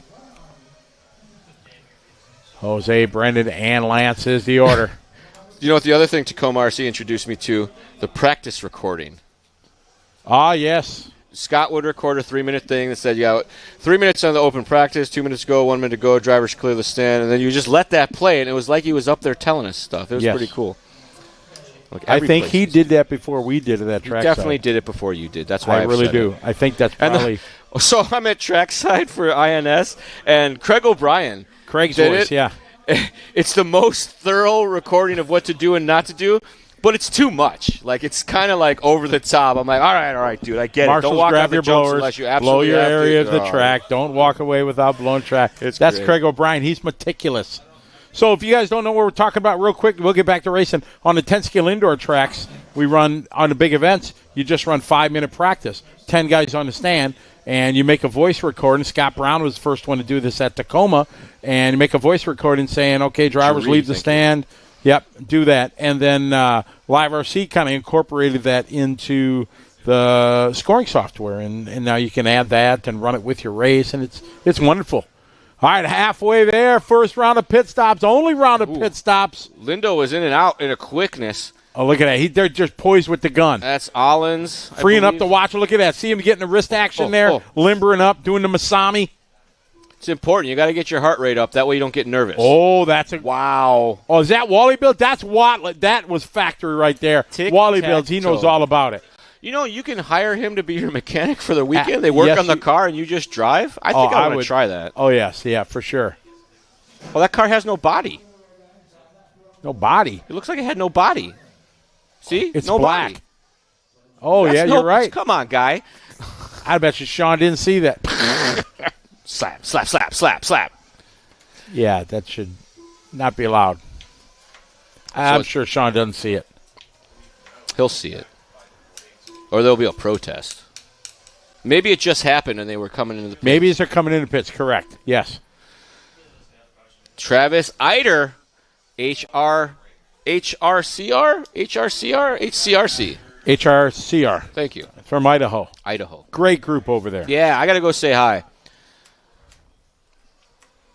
You ever been to Idaho? Nope. Amazing. Tekin is from Idaho. They are. Correct. Oh, bobble. Alvarado late to the line. Probably his pit stop lap, so don't panic if you're an Alvarado fan. I see him on the track. There he goes. 55. Outlap Bartlett on his pit lap as well. Eider, Hubbard, Lindau, the order after that. We're going to give him some time here because they're oh, no. Think that was Alvarado getting to the back of some traffic. 5:45 to go in this one. Pit stops all complete. Top three. Braden trying to do that double. He's got a 1.7 second lead on Curtis, so it is nowhere in the bag yet. Great shot here coming down in the pit. That's about 5 feet elevation difference from the top of that jump to the bottom of the pit. Wall ride looking real cool.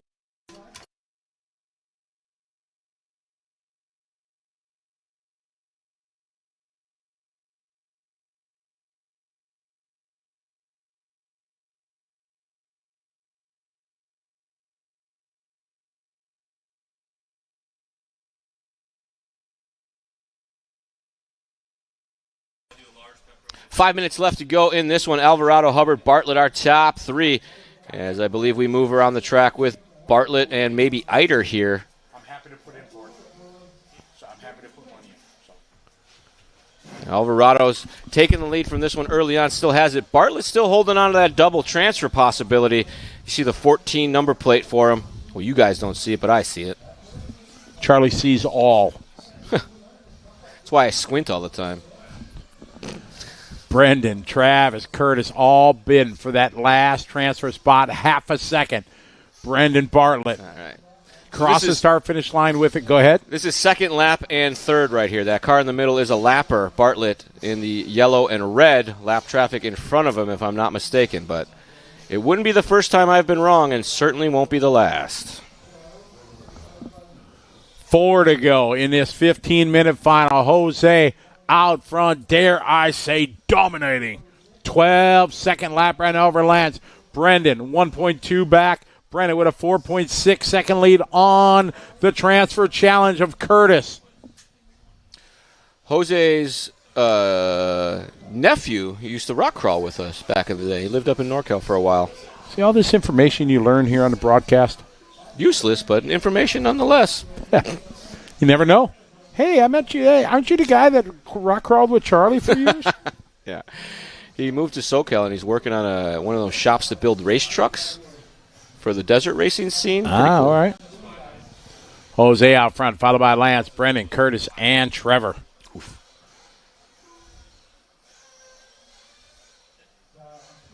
Bobble there. So that's going to allow Bartlett a little cushion, as I think he's gotten by Hubbard now. Oh, I say that, and they go back. The jinx. I feel like they have our broadcast playing on the driver's stand, and the drivers are just going up there and messing us up. Like, oh, you just said my name. I should change positions real quick. 2:45 on the clock. Jose, Lance, Brendan, and Curtis. Across the start-finish line, these guys battling here. Lance with traffic there. Brendan, now Curtis right behind him. Curtis just doing a hot lap. This is a battle here going into the six-pack. That is Chudy in front of him, looking to be nice lap traffic for these guys. Let's see if Brendan can hang on, but Curtis putting the pressure on. Off the track, and I think that may be Olins into the mix here. Moving into third.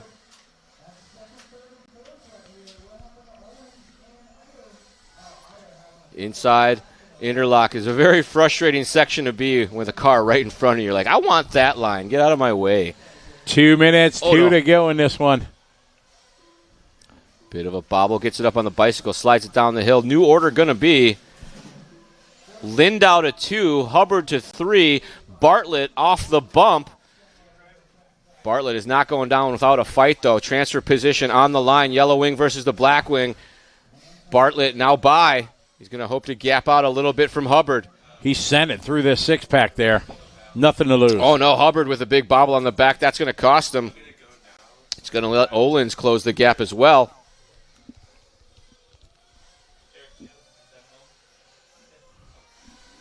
Tyrone, do you know the name of the shop? Because I think that's where the kid went to work, but I'm not sure. Minute 20 to go, 1:20. Jose, Curtis, Lance, Brendan, and Trevor. Down the hill, across the line. That's Bartlett now back to the 3 spot. He gets by Olins. As I believe this is Olins in the blue. Bartlett just ahead. I believe his car was orange-yellow, but yeah, the black wing. And there's the white wing. That, I forgot which was. Big crash ready for. That was Lindau. Lindau he got caught up in that. Somehow stuck the landing. Cheetah flips for the win. I think that's what makes it a cheetah flip. You land on your wheels. That's it. Because cats always land on their feet. That's probably why. So now we got Lindau and Bartlett back. I think the black wing was Bartlett. Lindau and Bartlett nose to tail here with 20 seconds left to go. They're coming up on the body-free buggy, which I believe is a bad move.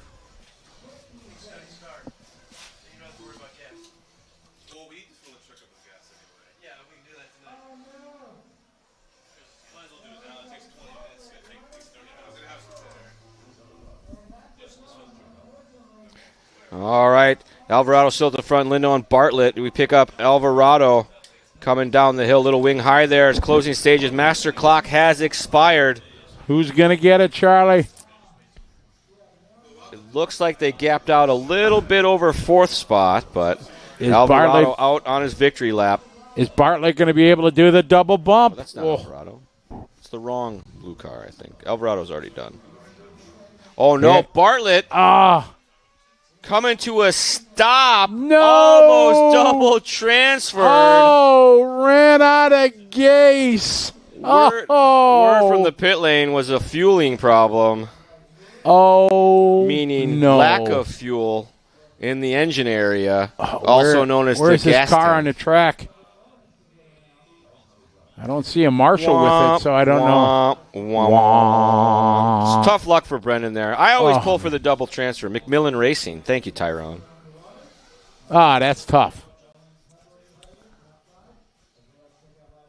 Finishing order in this one, Jose Alvarado led it wire to wire to take home the win.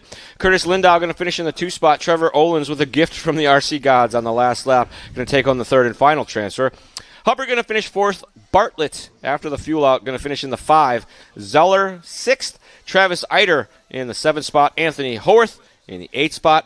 Deanna Eichenbacher going to finish 9th. Eric Deschenes in the 10th spot. Rounding out our top 10. Nathan Cootie going to finish in the 11th spot. Katie Roxbury advanced from her transfer position from 15th to 12th. Nicely done. Jeff G., Ryan Prince, and Colin Nixon rounding out the running order here in our Nitro Buggy C-Main Intermediate Division. It's a very good read down of the order there, Charlie. Impressive. Thanks, buddy. Hey, no problem. All right, we got some pros coming up, Charlie. Pro Nitro Buggy C-Main. Look at the names in the C-Main. Holy moly. Lee Setzer, Walker's Penrad, Cole Ogden, Fuller, just Arredondo. Barufalo. Yeah, exactly. Marco's usually up in the show.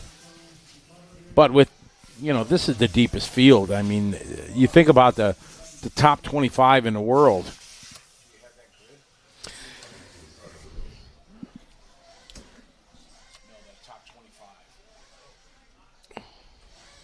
Most of the top 25 in the world are here. The only guy really, that I can just off the top of my head is Davide Angaro, he's busy. He's going to the planning to go to the pre-worlds down in Brazil. Man, I hope I can be involved with the pre-worlds or with the world championships in Brazil. I mean, I'm pretty sure you call somebody and be like, "Hey, you guys got a spot for a crappy announcer? Yeah, I can fill in." Well, yeah, we don't know. I know. Live RC, we're trying to get the get the gig down there, all of those details are still in the air. Yeah. I see. It's a bidding war. But there's a lot of logistics to it. That's the thing. Brazil, there's always that mystique of trying to go down to South America, getting all the equipment out of customs. Yeah, and, Argentina was a fine example. They were getting what do they call that? When they won't give you your stuff unless you pay them, something like that. There was some sort of they had to pay fees. There was all sorts of duties and things like that came out of nowhere. You want to get your luggage with all this, all your luggage and all your cars? No problem. You can get it out. But what I heard was that was some inopportune employees doing bad things. Yes, it wasn't like a standard, and they were able to sort it out. Actually, the organizer went down there and had a word with somebody and got all their stuff back and their money back too. Is what I was told.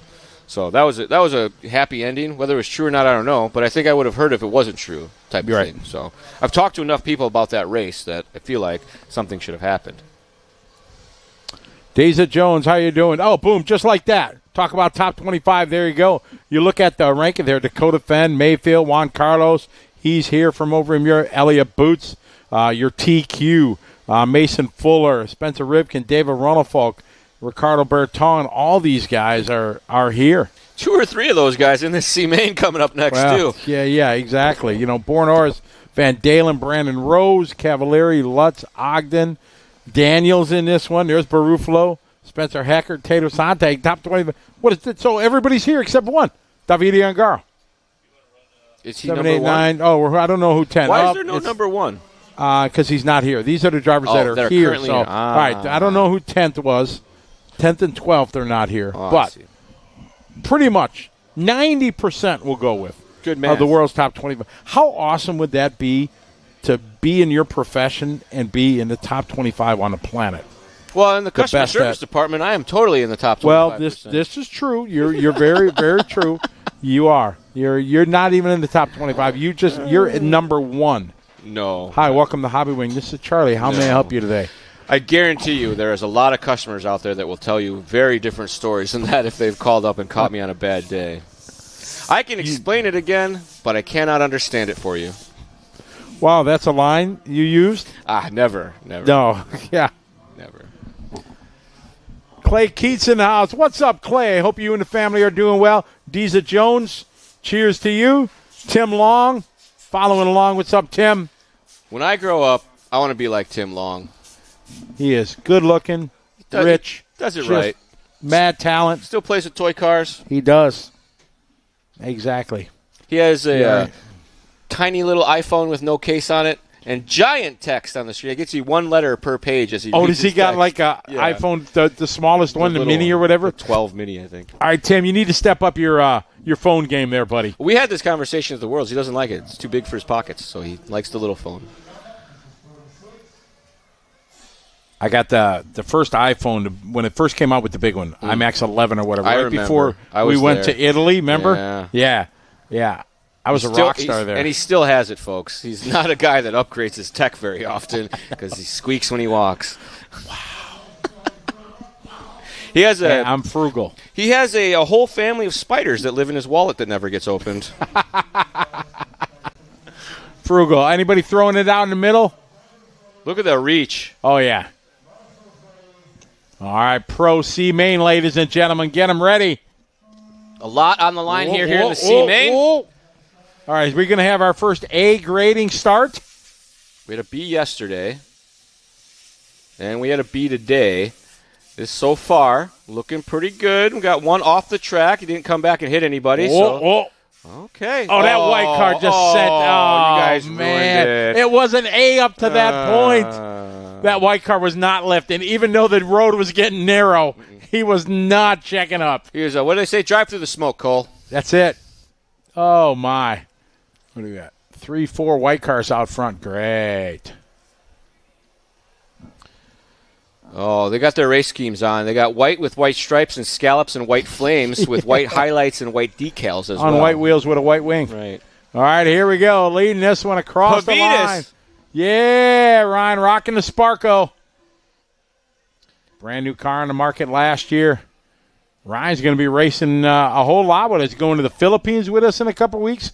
Going to Australia for Asian Buggy Championship. So we get to see a lot of Ryan. I first met Ryan on a non-work-related trip. Him and his dad came up to Northern California to do some mountain biking with my mountain bike buddy who's got the backyard track. So we hung out and raced for a day. And then I met Ryan again maybe a year later at Vegas. And he's a little kid, little tiny kid, like 12. We weren't allowed to swear around him. He was such a little kid. And now he's a full-grown man. Full-grown man and running well, taking after his dad, world champions. All right, across the line here. It was back and forth that lap between Ogden and Pavita Spinrad. Up from 8th. A great start here for Walker. It looks like Robinson moving to the inside of a Spinrad over the double. It was very close to contact, but the RC gods were smiling upon them. Let's hope Cole has better luck today than he did yesterday. He was running so wrong. Oh. Ogden. Did I say Tollard? Oh, I don't think so. I don't know what you said. That'd be Cole. Listening. I could Ogden, say Old Cogden. Spinrad. You could. The old Cogden. That sounds like... RC Car Stars, you are correct. They're going to have the 1 hour practice break after this. So we got Ogden at the front. Pavita still in 2 spot. Robinson, no. Spinrad got back by him. Fenster now to the 4. Moreno, Harris, Nelson, Robinson, Barufalo, Fuller, and Arredondo, followed by Vihel, Setzer, Blair, and Olson. Great start to this. 20-minute C-Main for the big dogs. RC Stars, I know I'm not Scotty, but I believe the answer is yes. Cole, Ryan, and Walker. Where's Mr. Ogden from? United States. Good one. Merck. 17 minutes to go. The chat knows. Chat, yes. Tell us where Cole. Oh, no. Out east. Big bobble there. That was Spinrad going for the wild ride down the hill. Fenster going to get by with Moreno in tow. Here they go into the 6-pack. Top 3, Cole, Ryan, and Tyler. Ivan Moreno, there you go, Ivan. Bump up 15-4. Get some. I love me some bump up drivers. 15th to 4th already. Yeah, in 4 laps. That's great. Still a lot of racing ahead of us, though. They're going to have 3 pit stops for this one. No, 2. 7, and then 14, and then they get to the end. 2. I wasn't going to say none. Good job, buddy. Hey, try to be there for you. Cole, Ryan, and Tyler, and Ivan from 15 to 4. Got to cheer for Ivan. Cole's from Georgia. Yes, he is. Does anybody know where Mr. Fenster's from? You can tell us in the chat. Super chat, you guys are the best. I don't know if I've told you this before, but the old chat, not so good. New chat, super good. I do miss the days of being able to type the codes into the chat to make different color letters and pretend you were the admin and tell people funny stuff. That was always a good time. Or ban people. I don't think I ever got to ban anybody. Cole, you're a leader. Leading away, but not really leading because everybody's right behind him. Pavitas, Fenster, Moreno, Spinrad, Nelson, Barufalo, followed by Fuller, Arredondo, followed by Harris, Olson, Vihel, Setzer, Blair, and tough luck for Jermaine Robinson. Something going wrong for him. I think that was Fenster getting it wrong over the double. We're about to find out. Cole Pavitas running 1-2. I've been getting good at figuring out which the cars are. Because you're the man. I was going to say, he's not leading the race. He's just riding the bubble that's in front of the battle. The wave of hard chargers. Yep.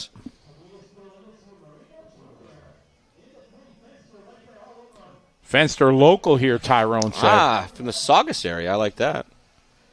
I mean, I don't like Saugus, but I like that he's from here. Trouble there. That was, I think, Pavitas getting it wrong. Burst his bubble. Oh, no, there's still a car up there. Ogden leading away. Roll over there for Moreno. All right, across the start-finish line. There's Cole. Second right. spot. Moreno to the 2. That was Pavitas. Pavitas going to fall to the 5. He's got 14.5 minutes to go. What a run for Ivan Moreno. How old is this Ivan character? I want to say 15 maybe. Nice. He won last year, I think. He won intermediate. I think. I could be wrong. I'm old. I often am. Superbrain. This is the battle right here. Oh, he caught that rut on the outside. Where did that come from? Oh, man. He's going to go from second all the way to like 5th or 6th. But he's still in it, though. He's still, like, within a straightaway. Come on, Ivan. Keep digging. First round of pit stops coming up soon. Oh, Fenster with another wild ride there. Oh, no. That's too much contact. That was, right into the back of him. That looked to be Pavitas, Fenster, and Moreno getting collected by each other there. I'm not sure. That pink and black. I think the Fenster's the pink and the black. Not sure. Some aggressive driving back there for sure. You can getting a little desperate here as they want to get queued up for the pit stop. I think you're in position for your first stop. It makes you feel a little more comfortable. 13:15 to go.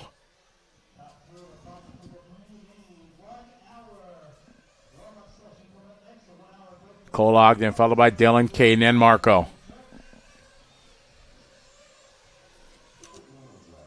Pit stop starting. That's Fuller into the pits. Fenster in behind him. Looks like Pavitas coming in as well. Jaden T on the gun there. Here's Saxton on Setzer. Oh, that's a good stop there. No wind-up, all shove. Oh, no, that was. Exactly. That's the king right there. I feel like he was passing a car as he shoved it out there. Oh, there's Lou Dog. He's into fitness. He is. He started the bicycle craze that struck the RC industry. I don't know if anybody knew that. Yeah, it was Lou Dog for sure. He showed up at the track all fit as a fiddle, and next thing you know, everybody bought bikes. Yeah. And tight shorts, which I thought was unnecessary. But talking to you, PT. Some of the attire. You got to look the part, though, right? Apparently. I always laugh because, like, if you're going out to ride your bike for exercise, the skin suit takes away some of the exercise. It makes it easier to ride the bike. Well, there's Lou Dog on the Tony Newland on the pitch. Wind up and the pitch. All right, 12 minutes to go, 8 minutes down. First of 2 pit stops. One more pit stop coming in there. I can't see him. So it looks like our pit stops have cycled through. Last time by 46, 45, 45, 46 for our top 3. Ogden, Nelson, Pavitas, and Moreno. Moreno staying in contact with our lead group after the pit stop cycle. You see him there only 3 seconds. I'm sorry, check that. 2 seconds off the back of Pavitas. Sounds like a lot in real racing, but in RC car, 2 seconds, you fly off the track and you got a 15-second marshal job all of a sudden. Yeah, especially at this size of a racetrack here. It's huge. Ogden, Nelson, Fuller, Fenster, Pavitas, Moreno falls to 6. Moreno tumbling down the board here after the pit stops all the way down to 9th. I jinxed him. Me too, I think. We were co-jinxers. Double the jinx, double the fun. 11 minutes to go. Robinson says Moreno Jr. turns 19 this year. Man. Oh, 19. Tyrone, you are a wealth of information today. Good God, man. Yeah, he is on it. You and B.J. Williams just keeping us, fully informed. Got the 411. Oh, Scotty, you might know this. I talked about this earlier when you were on break. And do buggies get better or worse fuel mileage than trucks? I would imagine better. The tanks are different sizes. Oh, so it's not fair. Okay. Yeah, so it's hard to judge. Gotcha. I guess about the same, I would think, but there's probably much smarter people online that know. But in this room. Oh, not that know, though. They're just smarter. Boom. Hear that burn? I got to keep track here. I got to change. I got to turn the page here. 44 flat, hot lapping by a lot. You need to charge? No. Ogden took the lead early on in this one and has not looked back since as we come to the just past our halfway mark. Oh, some contact here. Contact there. That was ugly. Upon quick look, that looked like a drive-through, but we just kind of caught it last. Oh, watch it on the front straight. Oh, thankfully nobody's coming. You're going the wrong way. That was good with the accent and everything. There's a video game we used to play, and if you got spun around on the thing, the announcer guy would come on and say, "You're going the wrong way." I don't remember what the game was. Cole, Dylan, and Caden. Can I plug in this one? Oh, yeah.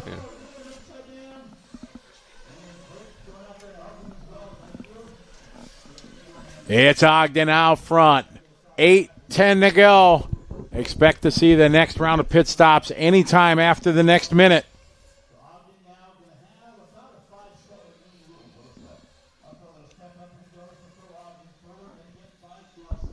Evan Moreno Sr. It's his birthday today. Happy birthday if you're listening.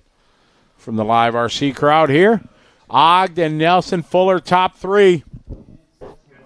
The mindset here, you're in the C and you bump up. You're not even close yet to the show. You still got 30 minutes of work ahead of you. Is it B30? I think it is. Yeah. We are on board with third-place runner Nelson. Next car in line behind him is Pavitas and Spinrad, but they are too busy battling each other to make up any time. Last time by for Nelson, a 50.2. Check that Pavitas on a 45 that time by, but could be pit stop cycles as we are under 8 to go. So 7:15 on the clock. We expect him in any time right now. Tyrone, I love my RC family better than I love my regular family at times.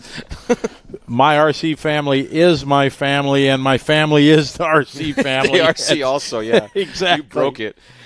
For sure. It is encompassed. Scotty's daughter is she's been around the track forever. She raced. She was very competitive, and she married the fastest racer at the local track. Yes. Who happened to be a very accomplished engineer as well. So yes. of all the RC romances I've seen, that one's worked out the best financially, at least. It's worked out very well. Yes, I'm very proud of them, and got our first granddaughter racing, and it's awesome. I don't know if I've ever told you that. My granddaughter, she races. Pavita's starting to close the gap on the back of Nelson, only 1.2 off the back. So Pavita's starting to put his head down, making his presence felt.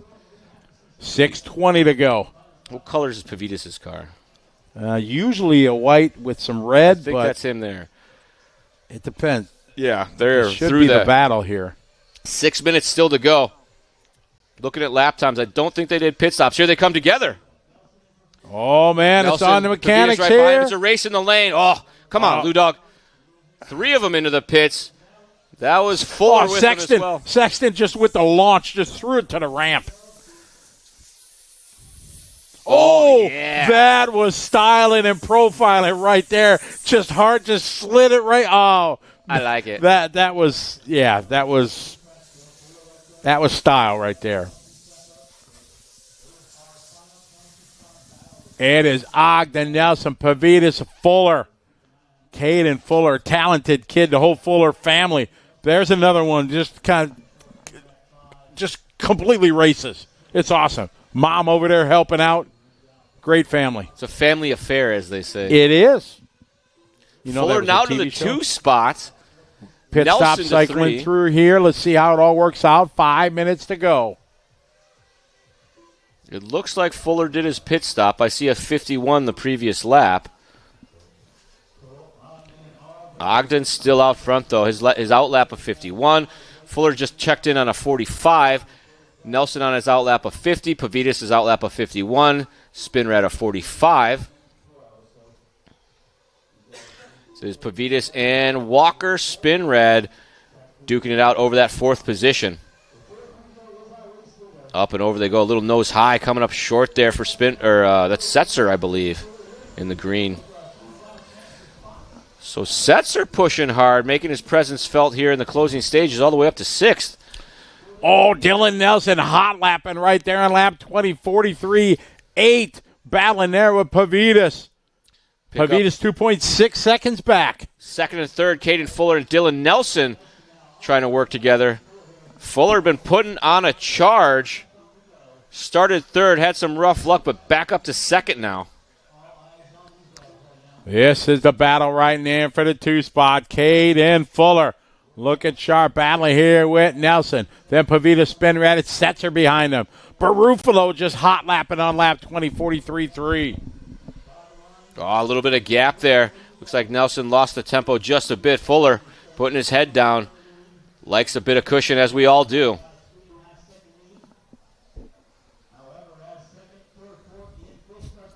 Closing that gap again. Nelson, Fuller, Fuller, Nelson. Down the hill. Backing around. 3:20 to go. Shout out. We got Race RC Zone from Gibraltar. Wow. That is the first that I can remember in my anybody from Gibraltar. Welcome to the party. How far from the Straits of Gibraltar do you live? Yeah. Do you even know where that is? No clue. I am geographically challenged and phonetically, apparently. 3 minutes to go here. It's Cole Ogden in control. 3.5 seconds over Caden. Oh, double doubles in, double doubles out. Looks like these guys got a good handle on that backside double. I haven't seen too many people getting that check swing line, so. Oh, we got somebody way off on the back. Yeah, I heard them. Announcer getting very excited. I still feel like the speaker from the track announcer is under my chair. Like it vibrates the booth when they get loud. 2:20 to go. Oh, a stretch there. Oh, that's a move. Oh, my, side-by-side, wheel-to-wheel. Fuller got contacted and just hit the brakes and said, fine, go ahead. I'll get you later. Fine. You go ahead and go in front. You crash, I pass. Nelson and Fuller, they got the bump-up spot, but Walker Spinner, oh, no, trouble there for Pavitas. A 52nd lap. Ah, tough luck there for Ryan. 2 minutes to go. Ogden has led this one from the start. We've seen this before yesterday, but we won't talk about it. How's the weather outside? Here comes Spinrad into this mix. He wants that bump up. 2 seconds back last time by. He's trying to reel in the battle here between Nelson and Fuller. These guys got to be sparked because Spinrad bringing the heat behind him. 90 seconds to go as they cross the line. 2 laps and a half? Let's go 3 more. We got Fuller and Spinrad as we follow the battle with Nelson and Fuller. Nelson has it. Fuller wants it. Fuller is in a transfer. Top 3 get the bump up. Whoa. Fuller getting a little buck wild there. They'd stopped using the berm shot at the pipe, but it's starting to come back now. There's a lot of loam down there. Ogden, your leader. Ooh. Fuller going very nose high through that one. Able to rein it in. Spinrad looks to has fallen off the back of this battle. 35 seconds. They just crossed the line. I think this should be their final lap. They're scheduled to finish on an 08. It's Ogden, Nelson, Fuller, Spinrad, and Setzer, your top 5. Trouble there at the left side hairpin. 20 seconds on the race clock. Things are changing here. Spinrad just doing a hot lap at a race the last lap. A 43-1. Yikes. Trying to work his way up to the bump up. They're going to be racing to the finish line. Into that back double, stretching, reaching for that one. Oh, no, catching the pipe. As these guys race to the finish line. They're racing as hard. You think they made the show, but oh, no, this is just getting to the B. It is Ogden, Nelson, and Spinrad. Tough break for Fuller there in the closing stages. He and Pavitas were in the mix the whole time. Race just not going their way. Fuller coming just a bit short there. Pavitas behind them. Setzer, Barufalo, Moreno. I got to give a round of applause to Ivan Moreno, though. He was definitely in the hunt there. He was in the mix. One bad one through the middle really put him down the ladder, and really no coming back from stuff like that in a pro final.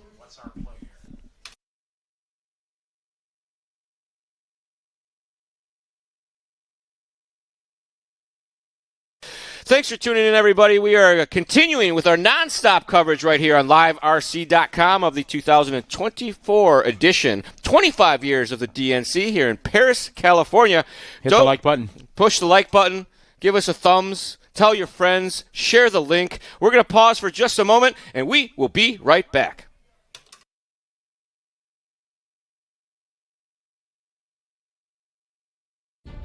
This Thursday night on Speed Sport 1, it's the 2023 RC Racing at Visions Off-Road event from Jay, Oklahoma. The best RC racers in the world come together to showcase their talents for $30,000. These cars are not toys, and the competitors are not playing around. Check it out this Thursday night at 8 p.m. Eastern. Go to speedsport1.com, download the app, or simply watch it on Sling Free Stream. This is Speed Sport 1, the live racing network.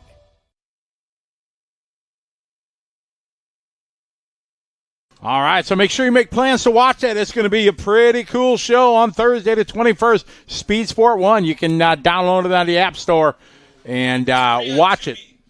It is going to be a good show. Relive that 2023 Visions race from last year. Hey, folks, we're talking about practice now.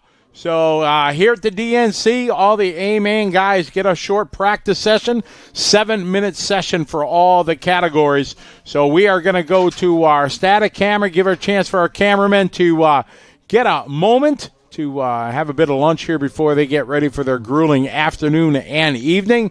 So hang out. We will be back here live. We'll stay live, but the Charlie and Scotty show will be back here in a little bit.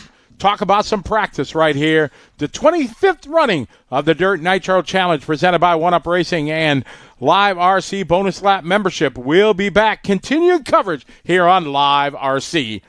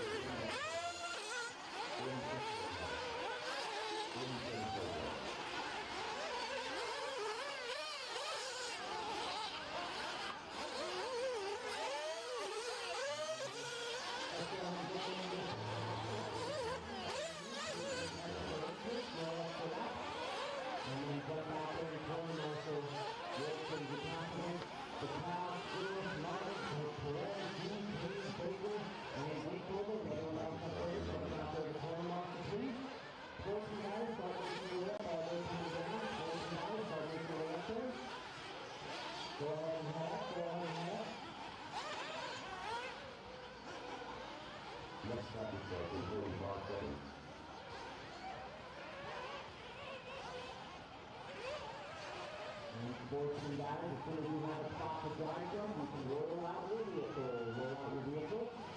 Intermediate public test code on road. So about a 20-minute call for race number 47. 20-minute call, race 47, Backer and Robinson,